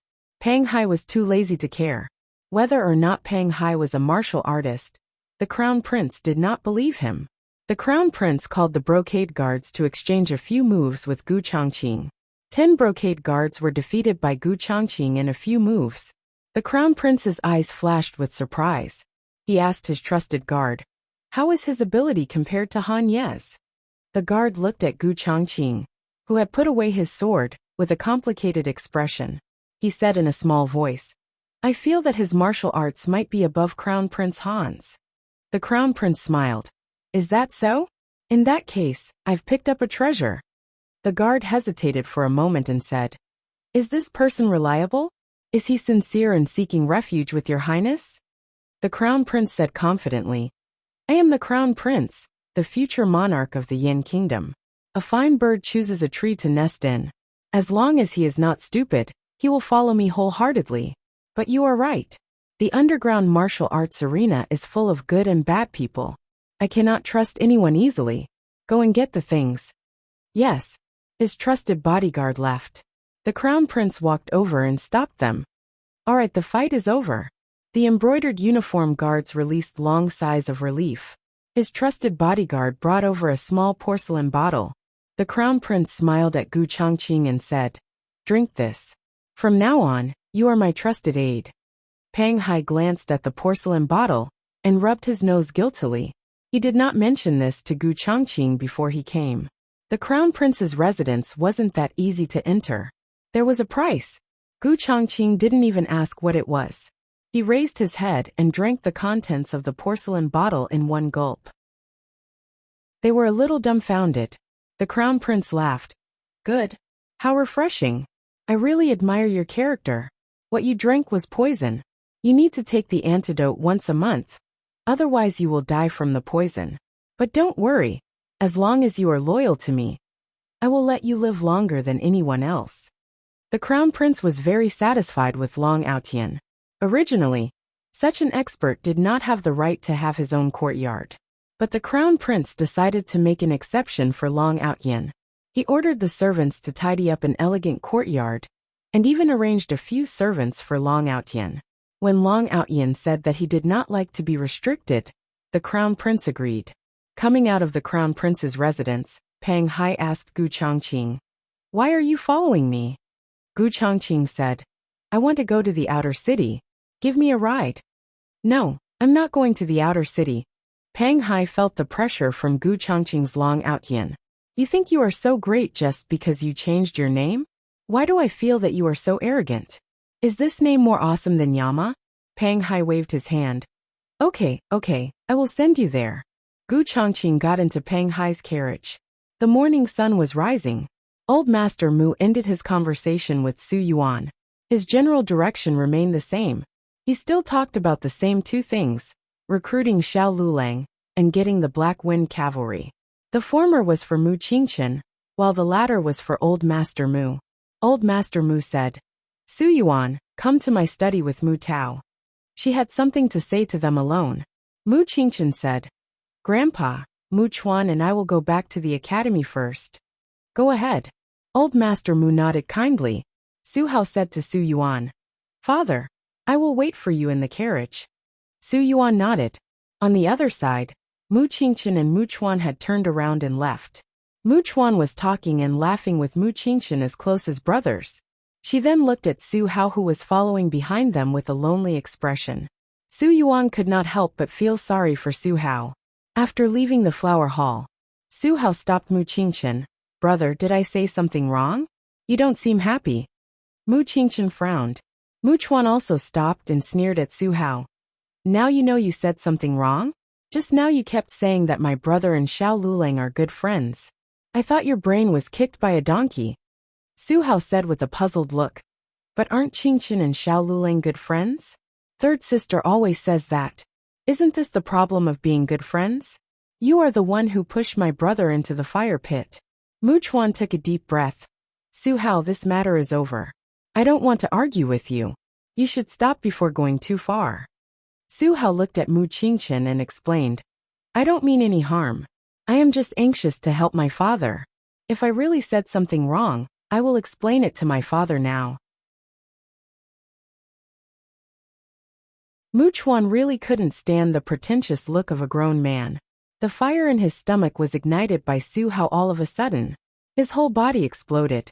He raised his fist and punched Su Hao's face, causing Su Hao to fall to the ground. "How are?" It was Su Yuan's voice. Old Master Mu didn't ask Su Yuan and Mu Tao to go to the study to continue the conversation. He just wanted to explain some details that the children couldn't hear. The three of them came out quickly. They did not expect to see this scene. It was true that the Mu family's status was higher than the Su family's, and Su Hao was also a son of a concubine. But these were not reasons for Mu Chuan to bully Su Hao. When Su Yuan called out, "How are?" Mu Chuan had already punched the second time. It was too late to take it back. Su Yuan hit Mu Chuan with a palm with a majestic internal force. Mu Qingchen's figure flashed, and he stood in front of Mu Chuan, reaching out to catch Su Yuan's palm. Su Yuan's face was cold. Mu Qingchen did not dodge. The father and son confronted each other, and the atmosphere was extremely strange. "Mu Chuan." Mu Tao also came out. He looked at Mu Chuan, who was hiding behind Mu Qingchen, and then at Su Hao, who was lying on the ground with a bloody nose. What else could he not understand? Mu Tao was so angry that he walked over and pulled his son's ear. Mu Chuan ran away. "Grandpa, save me." Mu Chuan rushed over and hid behind Old Master Mu. Mu Tao was so angry that he stomped his feet. "Don't hide behind your grandpa. Get out here. You've got guts, haven't you? Who allowed you to hurt others?" Mu Chuan was chased up and down by his own father. Mu Tao took off his shoes and hit him with the soles of his shoes. Anyone could see that he hit him hard, but in fact he did not hit him hard. Old Master Mu said, "Chuan apologized to fourth young Master Su." Mu Chuan curled his lips, glanced at Su Hao, and said reluctantly, "I'm sorry. My hand slipped and I hit you just now. You have the same father. My fourth brother is so good at martial arts. Why are your martial arts so lousy? He can knock you down with one punch." Su Yuan helped Su Hao up. Su Hao lowered his head in shame. "I've embarrassed you, father." Mu Chuan covered his chest. "Wretch." Su Yuan, Su Hao, and Mu Qingchen left the mansion. He asked Su Hao to get into the carriage first. Now that only the father and son were left, Su Yuan questioned, "Why didn't you stop Mu Chuan just now?" Mu Qingchen asked back, "Why should I?" "You." Su Yuan gritted his teeth. "He's your brother." "I've never admitted it." Mu Qingchen turned around and got into his own carriage. Mu Chuan was also in the carriage. When he saw Mu Qingchen get in, he moved his body to the side. "Fourth brother, sit." He opened the window and saw Su Hao in the Su family's carriage opposite. He lifted the curtain and looked at them. He spat out his tongue in disgust. "Leave. Let's go." Mu Qingchen ordered the coachman. The coachman waved the whip and let the horse run. Mu Chuan asked, "Fourth brother, are you really going to recruit Lulang? With his character, I'm afraid he's not interested in aristocratic families. It's all Su Hao's fault for talking too much." Mu Qingchen said, "Anyway, someone has to find him. If it was not him, it would be someone else." "You're right."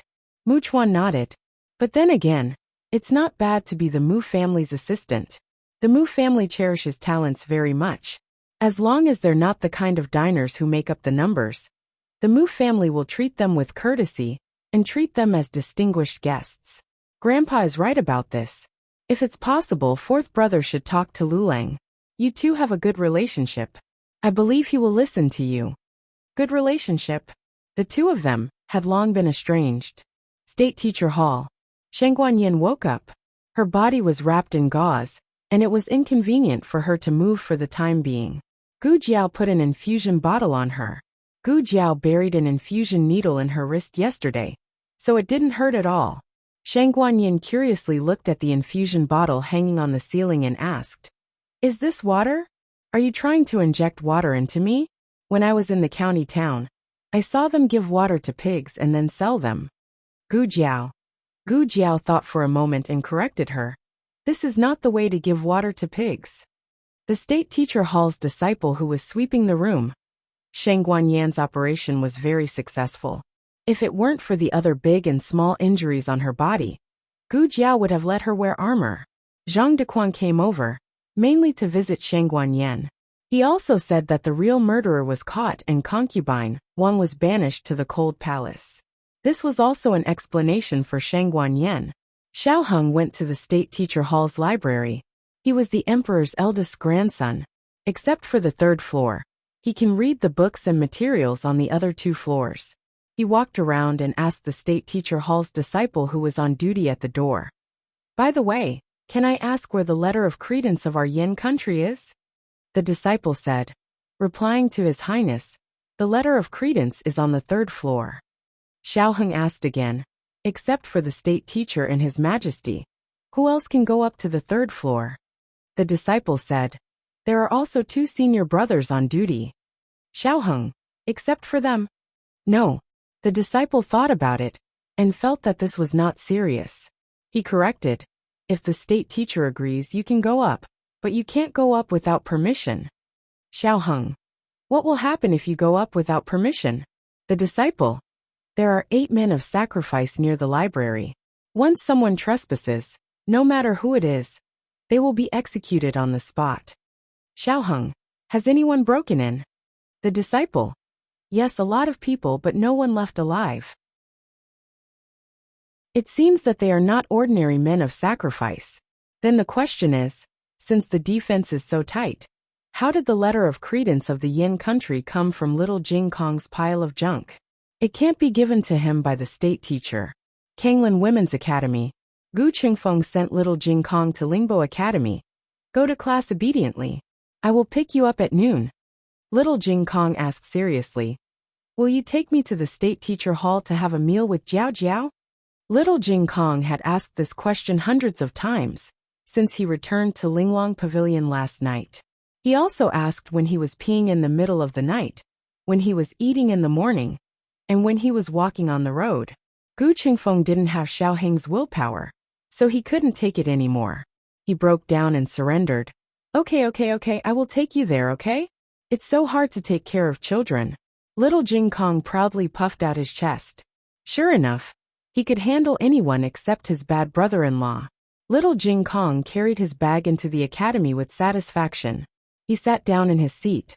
The class posted the results of yesterday's exam. There was no doubt that the first place was Jing Kong.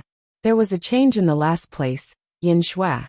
Other people were answering questions in the exam, but the little princess was drawing tortoises, and she was very serious about it. Little Jing Kong sat in his seat for a while, but his deskmate didn't come. He thought for a while and ran out of the classroom. He came to the back door of the academy. The little princess had to pass by here every time, going through the alley and getting off the carriage at the front door. Little Jing Kong felt that it was very troublesome. Why did she insist on going through the front door? Wasn't the back door better?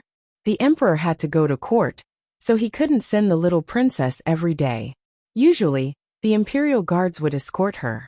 Today was no exception. Tonghulu, delicious tonghulu.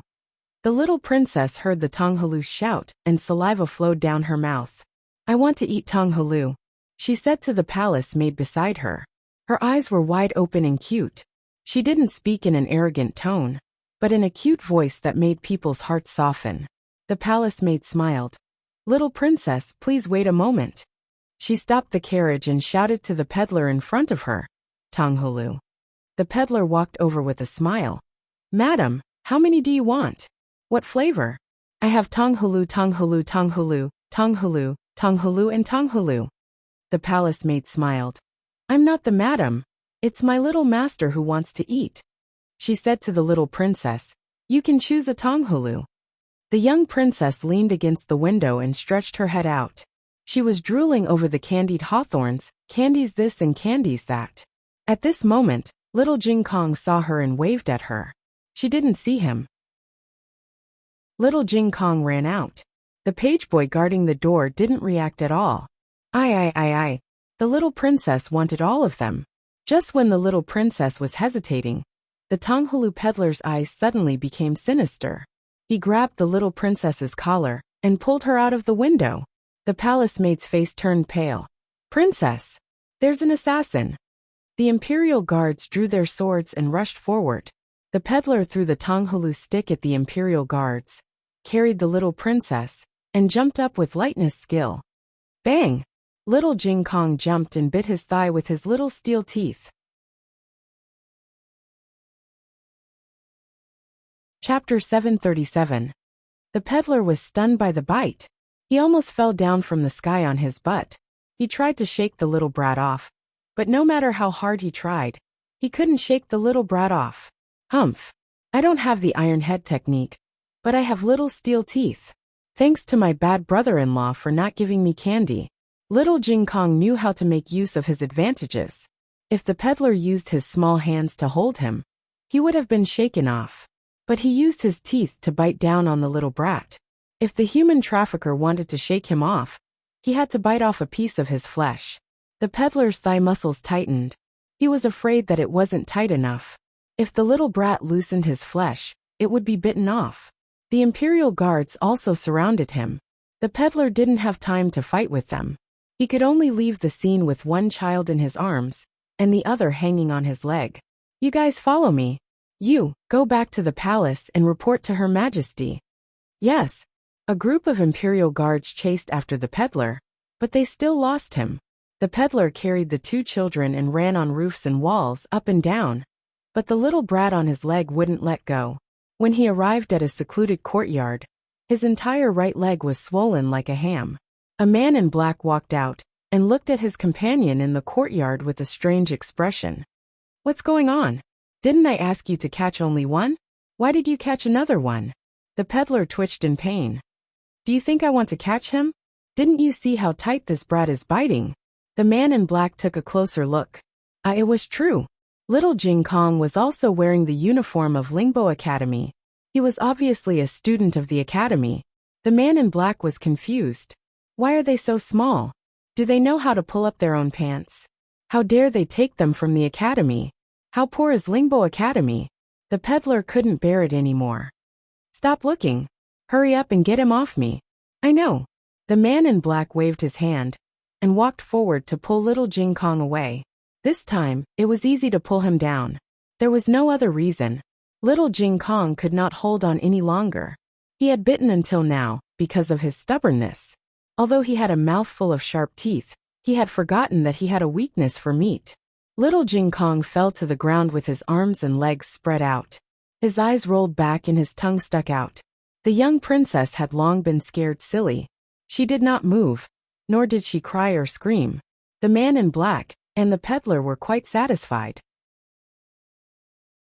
The peddler handed the young princess over to the man in black and said, "Take them away first. I'll go and treat my wound." Then this. The man in black took the young princess and pointed at little Jing Kong, who was lying on the ground with his tongue out. The peddler said impatiently, "Whatever, throw it out." "No." The young Canton princess suddenly opened her mouth and grabbed the man in black's collar with both hands. Her small body was trembling nonstop. Using the most terrified expression, she said the fiercest words, "Don't throw him away." The man in black was stunned for a moment. He turned to the peddler and said, "Why didn't you throw it earlier? Throwing it out now. Is it because you don't want to expose yourself fast enough?" What if someone sees it? I said it's up to you. The peddler interrupted him. I'm in so much pain. I'm going to apply medicine. After saying that, he limped to another room. The man in black frowned. He held the young princess in one hand and little Jing Kong in the other hand. Then he locked the two of them in the woodshed. In the throne room, the monarch was in court. Recently, there had been frequent rainstorms in various parts of the Yen kingdom, which had caused many floods in the middle and lower reaches of the river. All the government offices had asked the imperial court for disaster relief. Because there were many disaster areas, and the situation was serious, disaster relief became urgent. However, disaster relief was not only a matter of money. It also needed to send troops to fight the floods, repair the dams, and resettle the displaced victims. This year's flood was the worst in 25 years. The monarch had a headache. He pressed the space between his eyebrows and said faintly, "How did the flood happen 25 years ago?" The throne room was completely silent. All the ministers held their ceremonial tablets and looked down. The monarch suddenly realized that he had asked a stupid question. 25 years ago, half of the south was hit by a disaster. It was Xianyuan Li who led the troops to provide disaster relief. Not only did he repair the dams, save the victims and save thousands of acres of fertile land, but he also killed 18 local officials who embezzled the disaster funds and exploited the people. He acted first and reported later. Those local officials were involved with the major forces of the provincial capital, and even the capital. For a time, the capital was in turmoil. Some people tried to drag Xianyuan Li down, and some tried to threaten him. Unfortunately, no one succeeded. All the major forces were either uprooted or cut off their tails to survive. In short, after several years, no one dared to think about the disaster relief funds. All the major forces that survived the disaster kept their tails between their legs and became honest officials for a period of time. Just when the monarch was having a headache over the flood, the imperial guards and palace maids who were escorting the young princess returned. The palace maid knelt on the long steps outside the throne room and cried, "Your Majesty! Your Majesty! The young princess has been taken away." The monarch's eyes darkened, and in an instant, he was filled with murderous intent. "What did you say? What happened to the young princess?" The palace maid trembled as she cried. When our carriage reached the back door of Lingbo Academy, suddenly, a hawker selling candied haws. He took the young princess away. The monarch slapped the armrest of the throne and stood up angrily. A hawker selling candied haws can take someone away from the imperial guards. What are the imperial guards doing? Han Ye's father, Han Lei, trembled as he held the ceremonial tablet. Half of the imperial guards were the Han family's forces, and Han Yi was the deputy commander of the imperial guards. He hoped that the imperial guards who were escorting the young princess this time were not personally promoted by his son. Otherwise, the Han family would be charged with dereliction of duty. The monarch called the imperial guard who came back to report to the palace. To Han Lei's disappointment, this person was called Zhang Feng, and he was Han Ye's subordinate. Han Lei's heart sank to the bottom in an instant. The monarch asked for the details, and asked a civil official to draw a portrait of the hawker according to Zhang Feng's description. No one had seen this person before. To find the young princess was tantamount to finding a needle in a haystack. The monarch was furious, and the entire throne room was shrouded in a layer of murderous aura. "Find the young princess for me, even if you have to dig 3 feet into the ground. I want her alive." Zhang Feng reported. There was another child who was also taken away. He was about the same age as the young princess, and wore the same academy uniform. This characteristic was too obvious. In the entire Lingbo Academy, there was only one child who was the same age as the young princess, little Jing Kong. State Preceptor Palace. Xiao Heng had just returned from the library and walked to the door when he saw his eldest disciple, Yi Qing, leading 20 disciples and men of sacrifice hurriedly passing by. Xiao Heng asked, "Yi Qing, where are you going?" Yi Qing stopped in his tracks and bowed to Xiao Heng with cupped hands. "Your Highness Chang's son, the young princess and her classmate have been captured. Our State Preceptor Hall also plans to go out and look for them." Xiao Heng's eyes slightly paused. "Which classmate of the young princess?" Yi Qing said. The little boy who came yesterday and sang in the Qilin Hall for a long time. He seems to be called Jing Kong. Jing Kong was taken away. In the side room, Gu Jiao looked at Xiao Heng and asked. Xiao Heng nodded. The hawker originally wanted to catch the young princess, but Jing Kong rushed over and bit him. The hawker couldn't get rid of him, so he took him away. Sheng Guanyin had fallen asleep. The room was very quiet. Gu Jiao was very calm. I see, she said. She came to the bedside, looked at the infusion bottle, stretched out her hand, pulled out the infusion tube, and calmly injected heparin sodium into the infusion needle. After doing this, she carefully dealt with the medical supplies. The whole process was orderly. Xiao Heng looked distressed. The imperial guards who escorted the young princess are Han Ye's men. Han Ye won't kidnap the young princess. It's not good for him. Either someone wants to retaliate against the king, or someone wants to deal with the Han family. The young princess was the king's sweetheart, so they didn't dare to do anything to her. Jing Kong was hard to say. He was just a child from another country. If necessary, in order to avoid trouble, they may kill him. In fact, the situation of the young princess was not necessarily foolproof. An accident was often full of variables, and any variable may lead to unpredictable consequences. Gu Jiao put on the armor on her arm. Then Gu Jiao came to the weapons room of the Qilin Hall, pointed to the red tasseled silver spear on the wall, and said calmly, "Lend it to me." The disciple who was wiping the weapon looked at her in a daze. She was very calm, like the surface of a lake without any ripples. However, for some reason, the disciple felt a chill in his heart, as if a terrible storm was brewing under this calm lake. When the disciple came back to his senses, Gu Jiao had already taken the red tasseled silver spear out. Gu Jiao also borrowed a horse from the state preceptor hall. She rode on the horse, and the sun was blazing above her head. She raised her head, put her index finger and thumb in her mouth, and whistled towards the vast sky. Not far away, there was the sound of an overlord eagle's cry. A fierce gerfalcon flapped its wings and flew over, circling above Gu Jiao's head. Gu Jiao held the red tasseled spear in one hand, and the reins in the other. Her eyes were sharp. Let's go.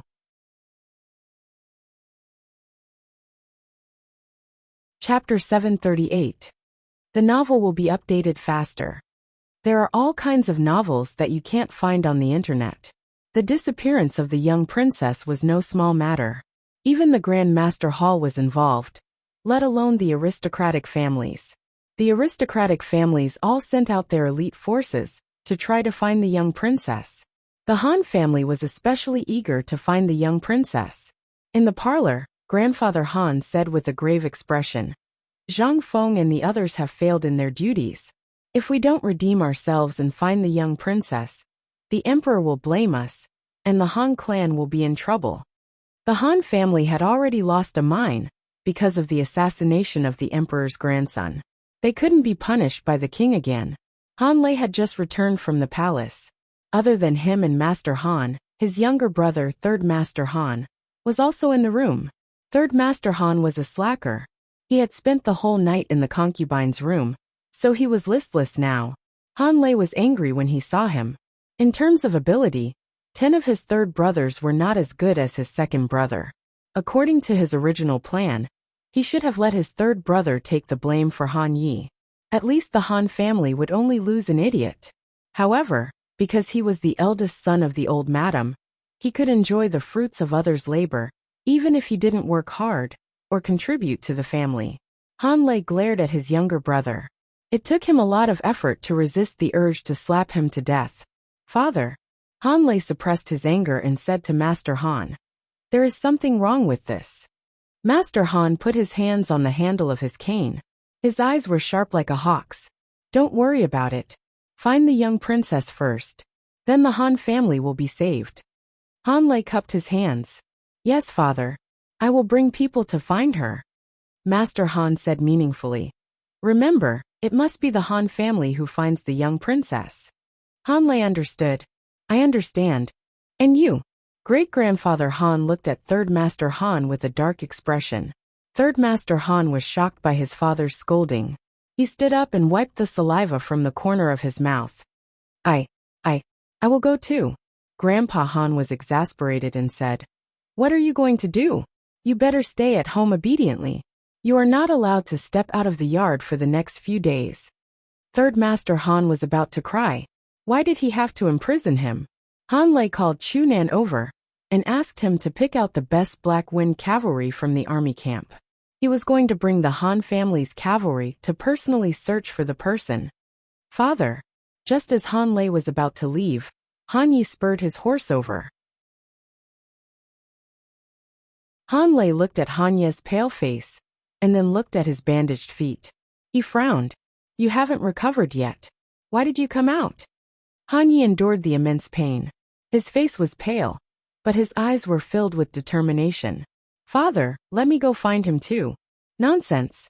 How are you going to find him like this? Didn't the doctor tell you to focus on recuperating? If someone were to find out that your tendons are broken and your legs are crippled, do you think you would still be able to keep your current position?" Han Lei's words were like a sharp knife stabbing into Han Ye's heart. Gu Chongqing's sword strike had killed him, almost ending his martial arts career. The king would not put a cripple in an important position. In order not to be discovered by the monarch, he couldn't even go to the Imperial Preceptor Hall for treatment. He refused to accept the fact that he had become a cripple. He could still mount a horse. He could hold a gun. He could hold a sword. Han Lei understood that his son, who had always been proud and arrogant, could not accept this heavy blow. He softened his tone and said, "Yi, don't worry and stay in the residence. I will definitely find a way to cure you." "Really?" Han Ye's tone was a little careless. Han Lei was anxious to make his son believe him. He said seriously, "Rumor has it that Xian Yuan Li's tendons were broken by the people of Jin. But wasn't he still cured by a divine doctor?" Han Ye's eyes flashed with a hint of emotion. "Was it the Imperial Preceptor?" Han Lei shook his head. "No, the Imperial Preceptor Hall had not been built at that time. I don't know who the divine doctor was. But if the rumor is true, I will definitely find him for you. I will let him cure you at all costs. Even if my Han family has to support him forever, I will accept it." This was the first time Han Yi felt his father's unreserved concern for him from his eyes. In the past, only his second uncle would be like this. Han Yi whispered, "It's been decades. Who knows if that person is still around?" Han Lei held his shoulders. "Yi, don't say such discouraging words. You are the heir of the Han family. You can't give up on yourself." Han Yi said, "I know I was wrong, father." Han Lei smiled with relief. "Quickly go back and recuperate. I will take care of the matters outside." Han Yi was carried back to his courtyard by the servants. He lay on the rattan chair at the door and looked at the courtyard from afar. Qi Xian patted the mosquitoes on his body and said to Han Yi, "Okay, don't worry. I will help you find him." Han Yi said, "Thank you, master." Qi Xian put his hands behind his back and sighed. "We are master and disciple. I don't want to see anything happen to your family." Han Yi pondered for a moment and suddenly called out, "Master." Qi Xian asked, "What's the matter?" Han Yi said in a daze, "I heard that Xiao Lulang is the young princess's teacher. Do you think he will let go of this opportunity?" Qi Xian raised his eyebrows. "You want me to find the young princess before he does?" Han Yi looked down and pinched a small mosquito that fell on his leg. "I hope that if you meet him, you will kill him for me." Qi Xian smiled and nonchalantly said, "Okay." In the purple bamboo forest of the Imperial Preceptor Hall, Yuhi carried the ice food box to the small bamboo house in the forest. It was quiet in the central room. A disciple sitting at the door said, "Imperial Preceptor, Yuhi has brought the sweet soup to relieve the summer heat." The Imperial Preceptor said tiredly, "Let him in." "Yes." The disciple lifted the bamboo curtain of the central room and nodded to Yuhi. Yuhi stepped in and left his shoes on the steps. He walked slowly on the wooden floor in clean white footwear. "Master." Yuhi bowed. In the Imperial Preceptor Hall, only the personal disciples of the Imperial Preceptor were qualified to call him master. The other disciples all called him Imperial Preceptor. Yuhi looked at the turtle shell on the table and asked carefully, "Master, are you divining? Why is the divination like this?" As a personal disciple, Yuhi had learned some knowledge. The divination on the table showed that the divination had failed. But it was strange, wasn't it? Was there anything in the world that his master couldn't divine? The imperial preceptor said regretfully, I can't divine her divination. No matter how many times I try, I can't divine it. Her? Was his master talking about the young commandery princess? Yes. Only the young commandery princess had an accident. At this critical moment, no one else was worthy of his master's divination, except for the young commandery princess. Yuhi said with a smile. It must be because the weather is too hot. Master, do you want to rest for a while? The imperial preceptor sighed. It has nothing to do with the weather. I have been divining for many years. Master, you are exaggerating. The young commandery princess is only 4 years old. Yuhi sat down opposite the imperial preceptor and opened the lid of the food box. He scooped a bowl of iced mung bean soup and presented it with both hands. Master, here you go. The imperial preceptor took a sip and didn't say anything else. In a room in a courtyard, a man in black and a hawker, who had treated his wound, stood respectfully in the middle of the room. In front of them was a man in a gray cloak. The weather was hot and humid. The man put down the hood of his cloak and took off the mask on his face. He glanced at the two and asked, Is it done? The hawker said, We caught the man. The man in black added, But we caught an extra one. The hawker was speechless. Would you die if you kept quiet? What do you mean by an extra one? The man asked with a frown. The hawker pointed to his injured thigh and said, He is the young commandery princess's classmate. He followed me here and bit my thigh.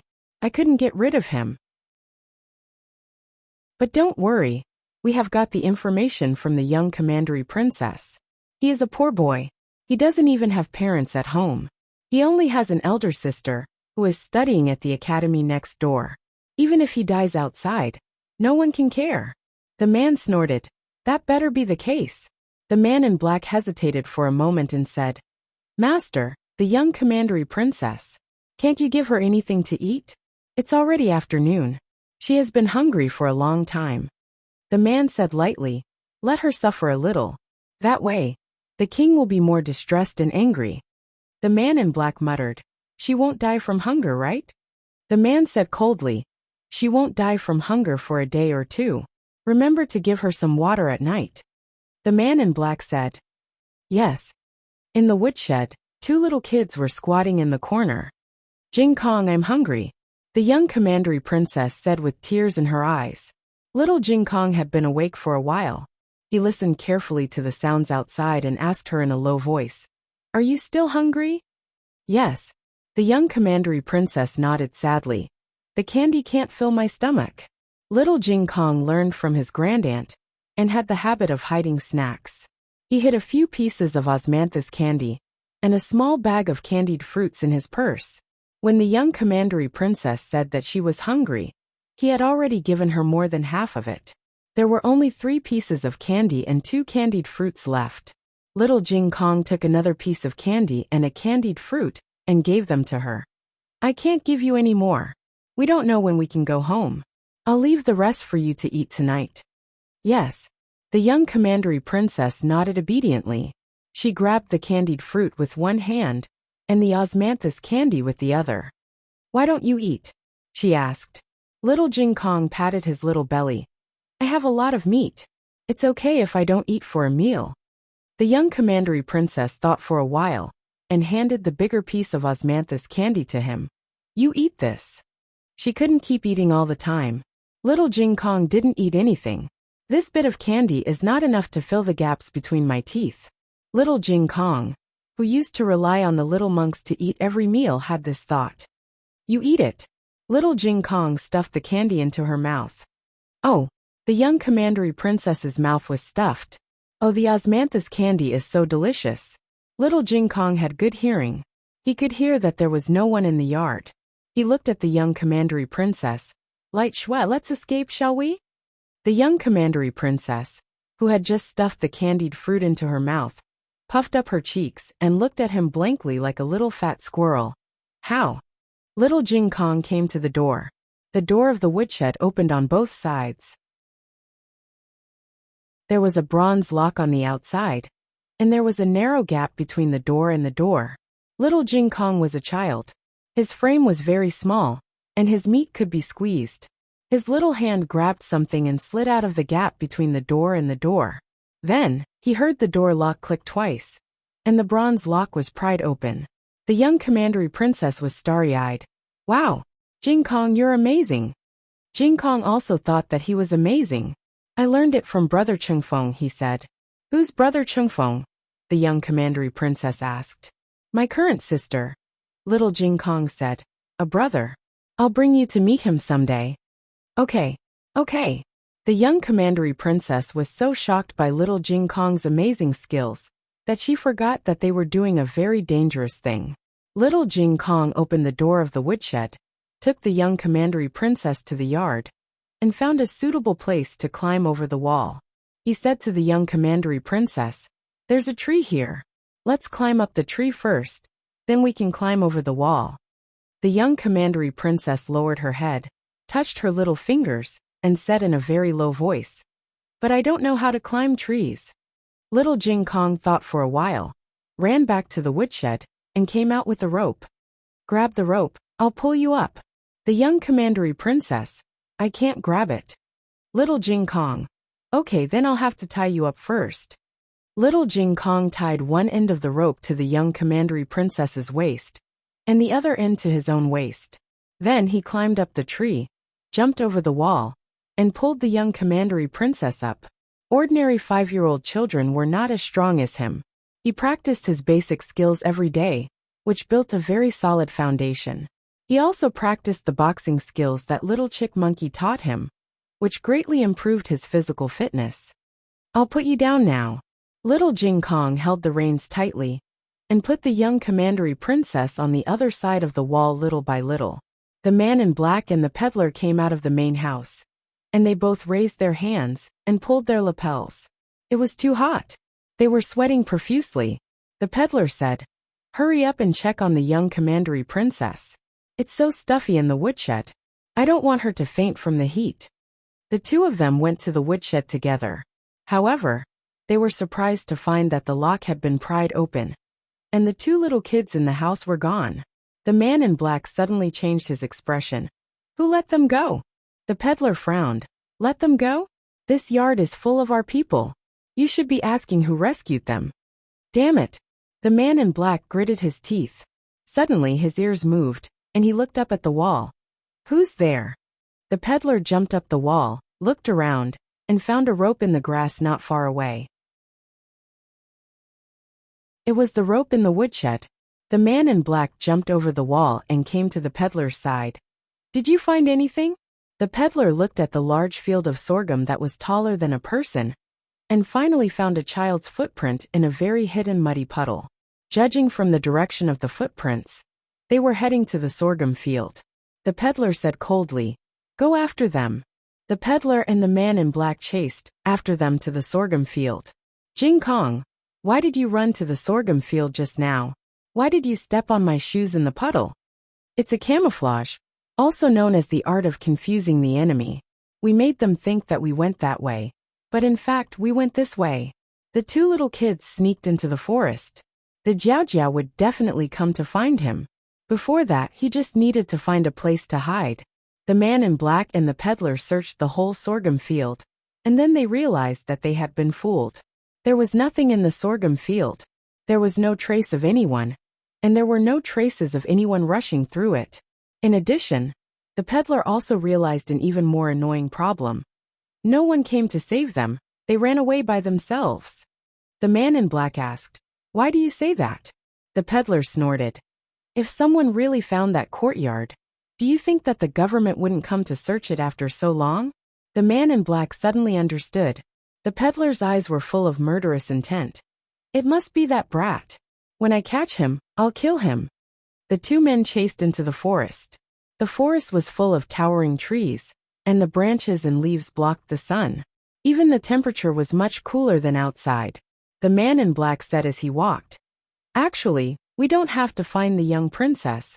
We can let the other aristocratic families find her. After all, our goal is not to make a contribution in this matter. The peddler said, "We don't have to make a contribution, but we have to make sure that the Han family doesn't get it either.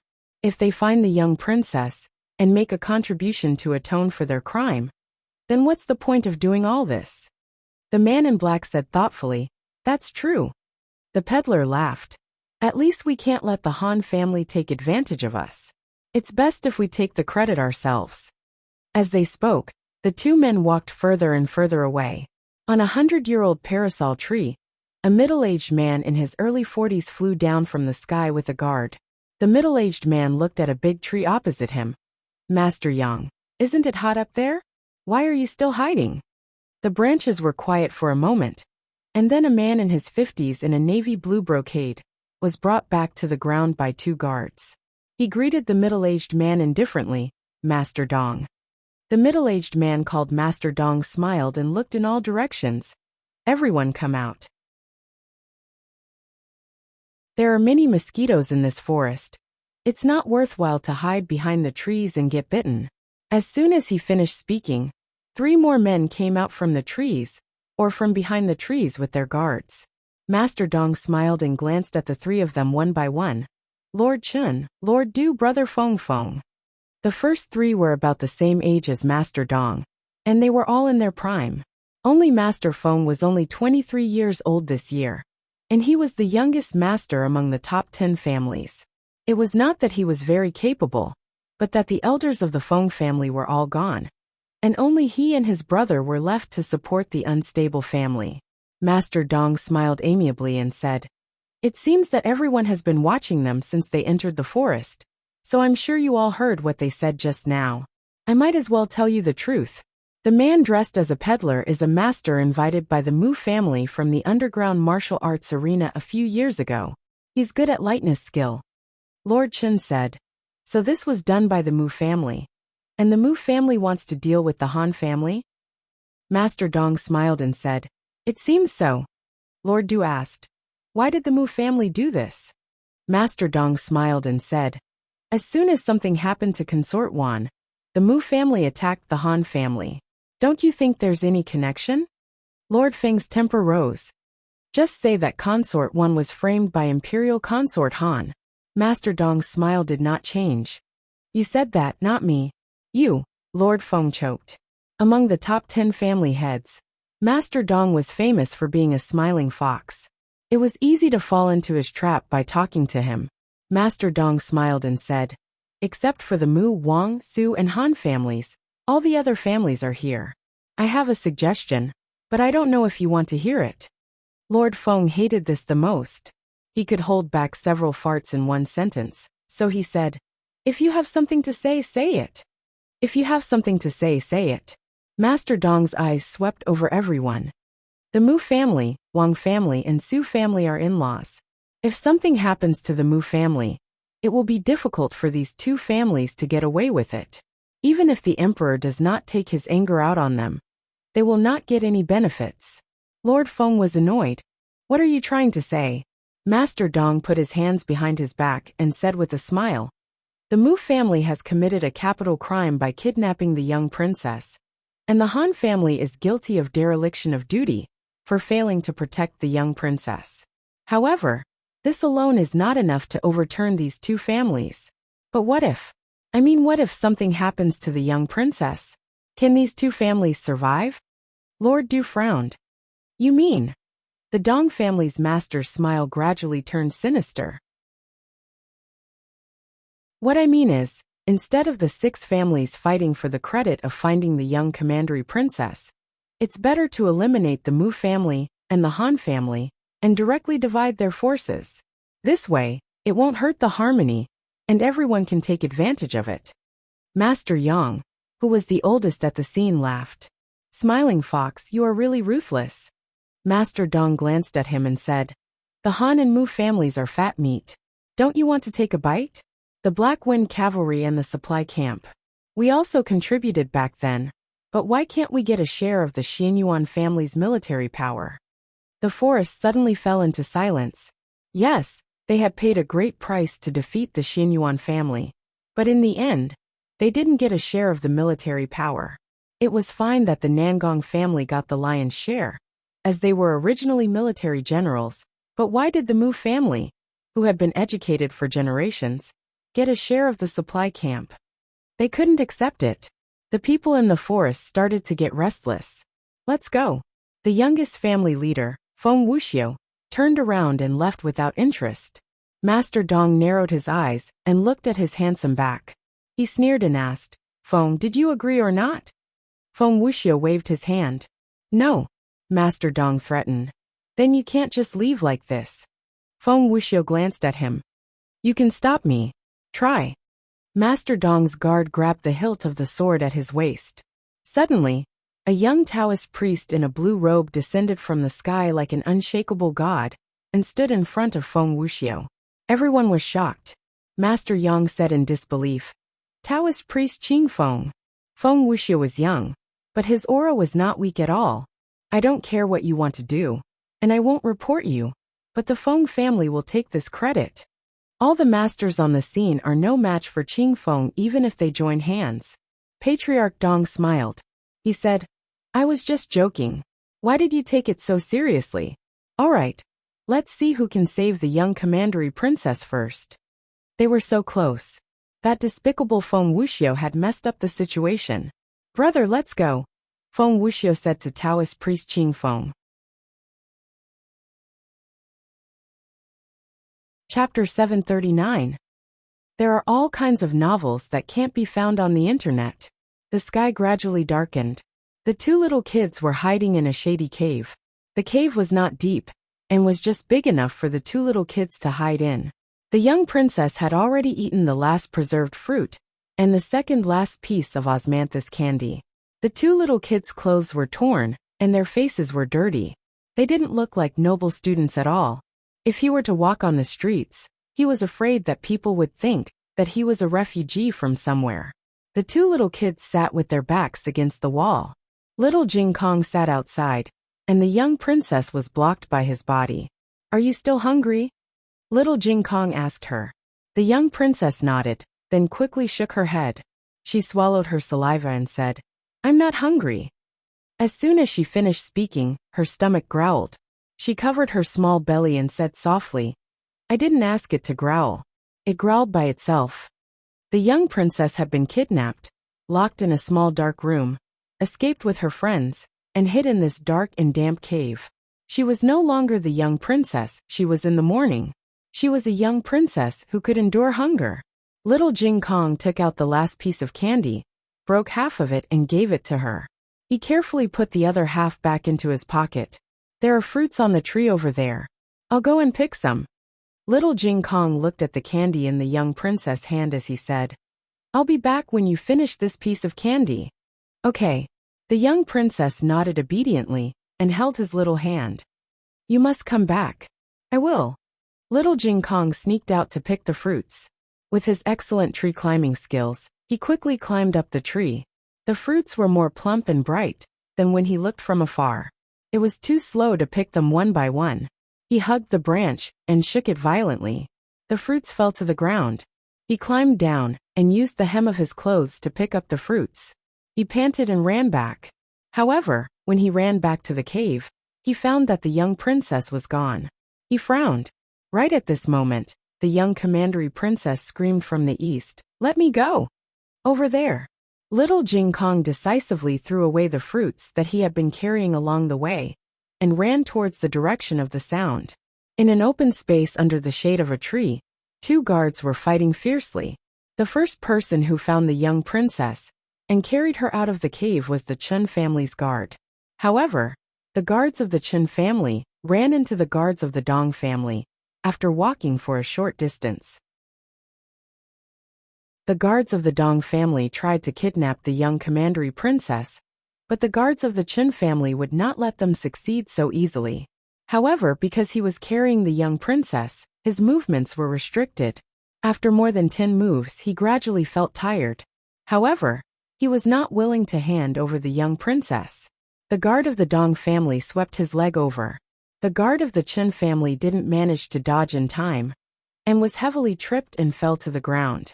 The young princess in his arms fell to the ground. Ah! The young princess screamed. The guards of the Dong family immediately rushed forward to snatch it. Who would have thought that just as his hand was about to grab the young princess, the Du family's guard would suddenly appear out of nowhere. The guards of the Du family also rushed over with their lightness skill, after hearing the young princess scream. However, he was so lucky that he benefited from the fight between the Dong family and the Chen family. He had been waiting for the right moment to jump out and catch the young princess before the Dong family's guards did. The guards of the Dong family failed to catch the young princess. They slapped the ground with their palms and jumped up to stabilize themselves. The guards of the Dong family scolded angrily, "You are too evil." The guards of the Du family snorted, "It's all robbery. Don't make yourself sound so noble." The young princess was thrown around by them. She was so scared that her face turned pale. Her big eyes were filled with tears, but she stubbornly refused to cry. She was a senior. She couldn't cry. The guards of the Du family comforted her. "Don't be afraid, princess. I will escort you back to the palace." The guards of the Dong family took the opportunity to smooth things over. "Young princess, don't listen to him. He is a bad guy." The guards of the Du family looked at him disdainfully and said, "How can you be a good guy?" The guards of the Chen family, who were swept to the ground, got up. The guards of the Dong family saw him rushing to the guards of the Du family, and they were not willing to be outdone. The original fight between the two of them became a three-way fight. In fact, if there were only 3 people fighting, it would not be too difficult. However, the young princess' voice was so loud that it attracted not only the Dong family and the Du family. Not long after, the guards of the Feng family and the Yang family also arrived at the scene and joined the fight for the young princess. The young princess was snatched by several people. Finally, the scene was too chaotic. No one knew who let go of the young princess, but she was thrown out fiercely. "Young princess!" The guards of the Dong family went to pick her up. As soon as he jumped up, the guards of the Du family and the Yang family each grabbed one of his feet. "I'm going to die. I'm going to die." The young princess closed her eyes and screamed loudly. Then she fell to the ground heavily. "Huh, it doesn't hurt." Huff, huff, huff. She opened her eyes and saw little Jing Kong, who was hit by her. His eyes were rolling and his tongue was sticking out crazily. "Young princess." Whoa, little Jing Kong used 3 seconds to recover his HP. Then he got up quickly, grabbed the young princess' hand, and ran away with her. The 5 people were fighting. Suddenly, the guards of the Chen family shouted, "Stop fighting! She's gone." The 4 of them turned their heads at the same time. As expected, the young princess was gone. They were so focused on the fight that they did not notice which direction the young princess ran to. Why did the young princess run away alone? Is she so bold? The guard of the Chen family was surprised. When he found the young princess, she was clearly a frightened little rabbit. The guard of the Dong family asked, "Is it done by other families?" The guard of the Du family snorted, "What's the point of saying this now? The 5 of us fought so hard here, but now we've done all the work for someone else. I'm sure none of us can take it lying down, right?" The guard of the Chen family gritted his teeth. "If I find out who did it, I'll kill him." Little Jing Kong ran with the young princess. The sky was getting dark, and the forest was full of danger. They couldn't go any further. They had to find a way to get out. Just as this thought flashed through little Jing Kong's mind, a figure descended from the sky and blocked his and the young princess's path. "It's you." Little Jing Kong recognized him. He was the peddler who took the young princess away during the day. The peddler curled his lips playfully. "Boy, you have a good memory. Oh, what is this called? In the words of scholars, should it be called, you can wear out iron shoes in fruitless searching, but find it without any effort." Little Jing Kong looked at him vigilantly. You're not allowed to come over," the young princess said fearfully and fiercely. The peddler smiled and said, "Don't worry, princess. I don't mean to hurt you. As long as you follow me obediently, I promise I'll send you back unharmed." The young princess held little Jing Kong's hand tightly. "You're a bad guy, a stinky brat. I won't go with you." Little Jing Kong told the young princess about being a brat when they were in the cave just now. The peddler said patiently, "It's getting dark, and the wolves, tigers, and leopards in the forest are coming out. Do you want to be eaten by those wolves and tigers if you don't go with me? I. The young princess trembled in fear. She didn't want to be eaten. Little Jing Kong pulled the young princess and ran back. But he saw the men in black on the other side. This was what it meant to be surrounded by wolves and tigers. Don't talk nonsense. Those people will be here soon. I know you're good at martial arts. But I heard that Taoist Qing Feng from the Feng family and Qi Xian, from the Han family, have come out to look for the young princess. The peddler frowned. Okay, take the young princess and let's go. What about this kid? Don't care about him. Leave him here to feed the wolves. The young princess, who was so scared that tears rolled down her cheeks, opened her arms and stood in front of little Jing Kong. Don't let Jing Kong be fed to the wolves. The peddler smiled and obviously did not take the young princess's threat seriously. He swaggered towards the two little kids. Little Jing Kong suddenly grabbed something from his pocket and threw it at him. Then, little Jing Kong threw a round object at him. The peddler caught it with his fingers and laughed. It was just a fruit. He was indeed a silly kid who didn't know the immensity of heaven and earth. Little Jing Kong had picked up a lot of fruits. He threw away the ones in his clothes, but he still had some in his pocket. He took out 7 or 8 fruits and threw them at the peddler. The peddler didn't even bother to dodge. Just when he thought the last one was also a fruit, it exploded with a bang. Fortunately, he was good at Qinggong and dodged quickly. Otherwise, he would have been injured by the explosion. The peddler landed on the branch and looked at the frighteningly stubborn child with disgust. The little guy was very calm and didn't show any signs of panic. There was an indescribable determination in his eyes. The kid wasn't afraid of him. The peddler clenched his fists. He was just a kid. Why couldn't he look him in the eye? Moreover, he seemed to sense some kind of threat from a child. This was too strange. A thought flashed through his mind. I can't let this kid live. This forest can't kill him. One day, when he grows up, he will become a terrifying existence. A strong murderous intent flashed through the peddler's eyes.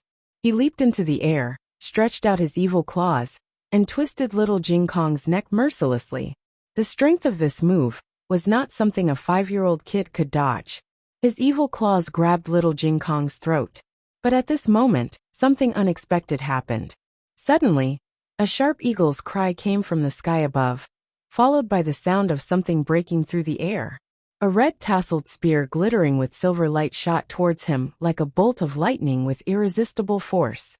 What a fast weapon! He quickly dodged. Unfortunately, it was too late. He was sent flying by the huge force, and his entire arm was cut off by the red tassel spear. He fell heavily at the feet of the man in black, and blood splattered everywhere. The red tassel spear didn't lose its strength after cutting off his arm. It pierced deeply into the big tree behind them. The man in black broke out in a cold sweat. He looked at the other side of the forest in disbelief, and saw a 15 or 16-year-old boy galloping over on a horse. The boy was thin, and his eyes were sharp. He didn't look like he came from the depths of the forest, but more like he came from hell for revenge. He was a killing god, but also a demon. The boy's horse was not a good horse, but the horse seemed to feel the boy's fighting spirit, and became very brave. It was strong and vigorous in the complicated forest, as if it was walking on flat ground. When the horse ran past the two little ones, Gu Jiao swung her whip and rolled the two little ones up. Close your eyes, she said. The two little kids raised their little hands and obediently covered their eyes. Gu Jiao clamped the horse's belly with her legs, held the two little kids with one hand, and used the other hand to ride the horse over the head of the man in black. The moment the horse's hooves fell, she coldly pulled out the red tassel spear from the tree. The red tassel spear that almost penetrated the tree was pulled out by her easily. She held the red tassel spear tightly, turned it over her head, and swung it backward. The man in black and the peddler who had just stood up to attack her fell to the ground together. His head rolled out of his body. The 5 guards followed the clues and came here. They were all shocked by the bloody and cruel scene. What's going on? Who did it? They were all experts who had gone through hundreds of battles. But such a miserable situation was still too rare. If it was on the battlefield, it would not be too strange. But this was just a forest in Chengdu. The guard of the Dong family recognized one of them. This peddler is the master invited by the Mu family from the underground martial arts field. Everyone was even more surprised. The guard of the Chun family checked the surrounding situation. He was the most meticulous, otherwise, he would not be the first to find the young commandery princess. He touched the hole in the tree and said, "The other party used a long spear, and there are children's footprints on the ground." The young commandery princess was taken away.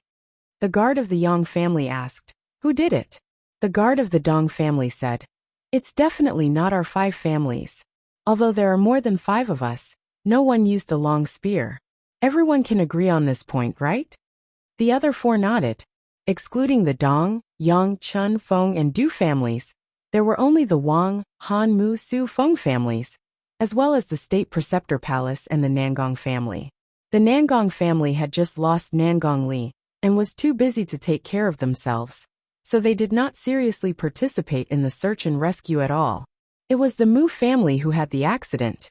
The Wang family and the Su family were one with the Mu family, so they could be ruled out as suspects. Then, there were only the Han family, the Feng family, and the State Preceptor Palace left. The State Preceptor Palace could be ruled out as suspects. With their status, they would not bother to deal with any aristocratic family. And this was not just dealing with them. This cruel method was obviously accompanied by a terrible murderous intent, as if they were here to take revenge. It was also impossible for the Feng family, because Taoist Qing Feng did not use a long spear. The guard of the Dong family frowned. Could it be the Han family? The Han family practiced spear techniques. The guard of the Chun family guessed. The Han family and the Mu family are the most hostile. They are very likely to be the culprit. The guard of the Yang family sighed. If the young commandery princess fell into Qi Xian's hands, we might not have a chance to get her back. That was Qi Xian of the Tang sect, the top 10 master in the underground martial arts field of the Yin dynasty. The guard of the Dong family sneered as cunningly as the master of the Dong family. Why don't we join hands to kill Qi Xian first? And then we can slowly compete with each other. Gu Jiao took the 2 little kids to a stream, and little Nine was hovering in the sky. Gu Jiao carried the 2 little kids down the horse. The 2 little kids could still hold on when there were no adults around. But now that Gu Jiao was here, all the grievances came to their minds. The young commandery princess cried, "Teacher, I'm so scared. They took me here and there, and I fell down." Boo-hoo. Gu Jiao put the red-tasseled spear on the ground aside and squatted down on one knee, like a knight guarding her. She gently wiped the tears on her face and comforted her. "Don't be afraid. No one will take you away again." The young commandery princess threw herself into Gu Jiao's arms and cried loudly. Little Jing Kong tried his best to hold back his tears, but his eyes were full of tears. Gu Jiao also held him in her arms. She knelt down on one knee and held the children in each hand. She did not do such a gentle thing often, so her movements were a little stiff. But this did not stop the 2 little kids from feeling a calming power from her. It was a kind of faith. The 2 little kids were tired after crying for a while. The young commandery princess was only 4 years old, and she was a weak girl in Jiao. Once she felt safe, she fell asleep in Gu Jiao's arms. Little Jing Kong lowered his head and blamed himself. "I made Jiao worry. I couldn't even beat a bad guy." Gu Jiao patted his little head and smiled. "No, you did very well. You protected your companions and yourself. You didn't make me worry.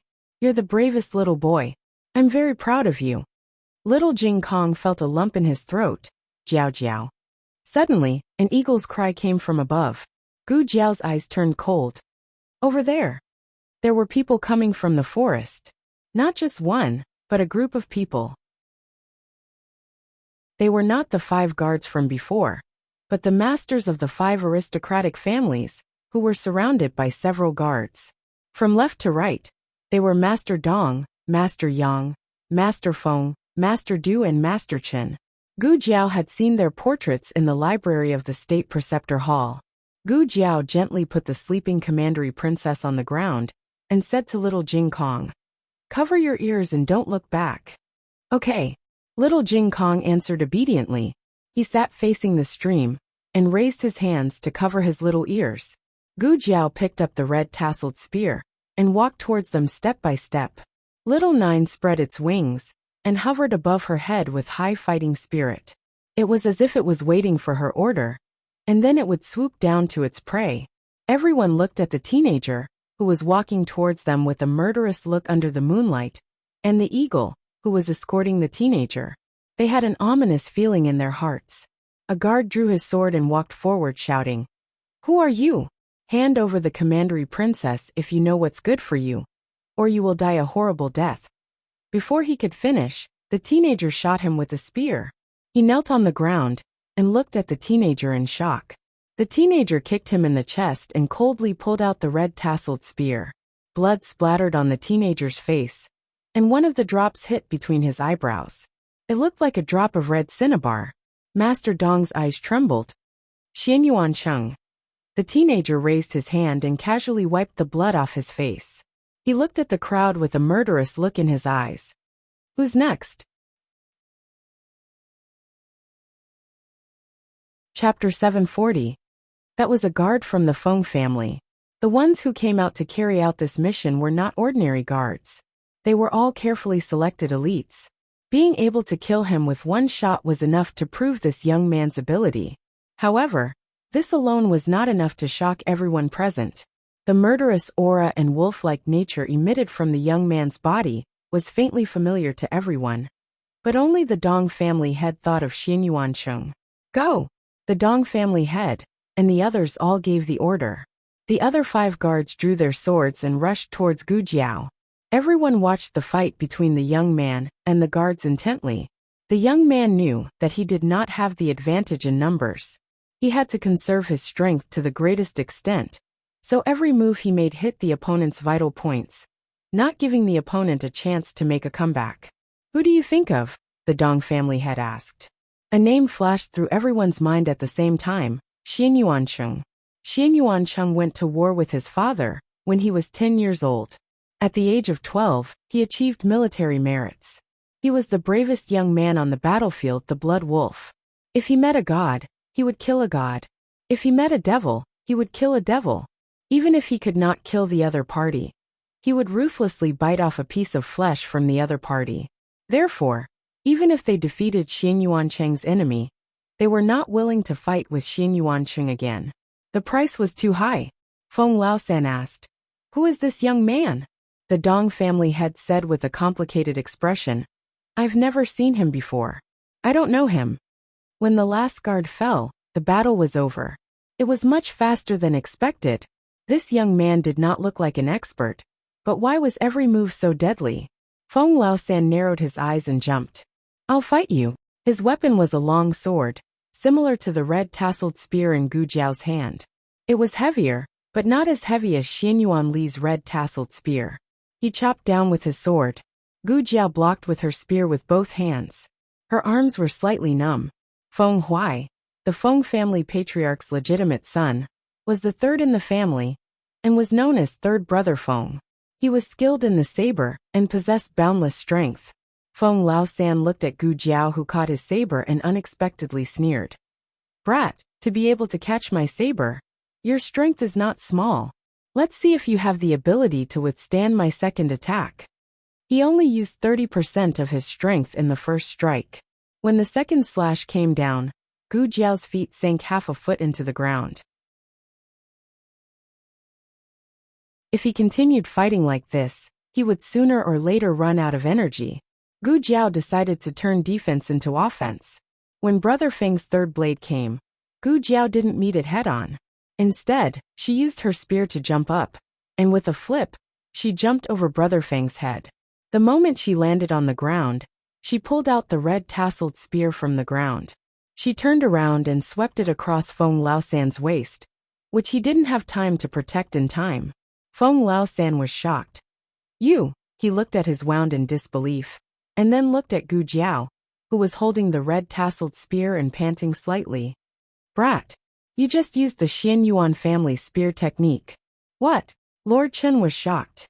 Dong family head had already seen through the trick. This brat used a normal spear technique to deal with the guards. Since Brother Feng was more difficult to deal with, she changed her spear technique. That move just now was the fourth style of the Xian Yuan 7 styles. It was a perfect move to turn defense into offense. It was not easy to use the Xian Yuan family's spear technique. First, one had to completely channel their internal energy into their dantian. Without using any internal energy, they had to rely on the body's endurance and explosive power to use it. This spear technique was created by Xian Yuanli. To be honest, he didn't understand why Xian Yuanli created this spear technique. Everyone in the Xian Yuan family had internal energy. Wouldn't it be better for him to create a spear technique that could also be used with internal energy? As a result, the experts of the Xian family couldn't steal it even if they wanted to. His thoughts wandered. How did this brat obtain this spear technique? How did he learn it with his amazing willpower and physique? Other than Xian Yuanli and Xian Yuancheng, only the tempered body monks of the Shaolin Temple could withstand this kind of force. This brat was a Shaolin monk? No, even a monk couldn't learn it. The two techniques were contradictory. The head of the Dong family had a headache. He was suddenly very curious about this brat and wanted to know his origin. After Feng Laosen was injured, he began to use his full strength. His attacks were faster and faster, so Gu Jiao couldn't dodge. Feng Laosen kicked Gu Jiao's shoulder. Gu Jiao was forced to retreat several feet. Her feet drew a long ditch on the ground until she stabbed the red-tasseled spear deep into the ground. When she stopped, she was only half a foot away from little Jing Kong. Jiao Jiao. Little Jing Kong felt her breath, but little Jing Kong remembered Gu Jiao's words. He couldn't turn back. Gu Jiao stared at Feng Laosen in front of her. She raised her hand to wipe the blood from the corner of her mouth and said softly, "Count the stars." Okay. Little Jing Kong sat cross-legged on the cloak and looked at the vast starry sky. 1, 2, 3. His childish voice was the piece she wanted to protect.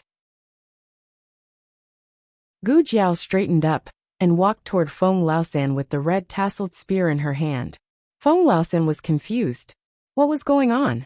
After being kicked by him, she could still stand up and walk toward him. Very well, if you want to die, then don't blame me for being rude. Feng Laosen raised his long knife and slashed toward Gu Jiao's neck. Gu Jiao, who should have been beheaded, disappeared. Feng Laosen was shocked. Gu Jiao's red-tasseled spear was still on the ground, but where was she? In the next second, Gu Jiao appeared behind Feng Laosen. Feng Laosen felt a chill run down his spine and realized something. Just as he was about to turn around, Gu Jiao grabbed the hair on the back of his head. Gu Jiao grabbed him with one hand and held the dagger with the other, cutting his throat. This was not the Xian Yuan family's spear technique, but a killing move from her previous life. She had not used it for a long time, but fortunately she remembered it. Feng Laosen fell to the ground with a dumbfounded expression. The air was filled with the thick smell of blood. Gu Jiao's violent nature was stirred up, but she did not lose control for the time being. She held the bloody dagger and looked at the remaining 4 people indifferently. There was no ruthlessness in her eyes, nor was there a trace of satisfaction or joy from defeating her opponent. She was very calm, but this was the most terrifying thing. Brat, you just killed a big shot, okay? You just cut a bag of cabbages. Gu Jiao raised the dagger. I'm tired of fighting. All of you come at me together. On the other side, Mu Qingchen and a bodyguard also entered the forest. The bodyguard looked up and said, "Young master, look, that eagle is flying so high." Mu Qingchen raised his eyes and looked around. He had been watching that eagle for a long time, and it had been hovering in a certain direction. Mu Qingchen looked away and said, "Don't worry about that eagle. Finding the person is more important." The bodyguard replied, "Yes, young master." After walking for a while, the bodyguard said in a low voice, "It's already dark. If we can't find the young princess, I'm afraid she's going to be in trouble." Mu Qingchen frowned and did not say anything. He did not want to see this happen, but he had to admit that the longer they waited, the less likely the young princess would be to survive. They entered the forest from another direction and did not see the peddler's corpse. Therefore, they did not know that the young princess had been found and taken away. The bodyguard asked again, "Young master, why didn't you let young master Muchuang come with you?" Mu Qingchen said, "It's useless even if he comes. He was still a child. While they were talking, an eagle's cry suddenly came from the dome. The gerfalcon hovering above the forest suddenly swooped down, as if it had found its prey. Then, a series of shrill screams came from the depths of the forest. "Ah!" the bodyguard said vigilantly. "Young master, someone is here." Mu Qingchen looked at the map in his hand under the moonlight and said, "It's in the direction of the stream. Let's go and have a look." Their horses could not go any further because the road was too bad. Riding a horse was not as fast as lightness skill. At this moment, they were both walking. They rushed over with lightness skill. There was a scuffle going on by the stream. The masters and pillars of the aristocratic families present were all martial artists. Otherwise, how could they enter the forest in person? Only Master Yang was watching the battle alone. He was the oldest person present, more than 50 years old. He even relied on the bodyguard to climb up and down the tree. Master Dong caught Gu Jiao's spear. He turned his head and gritted his teeth. "That's enough, old Yang. Stop pretending. If you continue to pretend to be weak, none of us will be able to leave." Among these people, old Yang, who pretended to be weak, was the best at martial arts.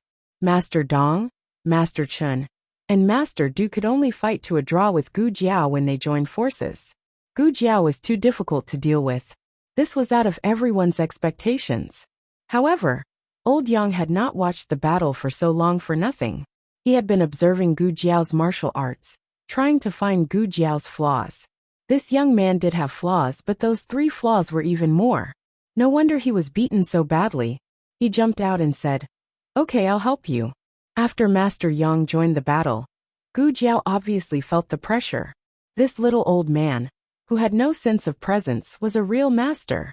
While they were fighting, several bodyguards came out from the other side of the forest. They were very smart. They did not participate in the battle between the masters. Instead, they went straight to the stream to catch little Jing Kong and the young commandery princess. The main reason was that it was dark. Their clothes were the same, their hair was the same, and their faces were dirty. They could not tell who was the young commandery princess, so they had to catch both of them. Gu Jiao shouted, "Little Nine!" Little Nine swooped down and pecked the eyes of the bodyguard who was leading the battle. The scream that Mu Qingchen and the bodyguards heard came from his mouth. At this moment, Little Nine was no longer an ordinary gerfalcon. It was Gu Jiao's war eagle. Little Nine had also started its own battle. One of the bodyguards pretended to be injured and fell into the stream. But in fact, he was eyeing the 2 little people by the stream. Little Jing Kong looked at the bodyguard who was crawling towards him. Well, Jiao Jiao only said that he was not allowed to look back. But he did not say that he was not allowed to move. The bodyguard rushed towards little Jing Kong. Little Jing Kong jumped up and stretched out his little iron hand. "Monkey steals peach." The bodyguard knelt on the ground and was in so much pain. Mu Qingchen, who had rushed to the scene and witnessed this scene, tightened his legs and took a deep breath. Gu Jiao was not any better. She staggered and almost fell. Monkey steals peach? Where did he learn such dirty martial arts? Don't tell her that it was taught by that little chicken monkey. Her innocent little Jing Kong was led astray just like that. When she returned to Zhao country, she would beat him up. Beat him up. Beat him up. Gu Jiao misunderstood. This move was not taught by Marquis Xianping, but by the strongest little bad friend, Su Tsong Song, who was the head of the 3 scumbags in the Imperial College. Chapter 741. The battle between Gu Jiao and Dong family head, and the others was very fierce. With the addition of Yang family head, the other side's fighting strength had indeed increased a lot. But Gu Jiao was definitely a tough bone. She fought as if she didn't care about her life, but Dong family head and the others couldn't do the same. On one hand, they didn't want to be injured, but on the other hand, they wanted to easily kill Gu Jiao. As a result, the more they fought, the more chaotic they became. In the end, except for Yang family head, the other 3 were all injured. Dong family head was an old fox. He always shouted the fiercest and hid the furthest, letting his companions take the damage, so his injuries were the lightest. Chen family head's injuries were the most serious. His right leg and left abdomen were bleeding nonstop, and he fell unconscious on the ground. Gu Jiao's physical strength was also very exhausted. If the two sides continued to fight, it would only be a situation where both sides were injured. And because of that surnamed Yang, Gu Jiao glanced at Yang family head. This person was too unfathomable. The book pavilion had the least information about him. If she hadn't fought with him today, who would have thought that he was a hidden master? Dong family head said to Yang family head. His physical strength is almost exhausted. Old Yang, old Du, and I will hold him back. You look for an opportunity and kill him in one move. Yang family head looked at Gu Jiao with a malicious gaze. Okay. Dong family head and Du Darren exchanged glances, and tacitly came to Gu Jiao's two sides, launching a pincer attack on Gu Jiao. Yang family head looked at the battle without blinking, waiting for Gu Jiao to show a flaw. When Dong family head restrained Gu Jiao's lower body, and Du Darren blocked Gu Jiao's red tasseled spear, Yang family head narrowed his eyes. The youth's physical strength decreased, and his speed slowed down. This speed was nothing to an ordinary master, but in front of his realm, it was a great flaw. Now is the time. Patriarch Yang raised his hand and sent an iron palm towards Gu Jiao's back. Almost at the same time, a masked man in white appeared in a flash and stood in front of Gu Jiao and the others. His palm met the Yang family's patriarch's attack. When the time was up, Dong family head and Du Darren's restraint reached its limit. Gu Jiao forced the two of them back with a single spear strike. She looked back. The white-robed man leaped up and flew towards her. He grabbed her slender waist and brought her up into the air. It's me, he whispered. Gu Jiao looked towards the stream, but she didn't see little Jing Kong and little Commandery Princess. He said, up ahead.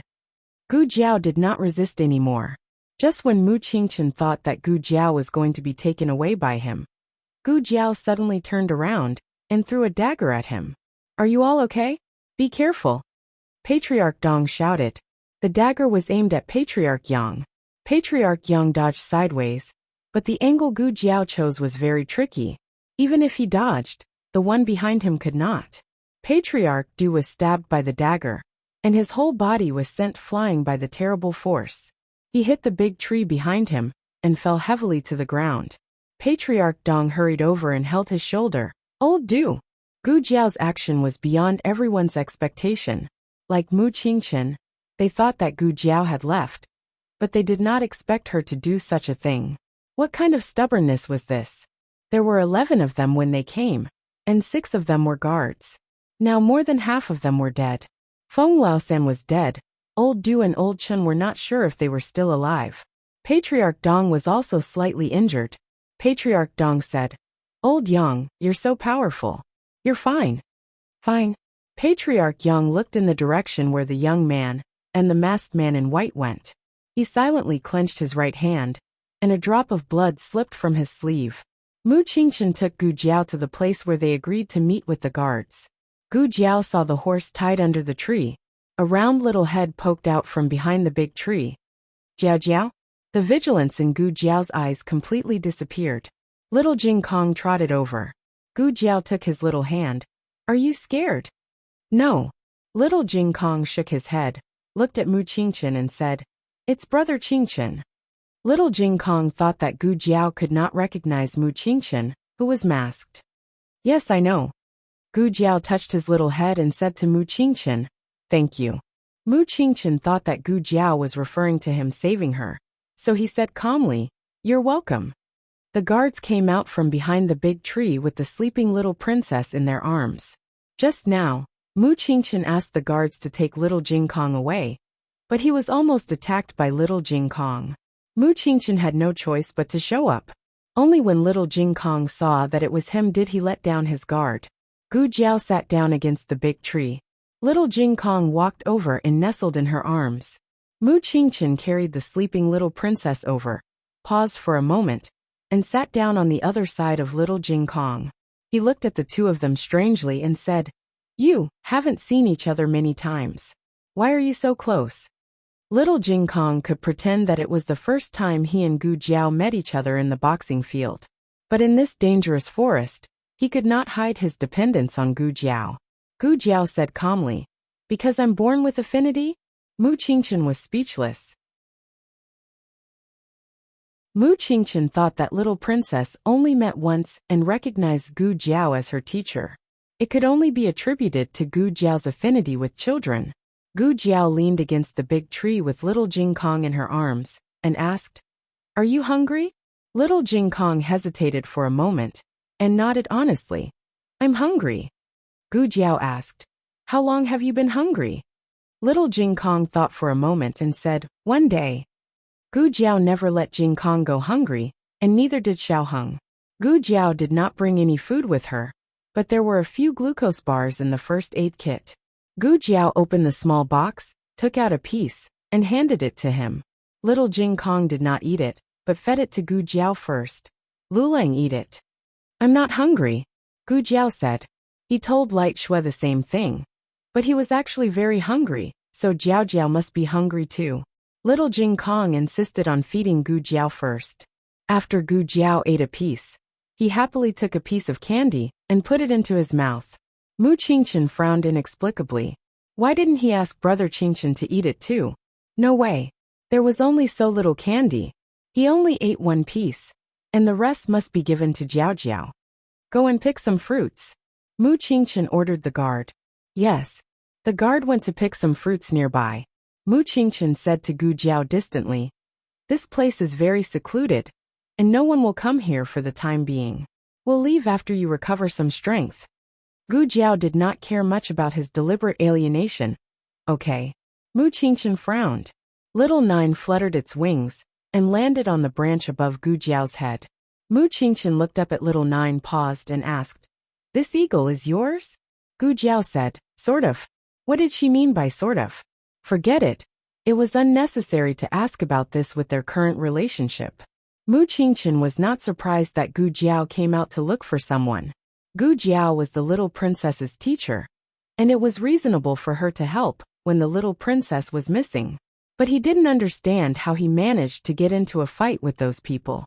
Mu Qingchen took off the veil on his face and told Gu Jiao the doubts in his heart. Little Jing Kong was lying comfortably in Gu Jiao's arms with the candy in his mouth, enjoying Gu Jiao's embrace and breath. He felt so happy at this moment that he even swayed his little feet and hummed a little tune. Gu Jiao looked at him with amusement. Mu Qingchen thought that Gu Jiao did not hear him, so he was going to ask again. Gu Jiao said, "They want to take the little princess away, and I don't want to hand her over." Mu Qingchen frowned. "You?" Gu Jiao said lightly. "Yes, I want to take the credit. Who doesn't want such a big credit?" Mu Qingchen was angry when he heard this. "You are really this kind of person."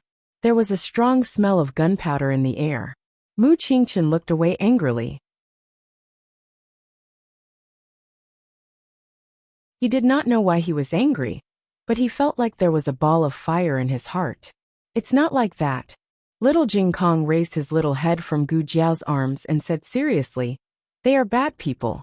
They all want to take the Light Shui, and no one wants to give in. They even caused the Light Shui to fall. They don't care if the Light Shui hurts or not, they just want to take her away." Mu Qingchen's heart skipped a beat. He looked at Gu Jiao and opened his mouth. "You, humph." Gu Jiao looked away. Mu Qingchen was speechless. Gu Jiao was amenable to coaxing, but not coercion. She did not care if people misunderstood her, and she never defended herself. However, little Jing Kong cared. Jiao Jiao was the best Jiao Jiao in the world. He did not want anyone to misunderstand her. Little Jing Kong said to Mu Qingchen, "Brother Qingchen, they started it. They wanted to hurt Lulang. And they also wanted to take the Light Shui and me. If they took us away, they would not give us anything to eat." Mu Qingchen was here to look for the young princess with sincerity. Judging others by their own standards, he assumed that the others were the same as him. However, after listening to little Jing Kong's description, it was clear that this was not the case. The one who wanted to take the credit was not Xiao Lulang, but the aristocratic families. However, couldn't this brat explain it to him nicely? Would he rather be misunderstood than to explain himself? Was he so insignificant in his heart? He did not care about his misunderstanding at all. Did he? Mu Qingchen's face was frighteningly dark. Little Jing Kong scratched his little head with both hands. Brother Qingchen seemed to be angrier, because he did not explain himself clearly. The guard came back with a pile of fruits. I've tasted it. It's not poisonous. It's sweet and sour, and it's quite delicious. Gu Jiao took a big and red fruit, wiped it with a handkerchief, and handed it to little Jing Kong. Little Jing Kong sat up straight in Gu Jiao's arms, held the big fruit with both hands and took a bite. Little Jing Kong was so sour that he almost made an emoji. Gu Jiao. Oh, I forgot that Jing Kong just ate candy. Little Jing Kong moved his little butt and continued to eat the sour fruit. He took a bite and looked at Gu Jiao. Gu Jiao looked at him curiously. You're not sour anymore? Little Jing Kong spread his hands and tilted his head. He turned into a romantic prince in a second. Because you're my candy. Gu Jiao. Mu Qingchen. After eating 7 or 8 fruits, little Jing Kong burped and fell asleep in Gu Jiao's arms. The night was quiet, and the night wind was blowing. Gu Jiao ate another piece of glucose and waited for her strength to recover. Mu Qingchen could not help but ask, do you know who those guys are? Gu Jiao. Yes, I do. Mu Qingchen was slightly surprised. You know? Gu Jiao nodded. Yes, I saw their portraits in the library of the State Preceptor Palace. Mu Qingchen was stunned for a moment before he remembered this. He said, I heard that His Majesty summoned you to treat the former crown princess. How's the treatment going? Gu Jiao. Fortunately, the operation was successful. She's awake now. Mu Qingchen sighed. You're really amazing, Gu Jiao said calmly. It's just an operation. I'm talking about what happened just now. Mu Qingchen raised his hand and waved away the mosquitoes biting the young princess. Since you know who they are, how dare you treat them so cruelly? Aren't you afraid of their revenge? Gu Jiao. Is it useful to be afraid? Mu Qingchen choked. Yes, it was useless to be afraid. However, ordinary people would not have such courage. Even if they knew that it was useless to be afraid, they still could not do anything. This was normal. Mu Qingchen suddenly felt that he had underestimated his classmates' courage and boldness. Even as the legitimate son of the Su family, he could not openly challenge the 5 great aristocratic families. Otherwise, he would not have covered his face just now. Gu Jiao stood up with little Jing Kong in her arms after she recovered some strength. Okay, can we go now? Mu Qingchen reminded her. The forest may not be very peaceful tonight. Are you sure you don't want to rest for a while? I can't rest anymore, Gu Jiao said and signaled to the south of the forest with her eyes. Mu Qingchen frowned and looked in that direction. He saw Qi Xian, who was wearing a silver robe, strolling in the night. Qi Xian looked at Mu Qingchen happily and greeted him with a smile. Young Master Qingchen, long time no see. How are you? Mu Qingchen asked warily. Qi Xian? What are you going to do? Qi Xian smiled and said, kill people and save people. When he said this, his eyes paused for a moment on Gu Jiao and the young princess. His meaning was obvious. The one he wanted to kill was Gu Jiao, and the one he wanted to take away was the young princess. In your dreams. Mu Qingchen stepped forward and stood in front of Gu Jiao. Qi Xian patted his palm with the folding fan. I have no intention of becoming enemies with the Mu and Su families. This has nothing to do with young Master Qingchen. Young Master Qingchen, hand over the young princess and Xiao Lulang, and I won't stop you from leaving. Mu Qingchen said coldly. You have a big appetite. Qi Xian pondered for a moment and said with a smile. Ah, it seems that my appetite is indeed a little too big. How about this? I'll let you take the young commandery princess away. I won't fight with you for this credit for the time being. You can leave Xiao Lulang behind. Mu Qingchen handed the young princess in his arms to the guard beside him, and said to him and Gu Jiao, you two go first.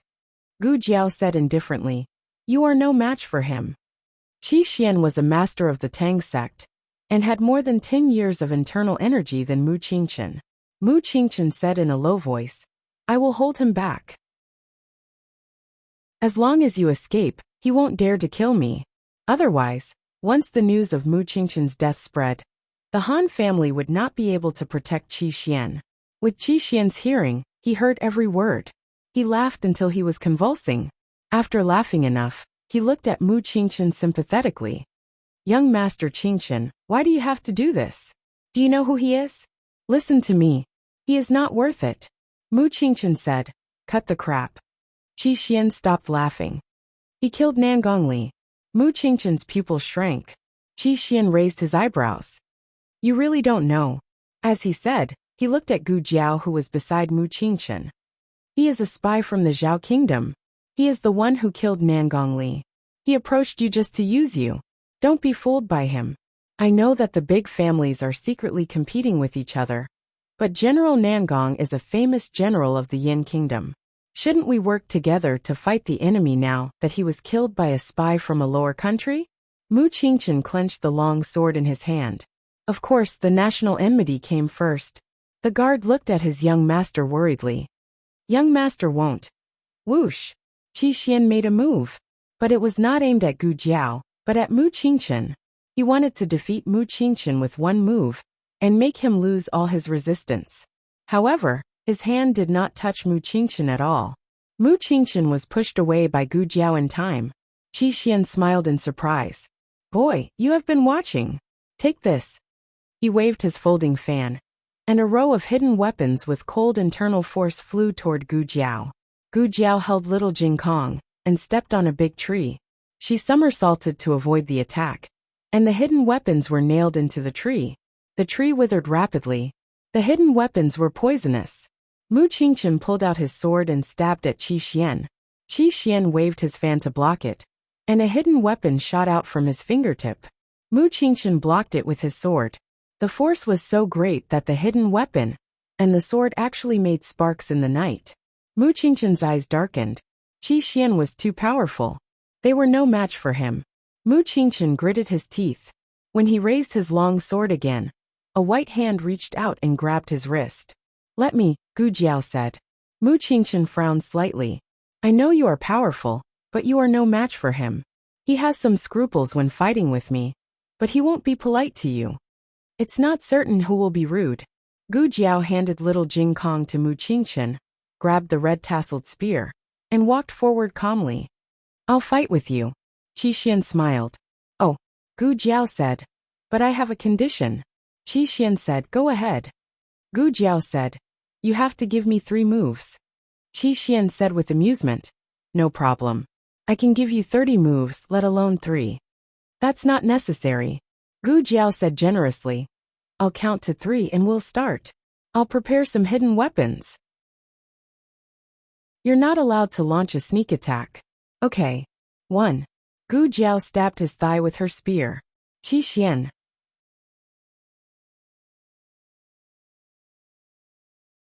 Chapter 742. Novels that can't be found on the internet are all here. The night was dark. In the purple bamboo forest of the State Preceptor Hall, a small bamboo house was lit by a weak oil lamp. The State Preceptor sat on a cushion. Master, he just opened the curtain to report the progress of finding the young princess to the State Preceptor. Senior Yi Qing still hasn't found anything, so he didn't know if he should send more people. When the words reached his lips, he saw the State Preceptor sitting motionless in front of the small table. His voice suddenly swallowed. There were 3 teacups on the table, one in front of the State Preceptor, one in the seat next to the State Preceptor, and one in front of the State Preceptor. Is Master waiting for a friend? Master doesn't have any friends. He entered the State Preceptor Hall for 10 years, and never saw his master close to anyone. Oh, except for the chess game with old Mr. Meng. But the friendship between his master and old Mr. Meng was limited to chess. The position of the teacups was also very strange. Why was there someone sitting next to his master? Shouldn't it all be on the opposite side? This wasn't the first time he saw this scene. He always didn't understand what his master was doing. He privately asked Senior Yi Qing. But Senior Yi Qing just told him not to ask too much, and not to disturb his master at this time. He carefully put down the curtain and silently left. Thinking of the scene of his master sitting there. Who knows if he was waiting or reminiscing? Yuhi's expression paused. Master has 2 very important friends. Yuhi thought. In the forest, Qi Xian was stabbed with a face full of confusion. What happened to the 1, 2, 3? Did you eat 2, 3, 3? Young people don't talk about martial ethics. Qi Xian lived for more than 30 years, and really never saw such a sinister and cunning person. What kind of dirty tricks are not as ruthless as this? Qi Xian was so shocked that even his instincts were slowed down for a second. He stared at Gu Jiao in a daze. Gu Jiao looked at him innocently and turned the red tasseled spear in his thigh. Fuck. Qi Xian was in so much pain that all the hair on his body stood up, and his facial features almost escaped from his face. You stab is enough, you still turn. You think you're stirring meat. Qi Xian finally regained his senses. He sent a palm strike towards Gu Jiao. Gu Jiao had already predicted this move of his. She kicked his palm and borrowed the force of his attack to send herself flying. The red tasseled spear was also pulled out. Blood spurted out from Qi Xian's thigh. He had never seen such an infuriating person. Qi Xian gritted his teeth and sealed the major acupoint on his leg, sealing the spurting blood. He quickly tore off a piece of his clothes and wrapped it around his wound. His series of movements were as smooth as flowing water. It was obvious that he had suffered many injuries when he practiced martial arts in the past. No one was born an expert. Although talent was important, if one didn't train hard, it would be impossible to reach a realm that ordinary people couldn't touch. Gu Jiao steadied herself 10 steps away from Qi Xian. The red tasseled spear was truly a good item. It could be used for both offense and defense. It could be used to fight openly and covertly. If necessary, it could be used for a sneak attack. Gu Jiao looked at Qi Xian provocatively. Didn't you say you'd let me have 3 moves? Why did you go back on your words? Qi Xian angrily said. You said you'd only start when you counted to 3. Gu Jiao said. I didn't say I'd count with my mouth. I counted to 3 in my heart. Qi Xian's mouth twitched. Qi Xian decided not to waste any more words with Gu Jiao. Otherwise, he would die from anger before the fight even started. Qi Xian directly attacked. However, as soon as Qi Xian raised his hand, he sensed that something was wrong. What was going on? Why couldn't his arm exert any strength?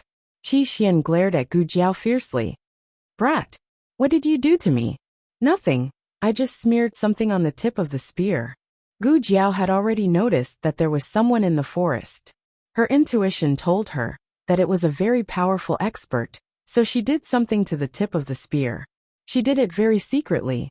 Even Mu Qingchen and the guards beside her thought that she was just cleaning the spear. Qi Xian felt the internal force in his body. It was terrible. He could barely feel it. What is it? Gu Jiao said neurotoxin. Qi Xian was puzzled. What kind of toxin? Gu Jiao shrugged. Forget it if you don't understand. Damn it. He was a member of the Tang sect. There was actually a poison in the world that he had never heard of. Gu Jiao did not give Qi Xian a chance to breathe. She held the red tasseled spear and rushed toward Qi Xian. I'll take your life when you're sick. There was not much neurotoxin. She had to seize the opportunity. However, just as Gu Jiao approached Qi Xian, a man of sacrifice from the Han family rushed out from the forest. The man of sacrifice blocked the spear for Qi Xian. Mu Qingchen handed little Jing Kong to the guard beside him. The guard held one in each hand and looked at his master in confusion. Leave him to me. Mu Qingchen forced the man of sacrifice to take a few steps back. Gu Jiao attacked Qi Xian again. Qi Xian grabbed Gu Jiao's red tasseled spear. He used all his internal force to snatch the spear and threw it into the depths of the forest.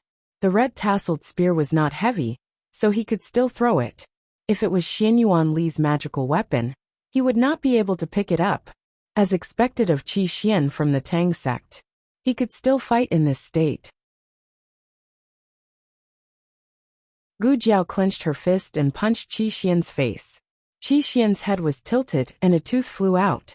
Gu Jiao raised her leg and kicked him into the sky. She leaped onto a tree branch, and when Qi Xian fell from the sky, she flew up and stomped down on Qi Xian's dantian. Qi Xian accelerated and fell to the ground, creating a large crater on the spot. Gu Jiao grabbed the tree branch with one hand and landed beside the hole. Gu Jiao raised her leg again and mercilessly stomped on Qi Xian's head.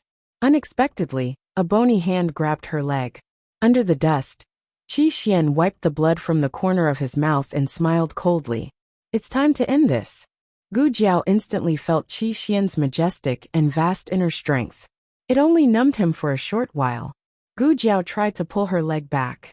She could not. Qi Xian was full of murderous intent. He said word by word, "I said it's time to end this." As soon as he finished speaking, he grabbed Gu Jiao's ankle and twisted it. "You broke Han Ye's hamstring. Fine, I'll break one of your legs first as interest." With a loud bang, Qi Xian was blasted flying by a strand of sword qi that was like a graceful swan. He stood on the tree branch and steadied himself. This familiar sword energy was. He took a closer look. Under the moonlight, Gu Chongqing held a cold sword and stood in front of Gu Jiao like a cold-faced demon. What a powerful sword energy! Qi Xian narrowed his eyes and looked at Gu Chongqing. He then looked at the 100-foot-long gully on the ground caused by the sword energy. He clenched his fists. Why was it this person again? He was the one who broke Han Ye's hamstring last time. Damn it! He still had poison in his body, and was injured by that brat's sneak attack. He snorted coldly. "I'll let you go today. The next time I see you, it'll be the day you die." He used his qinggong to leave. Gu Chongqing did not chase him. His sister was more important than the enemy. Gu Chongqing turned around and asked Gu Jiao, "Are you hurt?" "No." Gu Jiao shook her head. Gu Chongqing was still worried. He handed the sword to Gu Jiao and let Gu Jiao hold it. He knelt down on one knee and held up his sister's leg. He pinched it to make sure it was not swollen or cracked. Only then did he feel relieved.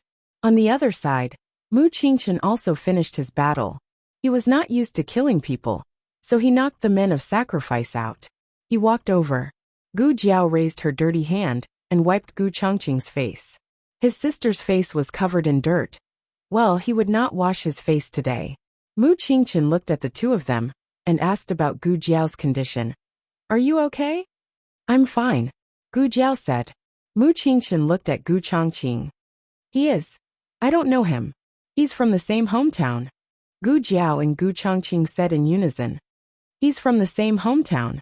I don't know him." Gu Jiao and Gu Chongqing said in unison again. Mu Qingchen was speechless. "Do I look gullible?" Mu Qingchen snorted. "Don't say it if you don't want to. I don't have to know." "Oh." Gu Jiao did not say anything. Mu Qingchen was speechless. Gu Chongqing's arrival made Gu Jiao feel much more relaxed. They encountered several groups of men of sacrifice and guards, but they were all taken care of by Gu Chongqing alone. Gu Chongqing fought, fed his sister, and hugged little Jing Kong. Throughout the whole process, Gu Jiao ate and ate. Gu Jiao finished the last piece of dried meat and burped. "We are almost out of the forest. There shouldn't be any masters who can fight, right?" Mu Qingchen pondered for a moment. "There is one who may be more troublesome than Qi Xian." Gu Jiao asked, "Who is it?" Mu Qingchen said solemnly, "Taoist Qingfeng from the Feng family. He is a real martial arts genius. He is only 26 years old, but his inner strength is much stronger than Qi Xian's. If we encounter him, we can only wait to be beaten up." Somewhere in the forest, Feng Wuxia squatted on the ground and drew circles. He looked hopeless. "Brother, are you sure you are in the right place?" Taoist Qingfeng nodded. "Yes, but we have already walked around 7 times. Feng Wuxia looked up and pointed at an old locust tree. "I will leave a mark here every time I come here. There are already 7 marks now." Taoist Qingfeng stood in the air under the moonlight. He looked like a celestial being. His slender fingers pinched a hand-drawn sheepskin map. He studied the map carefully and said confidently, "This is how I walked. I've been to this forest before and even walked out." Feng Wuxia asked, "How long did it take you to walk out last time?" "Not long," Taoist Qingfeng said, "A month." Feng Wuxia was speechless. Feng Wuxia clenched his fists. He was so angry that his teeth almost broke. He stood up and roared like a lion. "That's the reason why you only came home after 3 years."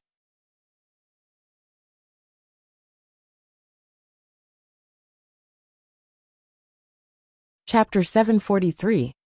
Gu Jiao and the others finally walked out of the forest at dawn. Only then did they realize that they were in the opposite direction from where they came in. Mu Qingchen looked ahead and said, "The official road is after crossing the ridge in front of us. Keep going south and you'll see a courier station." If there was a courier station, there would be carriages and horses. The horse that Gu Jiao brought out from the state preceptor hall was so tired that Gu Jiao didn't ride it anymore. Mu Qingqian's bodyguard led the horse. Gu Chongqing carried little Jing Kong while Mu Qingqian carried the young princess. They continued on their way. However, when they were crossing the ridge, a small incident occurred. The young Canton princess suddenly had difficulty breathing. Not long after, her face turned pale, and her lips turned black. "Let me take a look." Gu Jiao walked over, and leaned over to listen to the young princess's heartbeat and breathing. Mu Qingqian's breath stopped when he saw her suddenly approaching. He looked at the young princess in his arms, and then looked at Gu Jiao's face. He couldn't help but cough. "How is she?" "It seems that she has an asthma attack." Gu Jiao took off the first aid kit from her waist, and took out a bottle of asthma aerosol. "Young princess." The young princess opened her eyes and looked at Gu Jiao sadly. Gu Jiao carried her over, and found a place to sit down. She shook the aerosol and pulled out the cork. "Breathe out the air first and hold it in your mouth. Breathe in when I tell you to. Don't spit it out after you wash." The young princess nodded weakly. It was said that chronic illness made the doctor. The young princess who suffered from asthma had been taking medicine since she was a child. She was more cooperative in treatment than other children. "Breathe out," Gu Jiao said. After the young princess breathed out, Gu Jiao put the nozzle into her mouth and pressed the switch of the aerosol. "Breathe in. I'll hit you 10 times before you exhale." The young commandery princess held the spit in her mouth obediently. Although she felt uncomfortable holding it, she could only look at Gu Jiao. "10 done," Gu Jiao said. The young princess heaved a long sigh. "Are you feeling better?" Gu Jiao asked her. The young commandery princess took a few deep breaths. Phew, not feeling any discomfort. The young princess opened her eyes wide in surprise. Did she recover so quickly? The imperial physicians regularly treated the young princess. In addition, Yan Shanjun and the monarch had taken good care of her these past few years, so her asthma rarely flared up. Gu Jiao suspected that the young princess had inhaled some allergens in the forest, which caused her to have an acute attack. What kind of medicine is this? It's so effective. In the past, it would take a long time for the young princess to recover from her relapse. The imperial physician said that she would not recover every time. Therefore, prevention was the most important thing, and they tried their best not to let her relapse.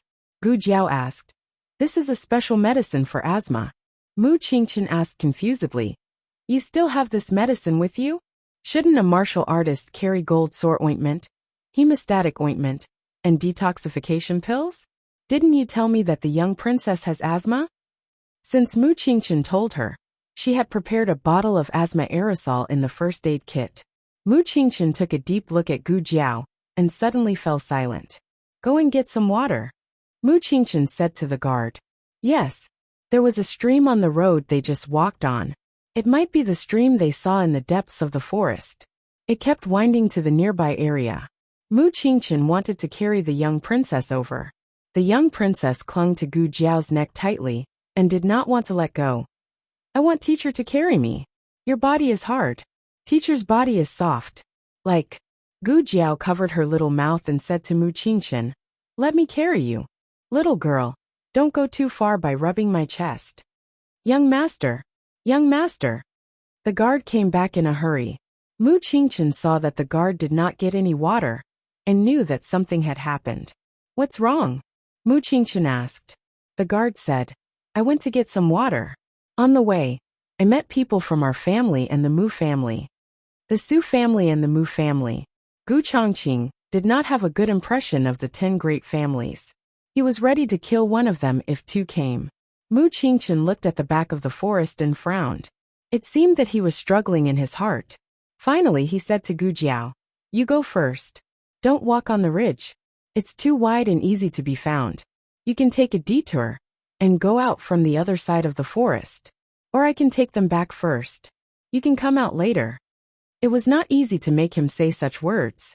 In his heart, he did not believe that the Mu family and the Su family would take the young princess away. But he did not know why. But he felt that it was right to let them leave first. Maybe he already had a guess in his heart that he did not want to face. Then we'll go. Gu Jiao turned around with the young princess in her arms. Goodbye, Mu Qingchen. The young princess waved her hand obediently. Goodbye, Mu Qingchen. Gu Chongqing followed her with little Jing Kong in his arms. They walked a few steps to the east and entered the forest. When they were far away, they could still hear the conversation there. Qingchen, why are you here? Have you found any clues? No, second uncle. But I heard that the young princess has gone back. What? Gone back? Yes. I met an injured guard just now. I don't know which family he belongs to. He said that he saw someone take the young princess out of the forest and walk in the direction of the ridge. The young princess is safe. She's fine. Then we came here in vain. I don't know if it's too late to go after them now. Mu Qingchen looked at his second uncle with disappointment in his eyes. The young princess lay in Gu Jiao's arms for a while and fell asleep again. Gu Jiao looked at the little girl in her arms and said, I didn't expect that the disappearance of a little girl would cause all kinds of monsters to come out. Gu Chongqing said, the top 10 aristocratic families are not on good terms. This day will come sooner or later. In the past, everyone was jealous of the Xianyuan family and wanted to get rid of them. But when the Xianyuan family really died, they all wanted to be the next Xianyuan family. Gu Jiao asked, by the way, why are you here? Gu Chongqing said, Xiao Heng told me. He had planned to go out of the city to see Gu Yan, but Xiao Heng caught up with him when he reached the gate of the inner city. Gu Jiao asked, did you tell him that you were going out of the city? Gu Chongqing said, no. He guessed it himself. Gu Jiao raised her eyebrows. My husband is so smart. Gu Chongqing's face darkened. The forest was against the mountain, and the light was not very good. The two walked very carefully. Gu Jiao asked again, by the way, is everything going well with the crown prince? Gu Chongqing said, it's going well. Gu Jiao said, he's so trusting of the people sent by the underground martial arts arena? Gu Chongqing explained, he gave me a kind of poison. I have to take the antidote once a month or I'll die. Gu Jiao looked at him. You drank it? Yes. Gu Chongqing nodded and looked at Gu Jiao. I think you can cure it. Gu Jiao said, I don't think I can cure it. Gu Chongqing was speechless.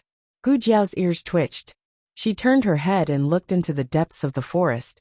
There seems to be some movement over there. Gu Chongqing looked over.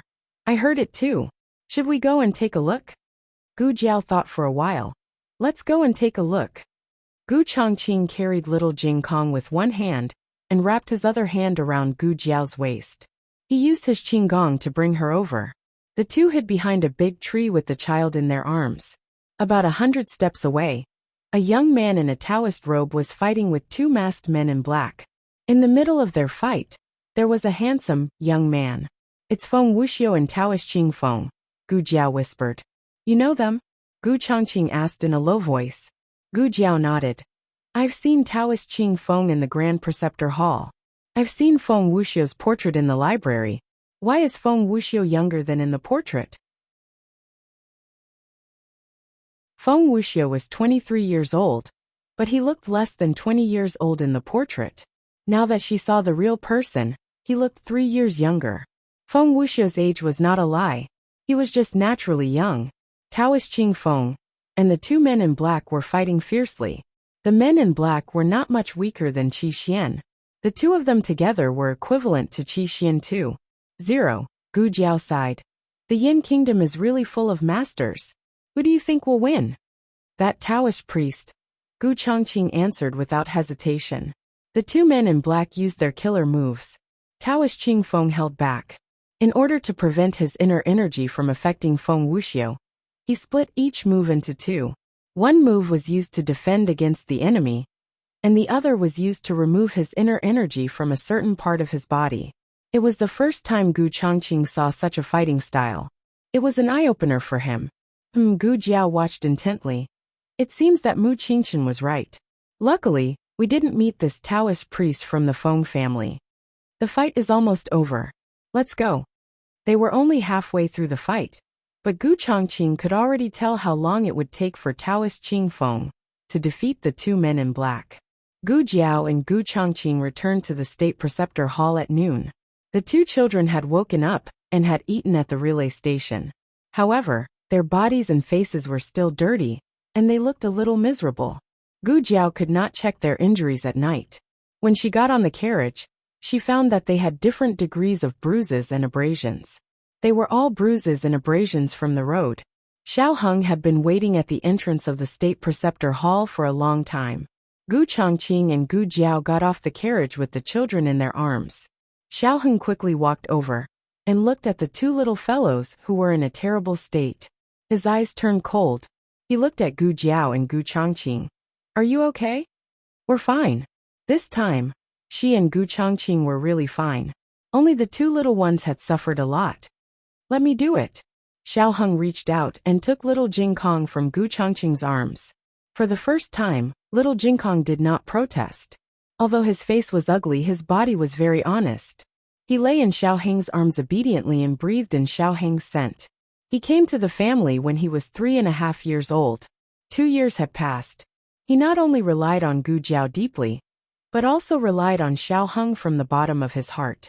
It was just like a child who loved his mother the most, but he would not abandon his father. Xiao Heng looked down at the little boy lying in his arms. "Are you scared?" He was too weak to be a demon. "No." Little Jing Kong snorted and said, "I'm just tired." He could still argue with him, so it should not be a big problem.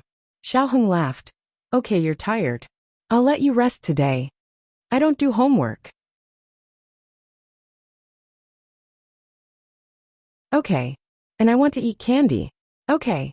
Little Jing Kong rolled his grape-like big eyes. It was rare for his bad brother-in-law to be so reasonable. He decided to ask for a small benefit for himself. Xiao Heng saw through his little brother. He pinched his little face and said, "Don't overdo it. Otherwise, you'll confiscate the ones in front of you."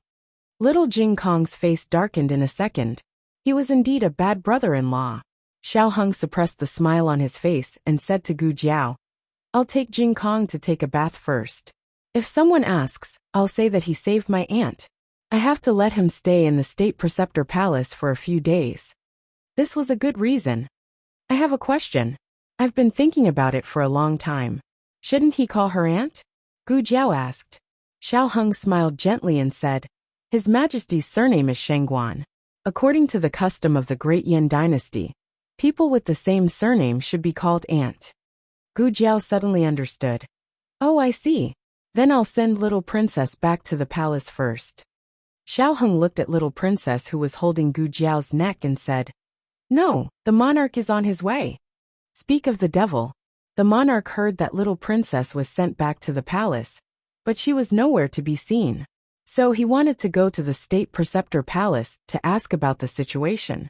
When he learned that little princess was in the Qilin Hall, he rushed there without hesitation. "Your Majesty, please slow down." Zhang Dequan almost couldn't catch up with him. "Your Majesty, you're so old. Do you think you're still young? Aren't you afraid of falling?" Light Shui. Before the monarch arrived, his voice came first. Little princess raised her little head from Gu Jiao's arms and looked at the door. The moment the monarch rushed in, little princess cried, "Oh, Uncle, Your Majesty, there's a bad guy who wants to catch me." It was inconvenient for Gu Chongqing to show up, so he left after sending Gu Jiao. They were in the room next to Shengguan Yan's. Other than little princess, there were only Gu Jiao, Xiao Heng, and little Jing Kong in the room. The monarch looked at the two wretched children and was instantly enraged. Gu Jiao didn't mind adding oil to the fire. This morning, little princess had an asthma attack. Her condition is very critical. The monarch looked at little princess who was crying and gasping for breath. Little princess sobbed and nodded. "I can't breathe. It's so uncomfortable." The monarch asked with heartache, "Are you still unable to breathe?" Little princess sobbed and shook her head. "I can't breathe now. My teacher gave me medicine." The monarch asked Zhang Dequan to take the two children next door to eat something. Then, he looked at Gu Jiao with a complicated expression and asked in a deep voice, "You were the one who found the young princess?" Gu Jiao said bluntly, "Yes." The monarch asked suspiciously, "How did you find her?"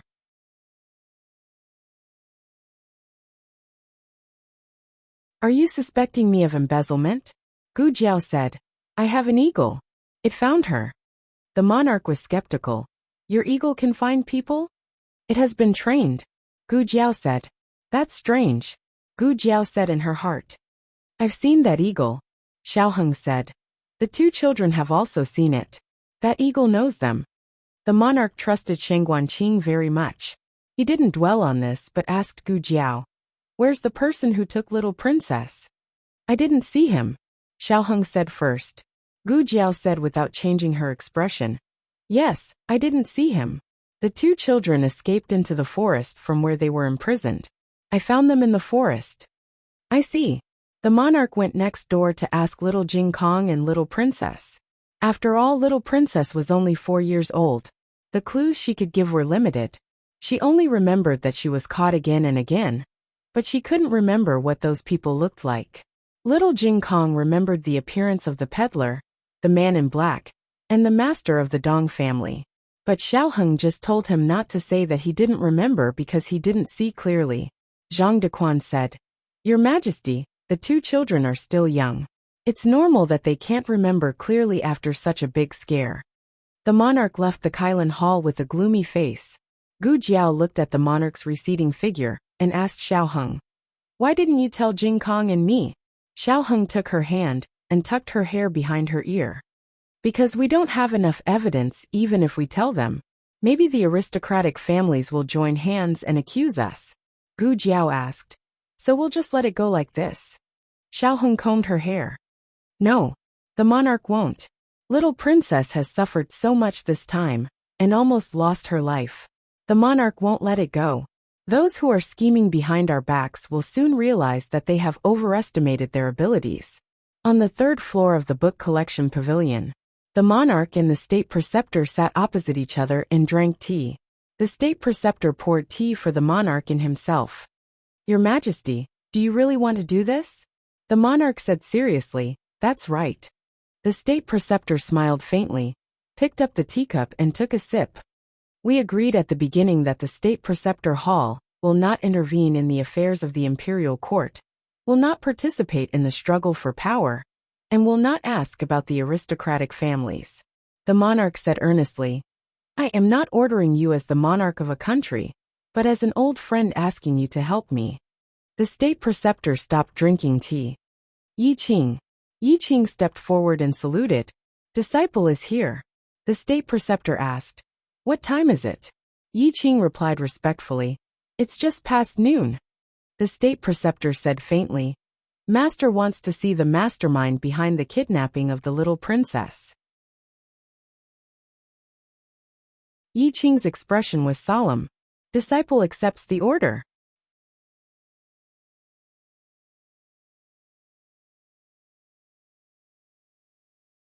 Chapter 744. The Mu family. Old Master Mu sat on the main seat. All the people who went to do things had returned. It was his second son Mu Hong, who came to report to him. Father. Mu Hong stood in front of Old Master Mu and reported what happened in the forest truthfully. The families are fighting fiercely. I don't know who sent the young commandery princess back. Humph. Old Master Mu snorted coldly. They all look aloof from worldly affairs, but they are secretly more powerful than anyone else. Mu Hong said, I heard that there were many casualties. The specific situation depends on what the major families say. Old Master Mu frowns and says, I didn't expect so many things to be involved in this. Mu Hong said with shame, It wasn't so troublesome. If that little bastard hadn't escaped with the young commandery princess, we wouldn't have gone all the way to look for them. In the end, we led the people from the major families there. If they had stayed in that house quietly, who would have found out? But things had come to this point. It was useless to say these regretful words. It's all that little bastard's fault. Mu Hong couldn't help but complain. Who would have thought that a 5-year-old little bastard would mess up the Mu family's overall plan? Old Master Mu exhaled deeply. Have you dealt with everything that should be dealt with? Mu Hong said, Father, don't worry. All the evidence has been destroyed. Old Master Mu said again, What about the people who caught the young commandery princess? The young commandery princess has seen their faces. Mu Hong replied, They are dead. I don't know which family killed them. Dead men tell no tales. No one will find out that it was the Mu family. Old Master Mu said thoughtfully. The fox of the Dong family seems to know a lot of things. Mu Hong said indifferently. He's not afraid even if he knows, unless he can show evidence. But the Dong family is not clean. He doesn't have the guts to bite the Mu family. Although the undercurrents between aristocratic families were turbulent, there were some shady dealings that no one would reveal to the surface. If the Han family and Mu family hadn't acted against Consort 1 first, the Mu family wouldn't have thought of using this kind of method to suppress the Han family. Grandpa Mu closes his eyes and sighs. That's it. Don't mention it again. Tell your men to keep their mouths shut. Mu Hong cupped his hands and bowed. Yes, father. I understand. What are you doing here? Mu Tao's shout suddenly came from outside the door. Grandpa Mu frowns warily. Mu Hong turned around and quickly walked to the door. He opened the door and bumped into Mu Chuan, who was shaking outside the door. Mu Chuan looked at Mu Hong in horror. Mu Hong also looked at him in surprise. The two of them had different feelings of shock. Mu Chuan's had a hint of unfamiliarity and fear, as well as a slightly complicated feeling. Mu Hong quickly came back to his senses. He looked at Mu Tao, who was striding forward, and greeted him. Big brother. Mu Tao grabbed Mu Chuan's wrist and walked out. Brat, who allowed you to enter your grandfather's courtyard? Didn't you go to school? Why didn't you say hello when you came back? Mu Chuan's feet were nailed to the ground. Is it true? He asked. Mu Tao paused. He looked past Mu Chuan and at Mu Hong, who was inside the door. Mu Hong took a deep breath and asked slowly, Xiao Chuan, how much did you hear? Mu Chuan's eyes turned red. I heard everything. Mu Hong looked at Mu Chuan and said, Listen to second uncle and forget what you heard. Mu Chuan shook off his father's hand, raised his hand to wipe his eyes, and quickly walked out of the door with red eyes. Mu Tao frowned. Where are you going? Mu Chuan choked. I'm going to tell fourth brother. Mu Tao's face darkened. Brat, come back here. Mu Hong looked at Mu Tao. Big brother. Mu Tao nodded knowingly. I know what to do. I will let Xiao Chuan stay at home for the next 2 days. Mu Tao grabbed Mu Chuan back and locked him in his own courtyard. He let the guards and the Mu family's men of sacrifice take turns to watch him. The Mu family, which was thought to be foolproof, was approached by people from the state preceptor's hall. The leader was Yi Qing, the chief disciple of the state preceptor. Yi Qing was wearing a dark blue robe of the state preceptor's hall. The white edge of the lapel and collar were embroidered with light blue bamboo leaves, which was the symbol of an inner disciple. Yi Qing held a long sword and stood outside the gate of the Mu family with a stern expression. Under the orders of the state preceptor, I invite family head Mu to the state preceptor's hall. Mu Tao and Mu Hong went out to greet him. Mu Tao was shocked and guilty at this scene, but he still said politely, My father is not well. I don't know what the state preceptor wants to say. Why don't I go with you? Yi Qing held his long sword horizontally. You are not qualified. Mu Tao frowned. Yi Qing, I'll say it again. Under the orders of the state preceptor, I invite family head Mu to the state preceptor's hall. The Mu family's guard said disdainfully, Are you inviting or arresting people? Don't you know some etiquette? My master is someone you can take away if you want to. Ah. He was stunned by Yi Qing's internal force. Yi Qing didn't even use his sword. At this time, Yi Qing was no longer the modest and gentle senior brother of the state preceptor's hall. He was an unsheathed sword with a sharp edge. Mu Tao suppressed his anger and asked, When did your state preceptor's hall start to intervene in our family's affairs? Yi Qing. No comment. Mu Tao took a deep look at Yi Qing and said to Mu Hong, Go and inform father. No need. Old Master Mu walked calmly from the Mu family's residence. Mu Tao and Mu Hong turned around and saluted Old Master Mu. Father. Old Master Mu stood on the high steps and looked down at Yi Qing. Since the state preceptor has invited you, this old man will go with you. A straight body is not afraid of a crooked shadow. This old man doesn't believe that your state preceptor's hall can wrong this old man's innocence for no reason. Yi Qing said lightly. I didn't say anything bad or good. Why do you say that? Family head Mu shouldn't be guilty. Old Master Mu snorted coldly. Don't argue with this old man. When this old man worked for the imperial court, you were still reincarnated in some place. Yi Qing sneered. Is that so? Please. Mu Tao and Mu Hong said in unison. Father. Old Master Mu gave them a reassuring look. What should be cleaned up has been cleaned up. Even the state preceptor's hall can't find any evidence. Qilin Hall. Little Jing Kong took a bath comfortably in the next room. In order to comfort his injured little heart, he didn't have to bathe himself. He lay in the small bathtub all the time. Ahung, he raised his little arm, revealing his little dimples. I also need to wash here, Ahung, and here. He raised his little feet again, and scratched them with his toes smugly.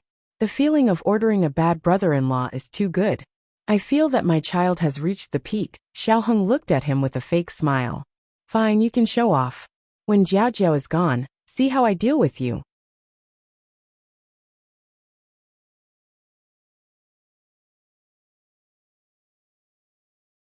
Chapter 745. The Xiaoheng took very good care of the little sick egg ghost. He took a bubble bath the whole time. And after washing, he even gave him a full-body massage, and applied the baby's prickly heat powder in the small medicine box. Here, and here. Wow, I smell so good. I want to let Jiao Jiao smell me. Jiao Jiao likes me the most. Nonsense, it's clearly me. Gu Jiao was also bathing, and could not be seen for the time being. A certain white and tender little wax gourd rolled on the bed, and supported his head with one hand. Lying down like a little Buddha, he said with an accent, Aheng, bring me some tea. Xiaoheng, I think you're asking for a beating. Little Jing Kong was crazily testing the edge of death. He did not realize that his bad brother-in-law's gaze was becoming dangerous. After taking a bath, he felt refreshed all over. Not long after, he fell asleep on his back. There was wind today, so it was still cool. Xiaoheng called a disciple of the Imperial Preceptor Hall, and had him look after little Jing Kong.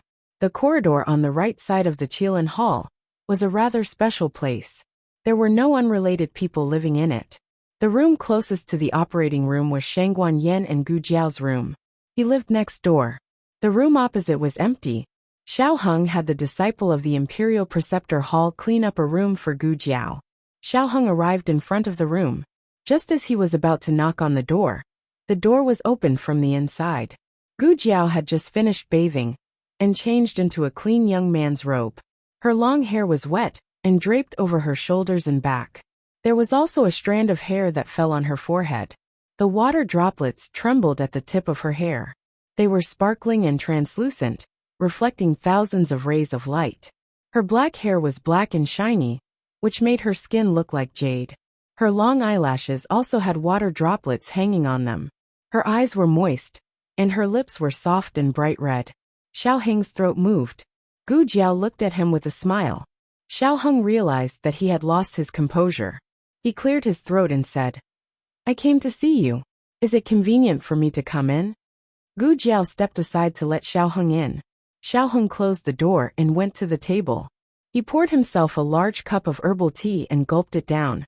Only then did he feel the fire in his heart subside a little. Then he looked at Gu Jiao. It's not like you're drying your hair.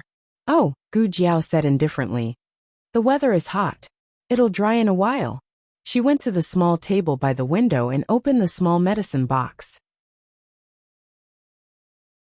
Xiaoheng looked at the ointment she took out and asked, Are you hurt?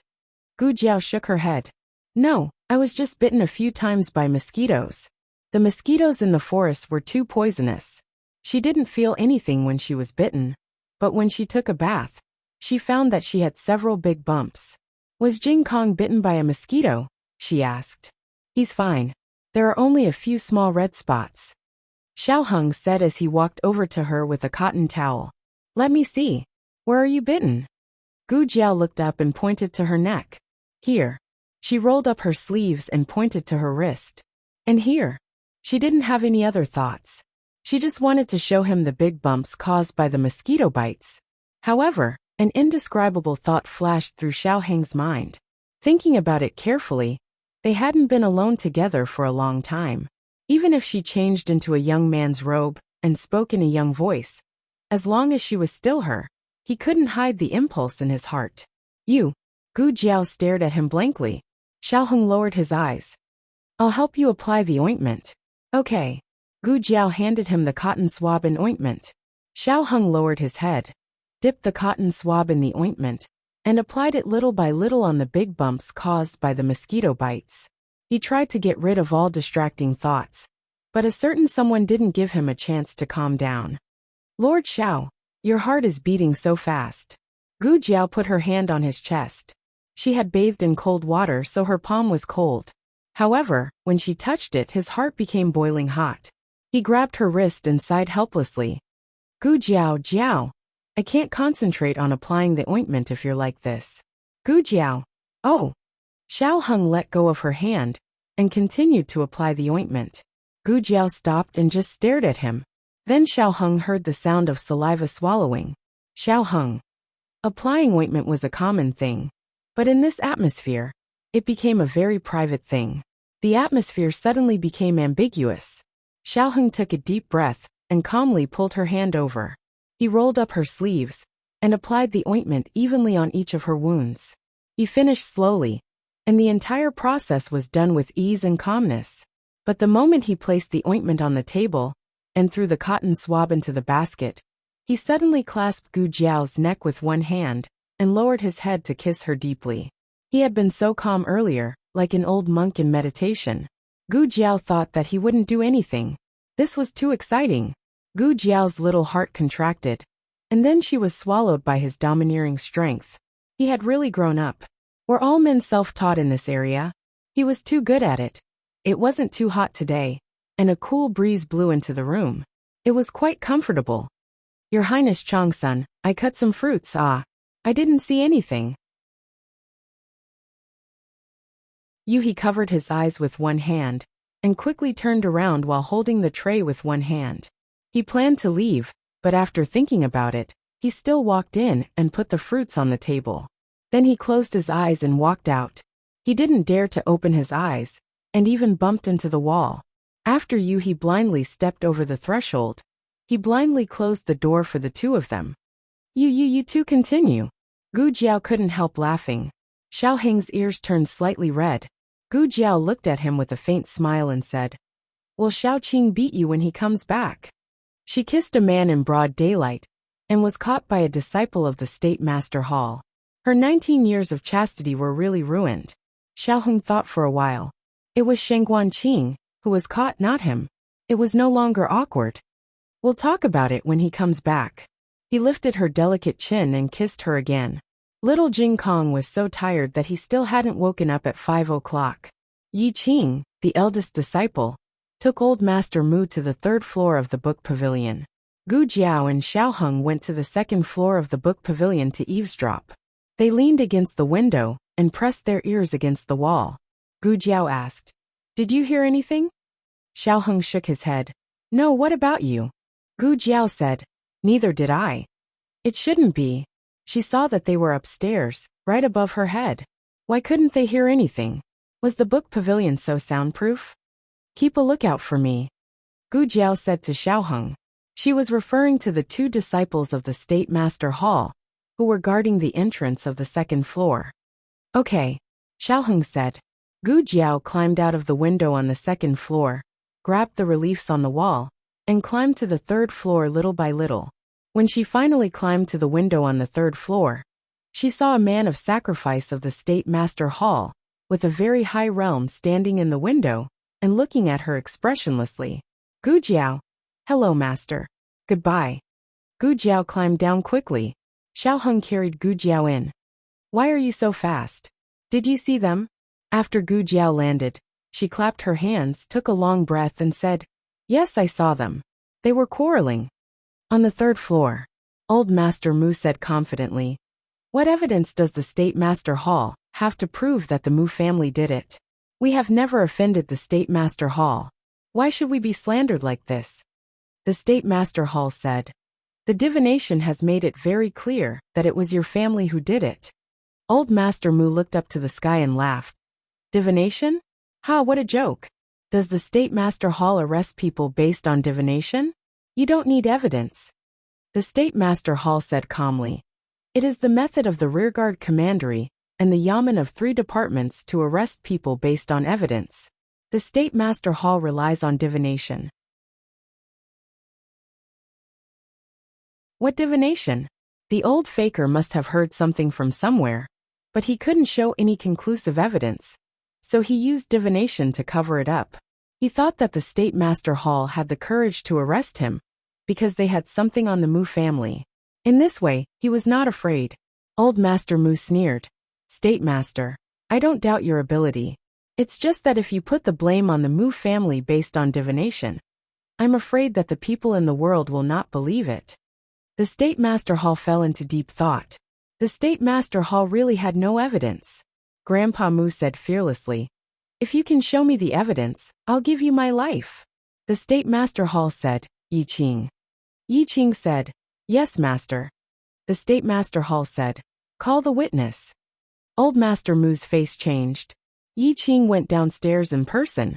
Gu Jiao and Xiao Heng looked at the direction of the stairs from behind the bookshelf. Not long after, the two of them saw Yi Qing bring a middle-aged man with a fat figure upstairs. Gu Jiao was slightly surprised. It's him. Xiao Heng asked, do you know him? Yes. Gu Jiao nodded. The State Master Hall looked at Old Master Mu. Master Mu, do you know him? Old Master Mu frowned. No. His name is Pang Hai, the manager of the underground martial arts arena in Chidu. Manager Pang happened to come to Xingdu. The State Master Hall said slowly, Yi Qing, give me the portrait. Yi Qing took a portrait and handed it to Pang Hai. Do you know this person? The person in the portrait was the peddler who took the young princess. Pang Hai carefully stared at the portrait for a long time. Ah, isn't this Tong 5? I almost didn't recognize him after changing his clothes. He is a master of our underground martial arts arena, but he has been away from the arena for several years. Yi Qing asked again. Do you remember which family invited him away? Well, Pang Hai hesitated. Yi Qing said seriously, in front of His Majesty, I advise you not to hide anything. Pang Hai braced himself and said, the Mu family. Like a bolt from the blue, Old Master Mu's whole body froze. You're tuning in to the Li Mei's Wuxia Whispers YouTube channel. We're so grateful for your support, and don't forget to subscribe to join us on this incredible journey through captivating stories.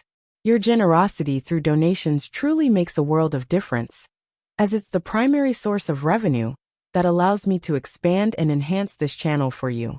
Thank you from the bottom of my heart for being a part of this adventure.